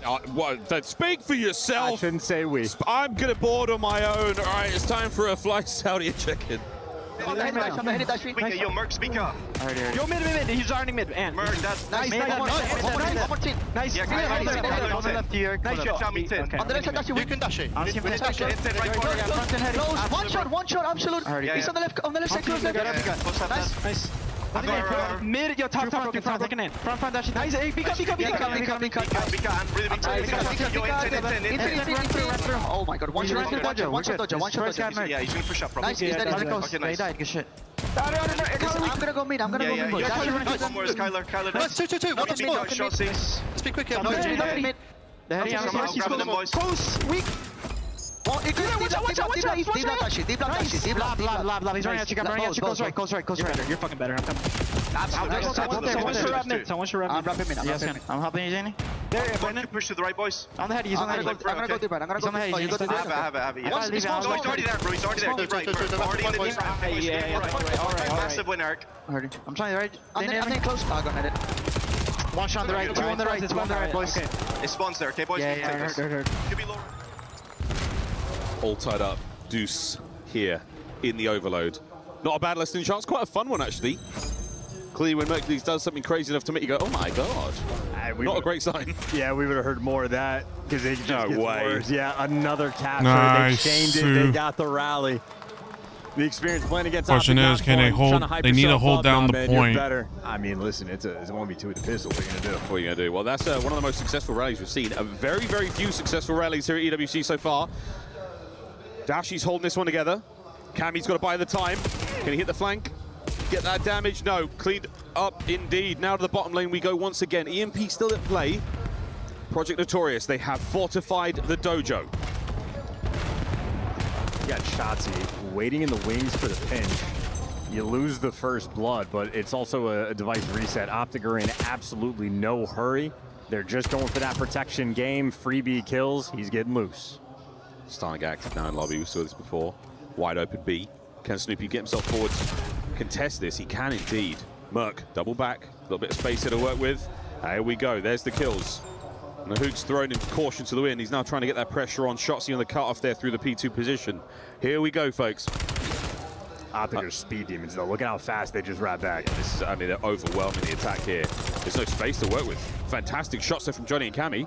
On a Hook. Could he give you two? Nearly. Eric Boom, 7 HP. Optic player still to deal with here. Snoopy has got to help through couches, or is it a play towards B? Yeah, they might try to wrap this all the way back. The problem is you can't cross through couches. You just have Cammy covering the outer lane. Number 6 needs to go get involved, or someone needs to make the play. Maybe Johnny for the pinch, maybe out through couches. Well, he has gotten out, but then it's normal timings for the gunfight. They did not take the space they needed. That was diabolical. Now Eric Boom alone. The third kill spree for him, gone, wasted. Less than a minute to play here. Mercules finds a couple. And Shotzi, while being as airborne as possible, we have got a little bit of a stalemate. The touch there keeps the play alive, so EMP will not reset. Here we go. Oh, 43 seconds. Merc starting to fly. Oh, goodness gracious. Oh, Snoop Merc. down. That might as well be the map. 35 seconds. Possession to Optic. Is there any hope here for Notorious? No, because Mercules is on a 6 free and his MPC up close at range. It does not matter. He has been shooting wildly this series. Well, it's not over yet. Watch it. Oh, Hook takes one with him. Unbelievable work on Cammy as well. 15 seconds. The nuke finds another. And Dashi's there as well. Reset back to the middle of the map with 10 seconds to play. Notorious, this is it. Your EWC life depends on the grab. Kills in the middle of the map denied. Dashi cleans house. Let's go. 2-1. Holy It's fuck. over. Let's go. Day is done, Miles. Let's go crush a key. To the crusher, indeed. Notorious. You gave us everything you had. Jesus But the last Christ. Titan you faced here at the Esports World Cup was Optic Gaming, and It was scary the first They've got a round, day with destiny. First half, simply but the other one. Yeah, just a look at the step up in competition from Surge to Optic towards the top. That is a hop, skipping, and jumping. Well, they did so across the stage. The City of Love getting wild tonight. Getting wild tonight.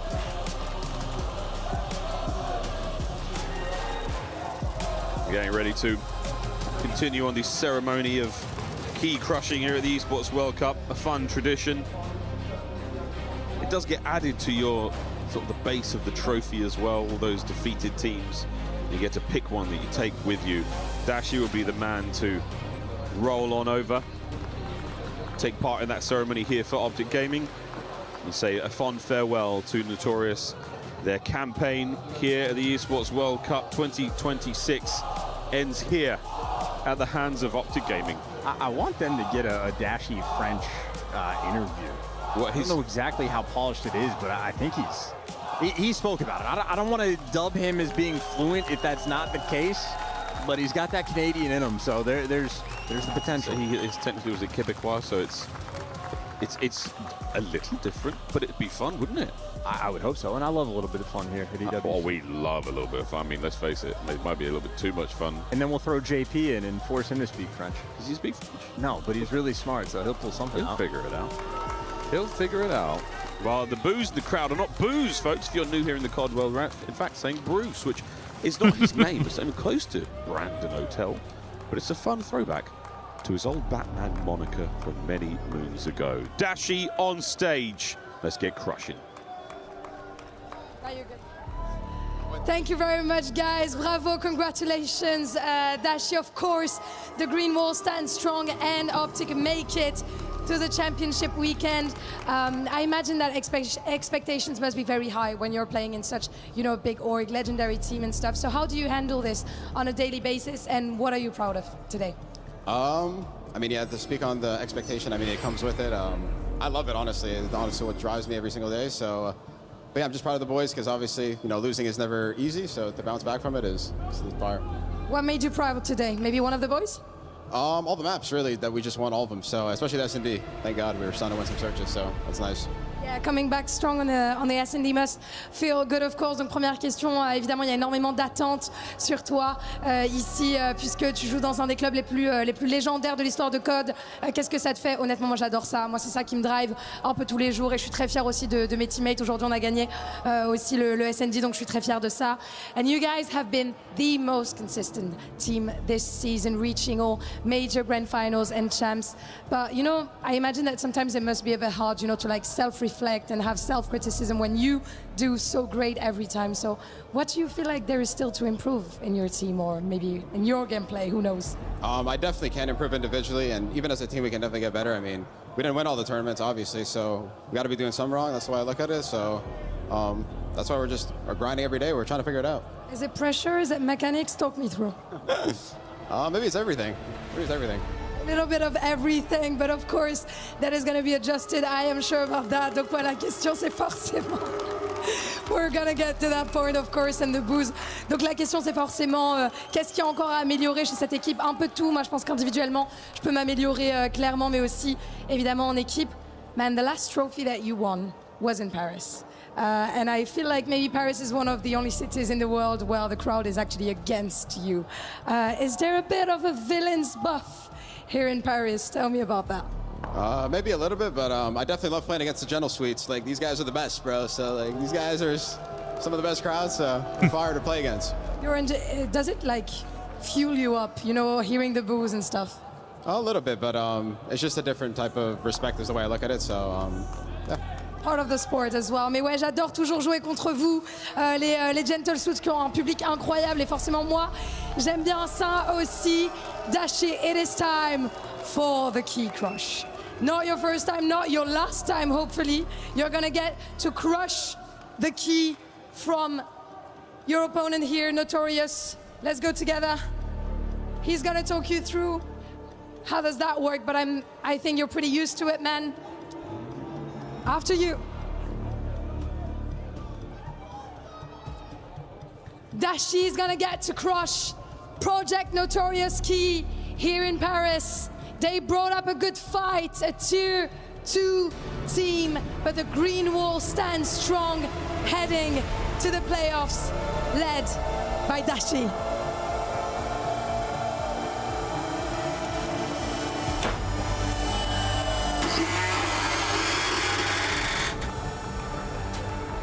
Lovely. Another day at the office. Basically, I'm going to welcome you back to the stage for one last question. Well, I know you speak a little bit of French, but maybe you don't want to give it to me on stage this early in the tournament, but what are the, expectations heading to the draw show, heading to the next games? How are we feeling? Wait, is the draw show right now? Yeah, right after. Expectations. I'm just curious to see which team picks us if they do, but I'm excited to see the bracket.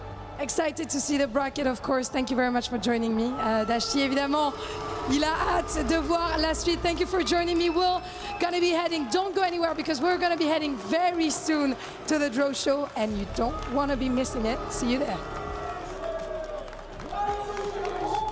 Thank you, as always, Lou. Excellent to hear from Bruce, and it's good to see Snoopy on stage. Unfortunately for him and P7, this is the end of their Black Ops 7 run. They are going to fall at the hands of the best team in the game since day one. Yeah, and I mean, unfortunately, I wish it was closer than it was. I feel like they did fight back a little bit in that overload, but unfortunately, I think the teamwork from Optic Gaming and some of the individual playmaking, which is a little bit too much for them to handle. But shut up, P7, man. They really did push some of our teams to the limit, and I think really did put on a show of what they could bring to League should they get scouted for the offseason. No, absolutely. It's just a golfing class. I think that you saw bits from all 4 individual players in this tournament. You beat out a CDL team, you make your way to a qualification position.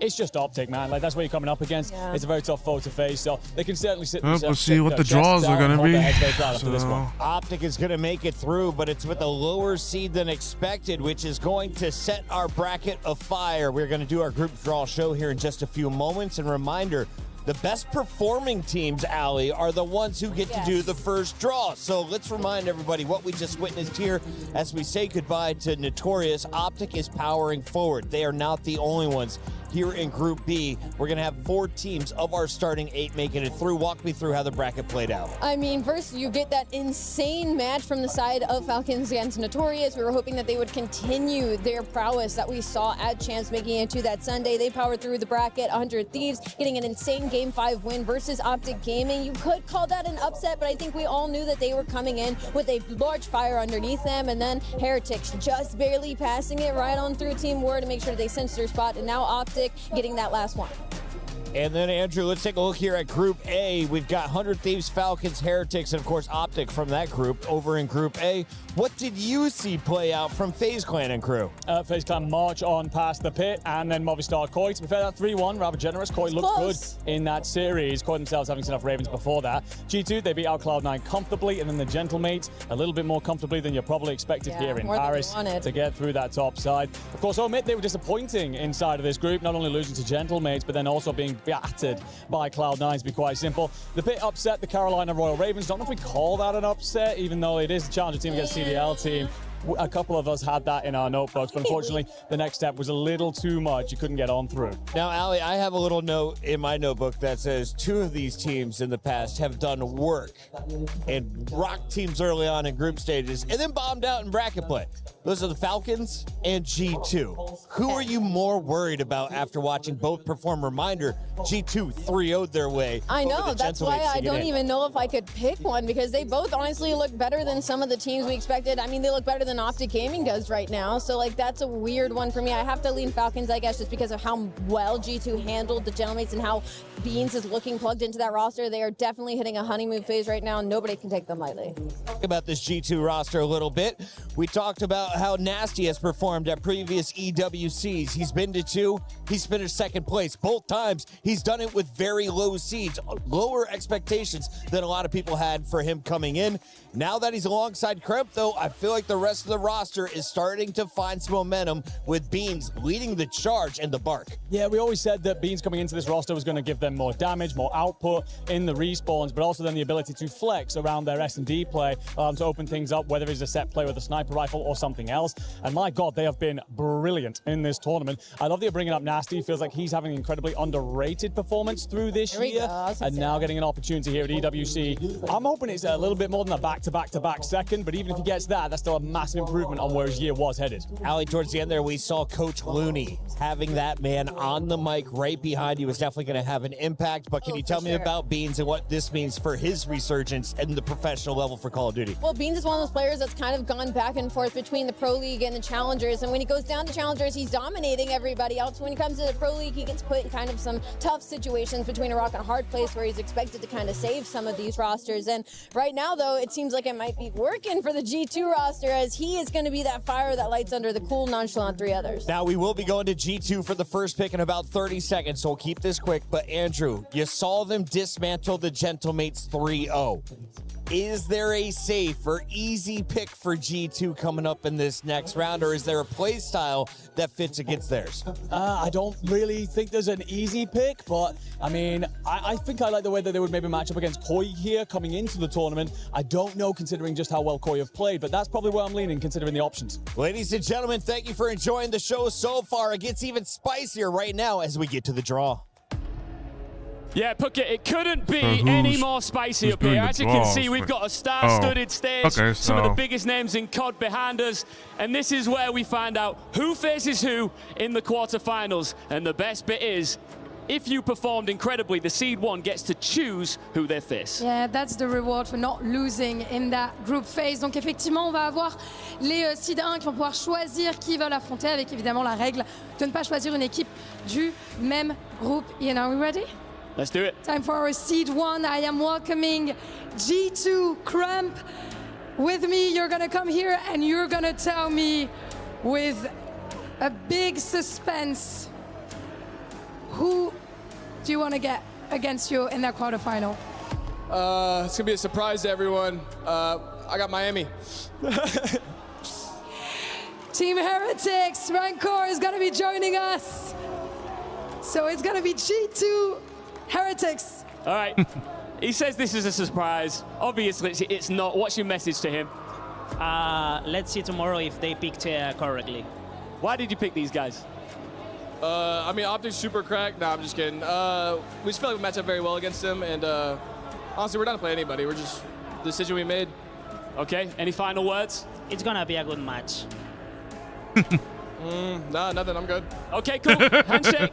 And go and join the rest of your teammates. And what that means is huge news for Call of Duty fans. Please, FaZe, Simp, come on up here. We got a rematch on our hands from the World Championships. Shotzi, come on up here from Team Optic. FaZe Clan versus Optic. Boys, what do I get to say? Are we excited about this matchup, or do we wish we finished seed 1 so we could have picked another team? Oh, I'm excited for the matchup. I mean, it was the grand finals from last event, so I'm sure it's going to be another good one. And why is it going to be different this time? Hopefully we come out with it up. Do you think they can? Yeah, I mean, round 11s can go either way, but we'll see what we, like, go either way, so we'll see what happens. Yeah, round 11s can get spicy, but guys, I'm letting you having an handshake as we're heading back to your teams, as we're moving on. Not surprised. I'm very surprised that G2 decided to pick. Oh, I'm not surprised, honestly. And it's only a quarterfinal, and one of them is I'm not going surprised, home on honestly, the first but championship day. That's gonna be. I'm not surprised that G2 amazing, picked the easier team. Like, if they really wanted to prove that they are pretty good, like if G2 really wanted to prove they're really good, they would have picked Optic, but that's a little too easy for Optic. What do I have for you? I don't have much. I do have one thing to say, though. I got Toronto Ultra tomorrow. God. Hear me. Toronto Ultra. Toronto, movie star Koi, Toronto. We got it.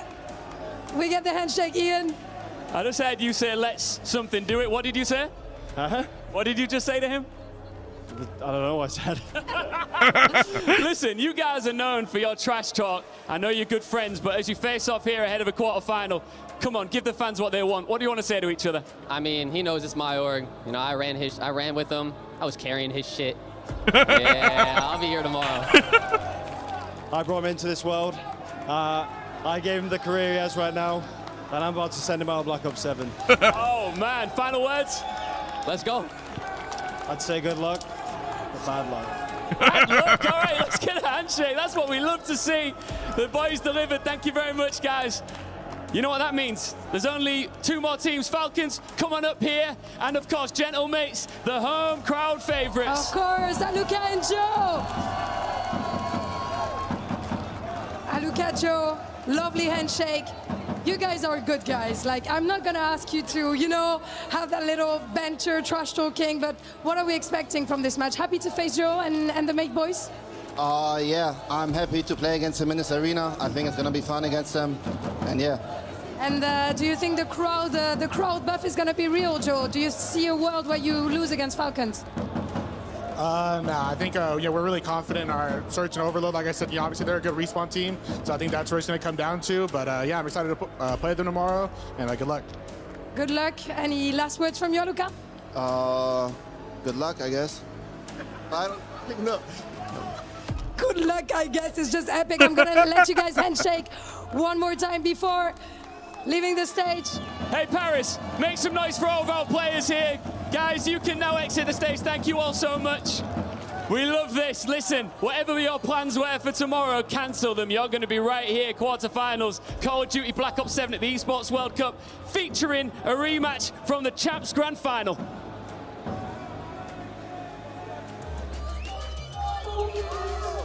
Amazing stuff from Ian and Lou, and what a job from Ian to get the trash talk out of Scrap and Jamie. They just became my 2 favorite players in the tournament. Unfortunately, one of them is packing their bags at the end of tomorrow night. That Enigma, is fucking we have crazy, 4 great matchups, a few G2 easy decided rides, to according to the pick chat, Team though. Heretics Yeah, some because they match up really well on Heretics. Some big teams home. But it's just so funny that he said he'll play anyone, G2, but then he taking chooses Team Heretics there, and you will get 100 Thieves against Corey. whatever reason. Leaning towards the G2 and 100 Thieves. Yeah. But hey, I don't know. I mean, fine. Fuck it. Big toss let's see how I mean, Falcons going up let's against see. Gentlemen Let's see the phase versus a Optic. nightmare rotation because Falcons I'm have up for looked it. so good this weekend in the respawns. I had them at 3 and 4 in my power rankings coming in here. Yeah, so that was that's before I saw 100 Thieves beat Optic. So it's going to get weird. I think we're going to see a whole lot of broken brackets. Mine already is broken with G2 coming in with the top seed. Let us know how you thought today's show went. I thought it was phenomenal. Allie, what has been the highlight for you, though, as we look back at day 3 and close out groups? I think just watching the challengers teams, take a couple maps off the pros, and I think them making a name for themselves in EWC is a huge storyline for our regular season, trying to find the rookies and what's going to happen in the off season. So proud of all the boys and teams and what they were able to show, but now it's time for the real stuff to start. Enigma, are you sad that we're sending half the crowd home? Either Falcons or Paris will be sent packing at the end of tomorrow's semifinal. Most certainly so. I know which way I personally lean. Of course, hoping the Gentlemates manage to get it done, but Falcons do look good. I'm a bit nervous after some of the performances against the challenger sides. We started with 16. We crushed 8 keys. Join us tomorrow as we get into the quarterfinals. Until then, enjoy the highlights here in our STC replay. Let's go. Let's go. Yeah.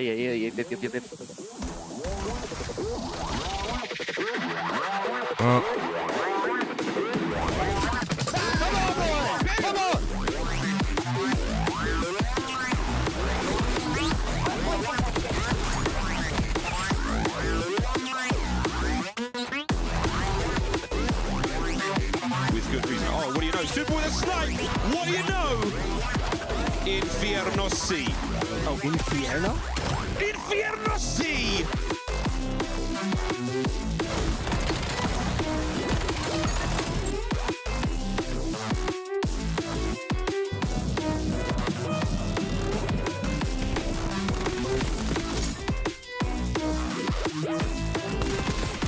I'm honestly kind of really. Am I surprised that G2 would pick an easier team to beat? No. No. But maybe it's some sort of strat that I don't know what they're trying to do, but it's going to be, I don't know, it's going to be interesting. Pizza.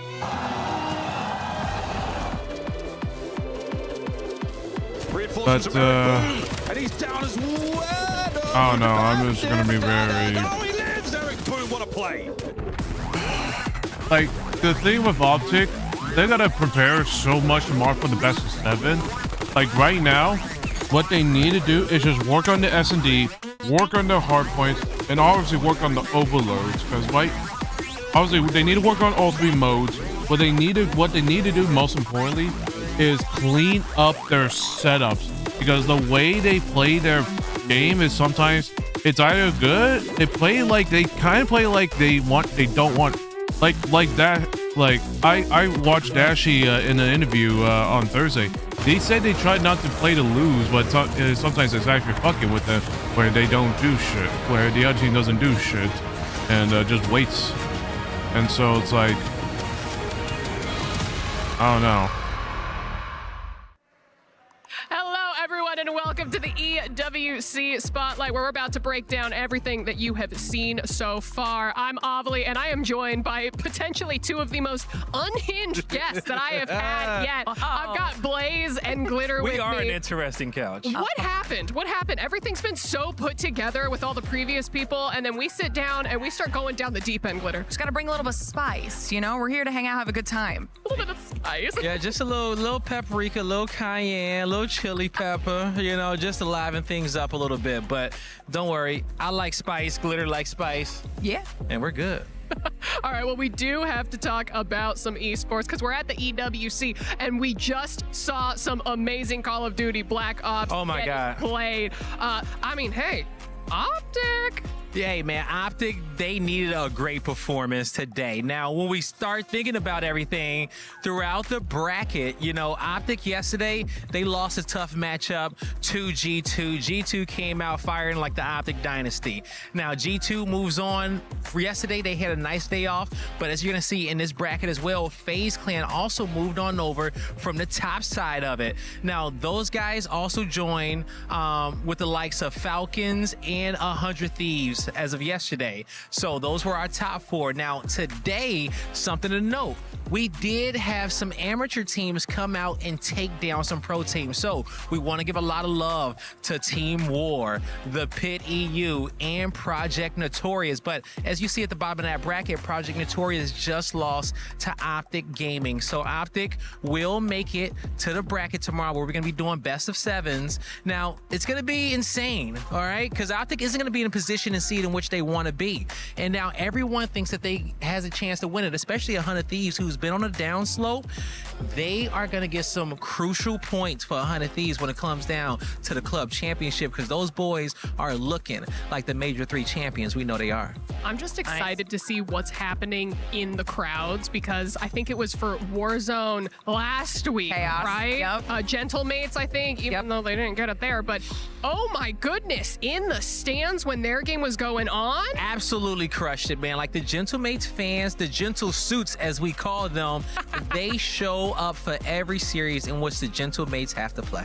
All right, well, let's go ahead and jump straight over to the Alliance Vault where Tekken 8 is happening. And Blaze, this is so funny because there are so many different games happening back to back to back. So many different games. What were the highlights? I mean, I got a chance to go over there and talk to Tasty Steve and the boys, and they were saying that all the top Tekken favorites were out the tournament. Just a few left, okay? You know, we saw Reject Reef come out, and he took down the World Tour champion Lohai in a 3-0 fashion. But Lohai was taken out by Newman. And Newman is just one of 3 Falcons players that have made it into the top 8 so far, which is something to note. Also, our back-to-back defending champion, Ulsan, is still in here going for the 3-peat. So Tekken is crazy. We may either get a 3-peat champion or we may get a new champion out there. Behind him. Yeah, I love how we have all of our brackets in front of us too, because it's AA, BB, CC, and then right after this, we are going to see Group DD. Why all the double letters? Do we not want to throw numbers into that mix? A1, B, you know, B1, right? It's levels to Tekken, all right? You got to qualify where you got to qualify. And, you know, when it comes down to the end, it's just a testament to how much of a grueler it is to make it to the top 8 in Tekken. So as you're gonna see, you got Phasing over there. He is also one of the 3 Falcons players who have made it to their championship bracket. And so Falcons, man, when it comes down to the club championship points, they got some soldiers here when it comes down to Tekken, and even have a great team when it comes down to COD as well. Yeah. So as we talk a little bit, though, about what's going on the Lenovo Legion Gauntlet stage, we do have some Honor of Kings and Arena of Valor. Yeah.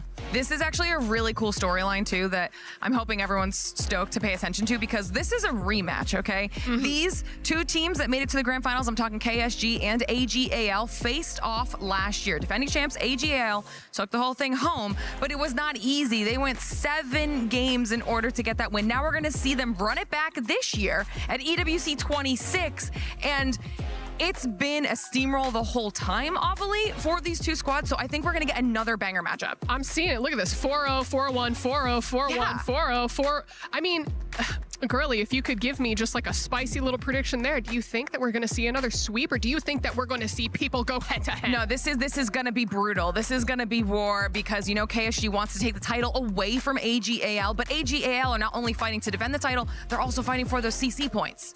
Oh, and those CC points are so crucial, especially as we get closer to the end of the EWC. But listen, as we're on the topic of mobile gaming, at the Qiddiya City Grid, we do have some PUBG Mobile going on. And as I understand it, Group A has come to a close. Yes, and that is my stage. So I'm very excited to talk about PUBG Mobile. First of all, it's 2-week-long competition, okay? No, so insane. We're just getting started. I want to say one of the top 3 prize pools here at all of EWC as well. Absolutely massive. And like you said, Group A is done. So now we've already sent 5 teams through to the finals based off their performance. 3 teams' keys were already crushed. Hey, Para, I'm actually going to end. And then we've got some squads that survived to play in the survival party, stage. but I will be back we are later looking at big names, though. We had Aurora make their way through into the finals. We've got AGAL. They didn't make it to the finals, but they're in the survival stage. Just because I have to get of course, knowing have to Group get B lunch. coming up as well. I'm looking forward to Group B because we've got Vitality in there. We have defending champs in Yangon Galacticos in there. We have Alpha 7 in there. So there's a lot of storylines from previous EWCs, if you've been paying attention, that we're going to be getting to. It's going to be amazing. I'm so glad that you're talking about some of these crushed keys, as we're literally surrounded, like on the trade area with all of the broken keys. The fact that they had keys crushed today is just a testament to how brutal PUBG Mobile is. Oh, yeah. But of course, listen, we talked a little bit earlier about Falcons needing to rack up some of those points with Tekken. Let's take a look at the club championship rankings as we have them right now, just to see where everyone is as we get closer to those championship weekends. And what do we got, Glitter? Okay. Now, obviously, there was a big question mark with Falcons until they were able to finally get the elusive win. Youngest EWC champion in the history of EWC puts Falcons in first place. So they're sitting at the top right now, but this is why we keep talking about AGAL throughout this week, because they're in 3 out of the 4 games. They've gotten some points on the board. Like I said, they've guaranteed that 750 in Honor of Kings Arena of Valor. So like this is something where we're looking at AGL to potentially make a big leap up this leaderboard. But we've got Vitality in discussion. I mean, there are so many other squads that we have to pay attention to, and we still have 3 weeks of competition, that this could get close as we get towards the end. I don't think this is going to be an easy race. Yeah, and I mean, it's so interesting because we have so many of these teams on the second slide that are quite literally, 150 points away from each other. And then as we, saw some of our leading teams, like or leading clubs, rather. Like I will say, even though I don't give a shit about the club champions, wider, I like how my top, anything can happen when you have so many additional teams, I guess, in all of these different games. Correct. And even me just looking at it, I'm up here like, from the Call I know of Duty stage, 100 Thieves, Gentlemates, all those squads can just jump up there to the top. At any given moment here, when we get down towards the championship bracket, they all have that possibility to hoist that trophy on that stage. For me, well, just a reminder for everyone, all of the games that we have going on throughout this week: Call of Duty Black Ops 7, PUBG Mobile World Cup, Honor of Kings and Arena of Valor, and of course Tekken 8. You are not going to want to miss any of these games because they are going hard across all of the stages. But Blaze, I'm going to come to you for some final thoughts before I kick you off of my couch. You always kicking me off the couch, and I ain't did nothing here, okay? Yeah, I don't pay rent. Yeah, I'll eat all the food out the fridge, but I'm gonna at least leave you guys here with something today. And when it comes down to that, just know do not count the Falcons out when it comes down to COD. I think they hold that first place spot. I think Falcons are looking to go as 3-peat on club champion. I don't know who's going to take them down. Navi MVP needs some help. Glitter for you. Dang. That, I feel like I'm looking at a lot of potential out of the likes of Vitality, out of the AGALs in this CC leaderboard to potentially make Falcons fight for that title. I don't think it's going to be as cut and dry as they were maybe hoping. This has been an absolute beast of an EWC this year when it comes to how high the level of competition is across all of our titles. So I think things are only going to continue to get more exciting from here. Oh, I can't wait to see all of the coming matches and how they Hey, play well, out. Because Cheetah, as we welcome said, back. championship We're points about to so end important, soon, actually, but what's even more but important I will is, not be done. I will not be beating your done yet. opponents into the ground, Later at crushing 2 their o'clock, keys, and 2 making to them 3 go p.m. home Pacific crying. time But that's been on my everything side, which is for about today's EWC Spotlight. Thank you all so much for tuning about 2 in, and a and half we will see you next about time. an hour and a half or two. We're gonna be playing more of the Gears of War E-Day multiplayer beta. That's while I was away. G2 picked the human body was built to move. G2 picked the team that they want to face against because they were the number one seeded in the playoffs bracket. It's time your chair evolved. And this is Secret Lab Titan Evo. let me show you the bracket right now. Gamers, hybrid workers, artists, backing your every move. Here's the Play bracket. is in our DNA. So, what the fuck? Whenever we let it out, So G2, it becomes our G2 decided to pick Heretics. Decided to pick imagine an Heretics, entire city being built to supercharge it. and then Empty a city, powered decided by to pick play. Heretics, which forced now FaZe Clan have to face against Optic Gaming. That's right. We're gonna be playing Optic Gaming versus FaZe Clan very early. Oh.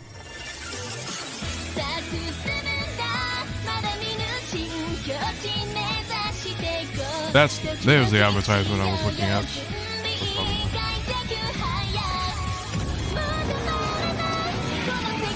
Again, chat. I'm kind of surprised that EWC is partnered with Crunchyroll or sponsored. I'm kind of surprised because usually there's not a lot of. Okay, maybe there are some games that have anime-related stuff, but you know, anime is mainstream, so of course you're gonna have a sponsorship of Crunchyroll. But anyways, so G2 picked Heretics, which they said the reason why, and their reasoning why is that they face off really well against Heretics, but then so now FaZe being the second team, being the second seeded team, or actually being the second seeded on the group bracket, FaZe now have to play Optic, which they had no choice. So we'll see what happens. And then 100 Thieves next up, being the highest seed in their group play, in the group bracket, decided to pick Koi, aka how Scrap calls the org Toronto Ultra. He literally called their old name, the old org name. I'm like, oh, okay, this is gonna be interesting. Just because of Jamie insight.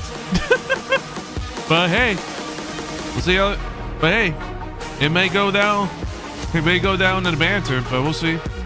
And so then Falcons is now forced to play with Genmates, which, you know, I mean, we'll see what happens. We'll see what happens. Give me once. Let me give me 1 second. Let me just full screen this. But yeah, This is going to be interesting. I feel like G2 is just definitely going to probably shit on Heretics. Super bad, but we'll see. Falcons, Gentlemates. And then 100 Thieves versus Koi. 100 Thieves. FaZe may lose. Royal Cheater, if you watch the grand finals of the CDL World Champs FaZe, unfortunately, with Optic taking 2 respawns of their own, unfortunately Optic kind of lost 3 round 11s, which got made, which where FaZe won the rings.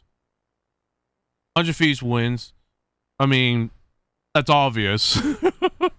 That's obvious. I mean, Koi is just like they don't have a cohesive team. The way I look at it is that they don't have a cohesive team. So, of course, Thieves is going to win. I'm just kind of surprised that Scrap just decided to pick Koi because, well, it's because of Jamie Craven. He wants to Jamie Insight just because he wants to face off against his old team. It was like, sure. They don't even like confuse. I'm like, wait, what? Are they talking about that? Jamie and like Joe DeCease and Insight were like, wait, are they talking about Koi?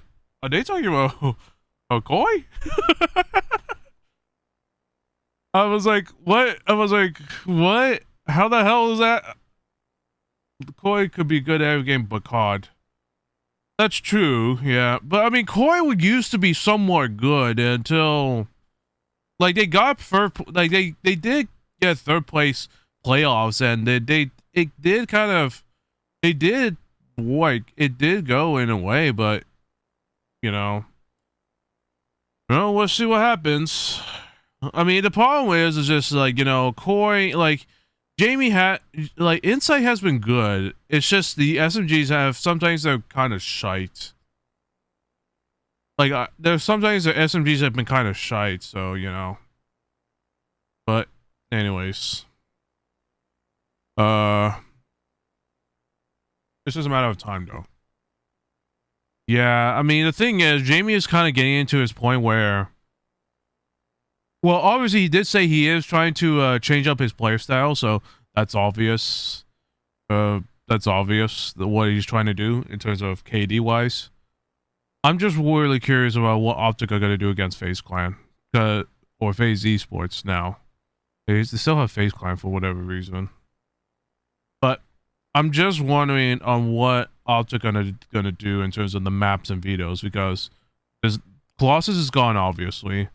So it's either frequency or because Scar Hardpoint, that's a map that they can't really, square up now, since they got shit on quite a bit of times during the CDL World Champs weekend. Like, the only maps that Optic can possibly, play with is, well, they can't play Den HP because, like, they got absolutely shit on by 04. So it's either they gotta square up with Scar once again, they gotta square up frequency, they gotta square up with what other maps? I forgot what other maps. Too many times shit on. Let me check what maps are on right now.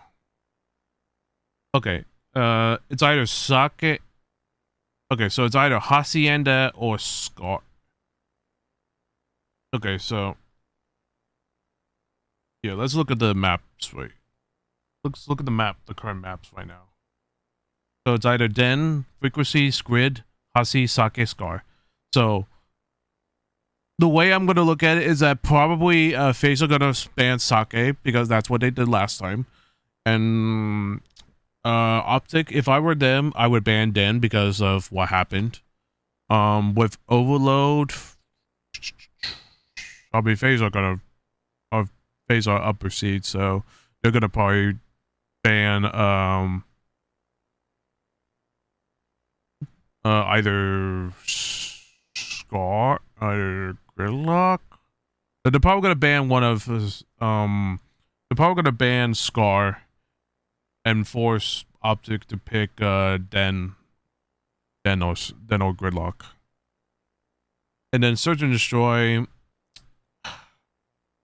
This is one of those things where it's like they gotta square up on like obviously Optic are probably gonna ban Fringe, and FaZe are gonna ban, I think, maybe not Raid, but probably Gridlock or probably Sake. Could be one of those. It could be one of those two, or it could be Hasi. Like, and probably not Hasi because they did beat Optic against it during the winners finals. Champs. Gridlock for sure.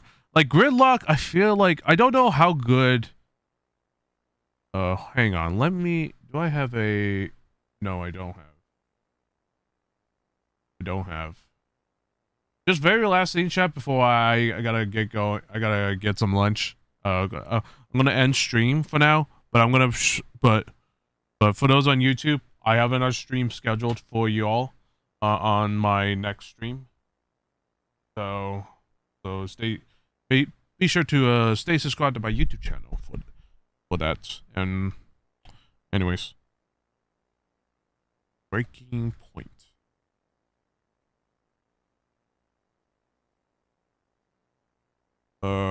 Breaking points.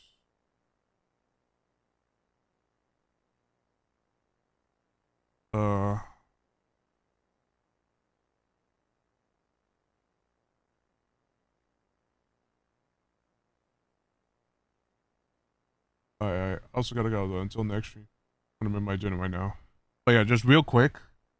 I just want to take a look. I just want to take a look at the.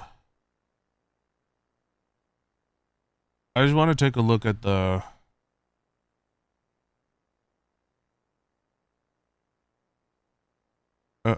Real quick though, I just want to take a look at the grand finals champs.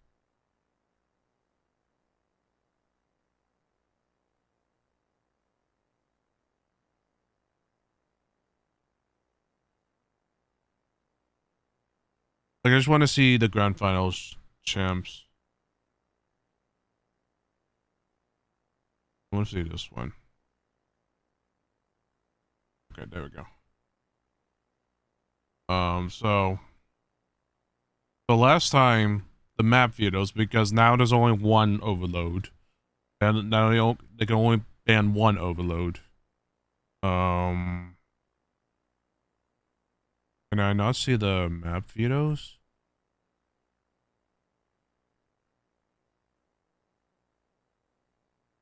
I want to see the I want to see.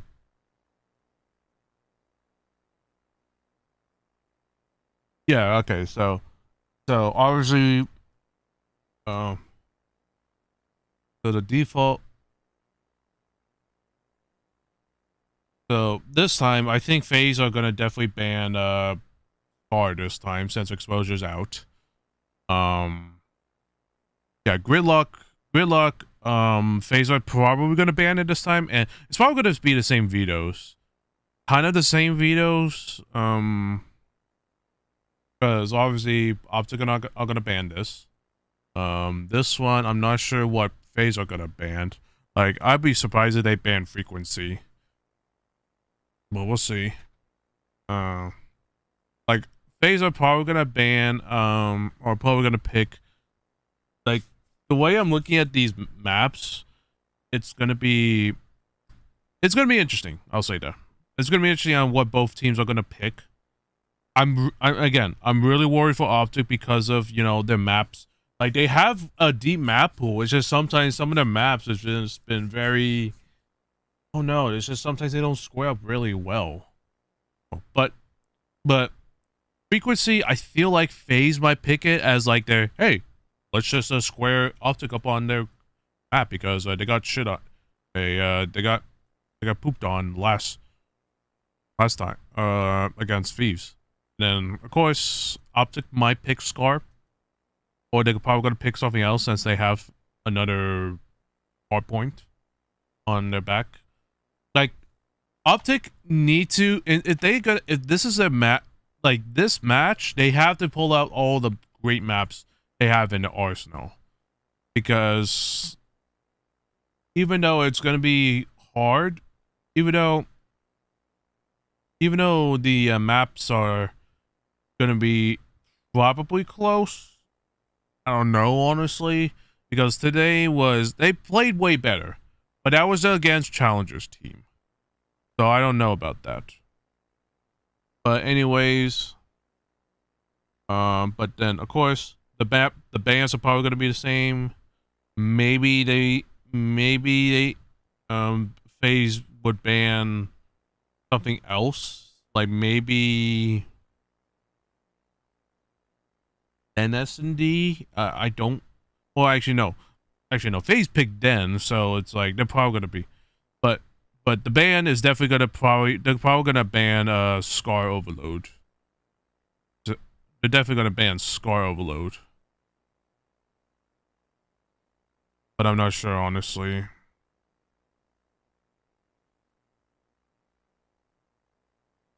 But it's gonna be, like I said, it's gonna be interesting. But it's going to be interesting, like I said. We'll see, though, by tomorrow. But anyways, thank you all so much that came into the watch party. I appreciate y'all being here.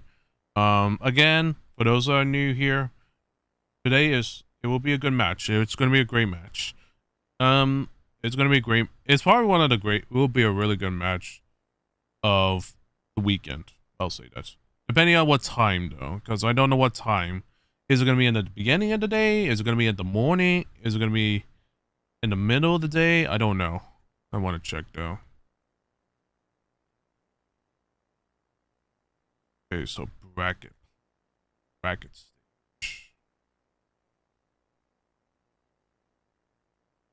One more thing.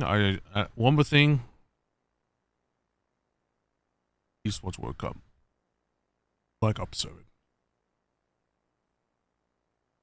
What their schedule's gonna be. Oh, damn it. Well, what do you know? It is at the end of the fucking day. So they're literally doing it in order. Like this. Oh my god. Well, you can't do much. Well, Optic will have a lot of preparation that they need to do.